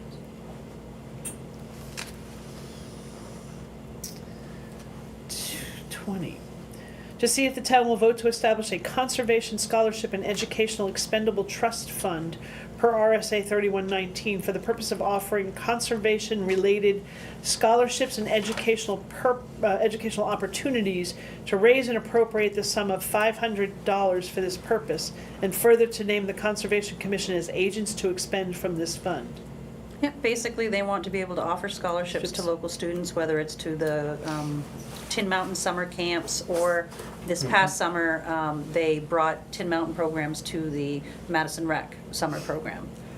So I think it has to be done this way because it's, I was gonna say, because the amount's not, I mean, it's under $1,000. right, but I think, if I understand, Linda, that it has to be an ETF because it is like, almost like a gift or a donation, and the town needs to approve Well, money typic- spent in that way. Typically, any donations or gifts are voted on, like in the petition warrant articles for charity. So Yeah. instead of putting it in the budget, it's more appropriate for the town to vote on it that way. And then the idea of putting it in the expendable trust fund was that if you didn't spend it, it didn't go away. You Yep. would just It's build it still up there, each they can build it up. And then if people want to make donations towards educational stuff and scholarships, would theoretically someone could make a donation to I that? don't know how that works, honestly. Because Because I would think they just have put it into the gift account that the Conservation Commission has. I was gonna say, I'm not sure you can commingle the funds, Yeah, I because don't these are know. town appropriations. I'm not sure how And that the works. other one is a- Nobody usually wants to give one. I was just kind of, in my mind, relating it to the rec revolving trust. Yeah, I But think not it's similar. different, Yeah, yeah, not okay. that, in terms of that, right, yeah. Okay. Article 21. This is to see if the town will vote to raise and appropriate the sum of $100,000 for the purpose of hiring a certified engineering firm to perform a watershed management study and provide recommendations to protect the Silver Lake watershed. So this is a complicated one where it's not actually going to cost the town any money. This is a group of individuals who are pursuing watershed management strategies. This vote would authorize them to hire a certified engineering firm, but that money would come from a 1% loan from was it from the state? DES. From DES. Yes, or something, yeah. And while there's a 1% interest rate on that loan, the SLAM folks would be paying that 1% interest. The town would not pay it. And I think technically this doesn't even authorize them to hire someone. I think this just authorizes authorizes them to to- accept the The loan. loan, Is that- yes. No? She's like, I don't know. Something like that. So, and they came before the Board of Selectmen, they came before the Advisory Budget Committee seeking support and assistance. They're actually putting together, this is the Dave Scarborough thing. Yeah. They're actually putting together a working group to help figure this all out and do what has to be done to sort it out. They had asked for a member of the ABC to be on that working group. They approached Joe and asked Joe if he'd like to be on that group. And I'm sure, I'm not gonna say whether or not Joe has said yes, but I said that I would bring it before the board, because I wasn't sure, A, if anybody else from the Advisory Budget Committee wanted to take on this work, or B, whether we had any concerns or issues. So two things. One is, this is the $100,000.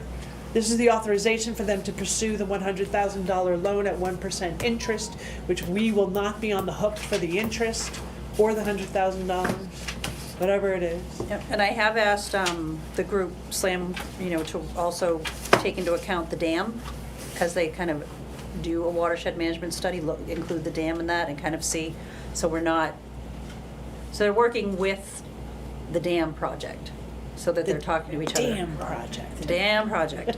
And then also, they're gonna be looking at the PFAS data that's already been gathered and kind of just, it's all related, so everybody's in communication. Okay, any questions on that one? No? Joe, yes, you wanna do that? The other members, Dave Scarborough called me this afternoon and I said I'd speak with Sharon about it, that type of thing. I think it's important that we do this watershed study, and it directly impacts the quality of Silver Lake. I didn't realize what the watershed was until they explained it. It's basically all the tops of the mountains surrounding Silver Lake and what All flows the down into it. runoff that comes down into all the water that feeds into Silver Lake. Behind the historical building, we have the cascade and that kind of thing that comes down. Forest Brook, a bunch of Forest Brook. Other members that I was told, Bill Lord is gonna participate. Everybody knows Bill Lord. And Dave Scarborough, I'm not sure who else from SLAM is gonna participate. Ted Kramer. Ted Kramer's gonna be on this. So, I don't know, I told And they Dave I was interested. Yeah, and they were asking for participants, a selectman's representative and I think a planning board representative as well. Mhm. So, I don't think the select board has talked about it. Who wins? I think they're just kind of in the Yeah. formation stage right now. Yeah. They're just trying to get a group of people together that are willing to, I think they're almost looking at writing like a statement of work, requirements documents Yep. to hire this engineering company to, do the water studies and that type of thing.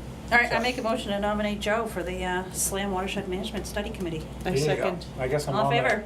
say aye. Aye. I guess I'm Yeah, on since we that don't have to do committee. the thing. All right, moving on. Is that serious? All right. What? Yeah. That was serious. That was serious, yeah. It sounded fairly nonchalant, but Joy There is a- nominated, Sharon seconded. There's a SLAM All in favor. advisory committee or something, I guess. Yeah. I don't know, A I'll let you working know group, how it goes. advisory working group. Yeah. So as the rep from as the the, ABC rep. Yeah, they were looking for somebody from ABC. I don't know what I'll I thought she was just being contribute. funny, like railroading the poor guy into it. Might have been a little of that too, but He was like, you were No, serious about I that? know both Bill and Dave, so, Okay. yeah, I mean, Moving on. we get along, we'll move on. Article 22. It's a non-budget. Right. Oh, it's Non-budget, yeah, but I yeah. think we should at least discuss it. Well, it's to create a capital improvement committee. Right. We don't have to vote on it. but- Right. It's just the history of the capital improvement plan. It belongs statutorily under the planning board. The planning board passed it over to the select board. The select board has not had time to maintain it, so ABC took it on, but there It's was not our discussion. plan. There was discussion. Yep, there's discussion over who wants to own it. In the past, there was a capital improvement committee that would produce an 8-page report in the annual report. A select board was in charge of that. Was led up that committee, alternating years, and budget committee was a member, and so they're just doing an official RSA capital improvement committee again. And they This would- releases the planning board from their statutory obligation. Well, Don't know. it's the planning board or this. The committee. That's the way the RSA is written. So if this is voted down, it It's goes back back on the to planning the board. planning board. With Yeah, good luck strong with that. support by the budget committee and select board. All right. All right. That's it. Article 23, shall the town adopt the all veterans tax credit in accordance with RSA 7228B for an annual tax credit on residential property which shall be equal to the same amount as the standard or optional veterans tax credit voted by the town under RSA 7228. Let me explain this. There were two RSAs. The original RSA, that 7228, grants authority to the towns to allow for a veteran's tax credit. This town allows for up to 500, or allows a 500. The problem with 7228 is it had caveats for wartime service. And so there are veterans currently in town who served post-Korea or post-Vietnam or a little pre-Vietnam. There were gaps in when the person could serve and get the tax credit. The state of New Hampshire recognized that issue and said, well, wait a minute, no, that's not really right. So they passed 7228B, which says if you are a veteran in good standing and honorably discharged, you are eligible for the tax credit. The town had to vote on whether or not to use that new-ish RSA or stick with the old one. No, actually, we'd end up with both. We'd end up with, Correct.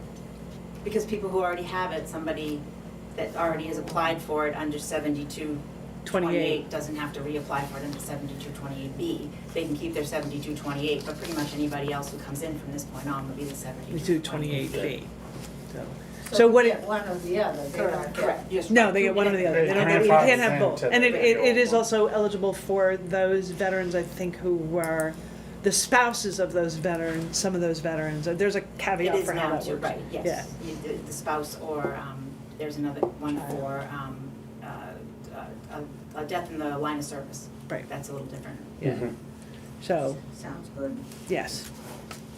I think it closes a gap that existed. Article 24 is by petition to see if the town will vote to raise and appropriate the sum of $5,771 for the operation of Tri-County Community Action Program, service programs in Madison for transportation, energy assistance, weatherization, guardianship, Head Start, homeless intervention and prevention, disaster relief, Tamworth Dental Center. This is one that we will have to vote on. This is, I mean, we do this every year with those, with the Clump them all Tri-County. together, and right now you're at 34,149. I'm Put sorry, them in the what was that? CIP, like. 34,100, it's right, yeah, it's right there, 34,149. Linda, is there any documentation on where the funding amount comes from? I'm familiar with most of these organizations. I mean, who reaches out to them? It's by petition.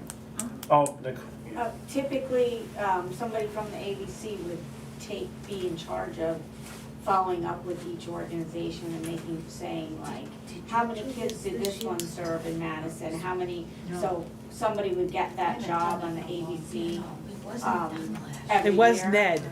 Yeah, And so that's then right. you would, yeah, That's you the find first number out, 10 on the but, list. but there's usually a townsperson that files by petition on behalf of them as a taxpayer. yeah, I'm just curious where they 25 signatures. came up with the amount. And then. Again, you know, are they submitting a request letter? Is Tri-County? Yes. Yeah, they have Coming an in saying- Usually have intention letter. Like an intention, we've served so many people in Madison, We kind ask of here's what it letters, costs. It's supposed to go to you, to the ABC. Guys, let Linda answer. For review. Right. Yeah, They have to submit their audited financials too, along with that is what they're required to do, so. They submit all that stuff and then usually someone from the ABC compiles it and puts it all together for an easy to read kind of idea. yeah, that's why I saw the review of charity warrant articles, that's why. Right. Okay, so these next 7 articles, 1, 2, 3, 4, 5, 6, 7, 8. 8 articles are all these charitable petitions. The total of them comes to 34,149.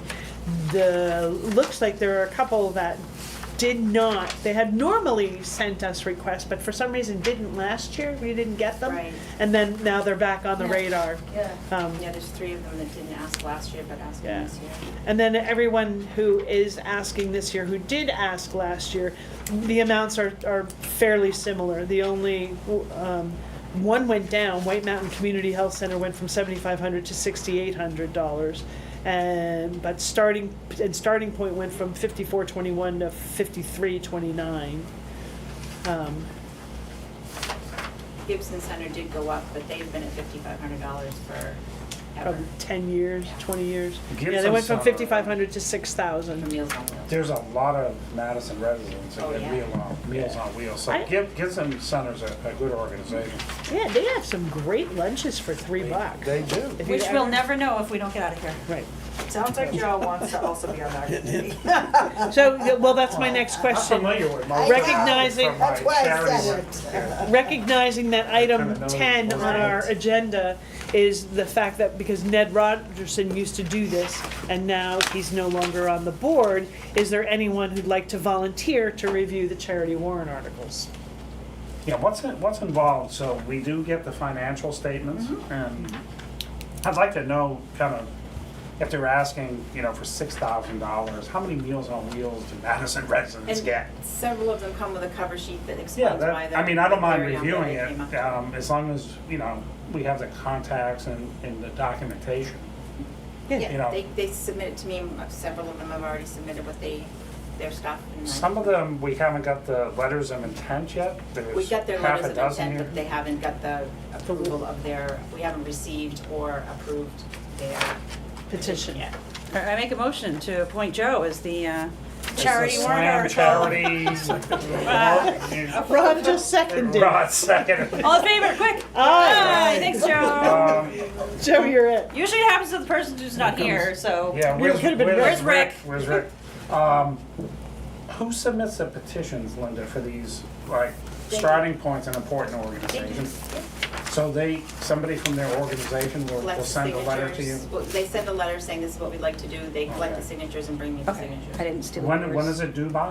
I didn't steal yours, this is just an extra set. No, So in that's a fine. couple Okay. weeks, within the Yeah, next mine's couple in weeks. here. Should we reach out to some of these organizations if we don't hear from them? We don't, can if they you don't want get it. No, I don't know what the process is, No. Nicole's like that.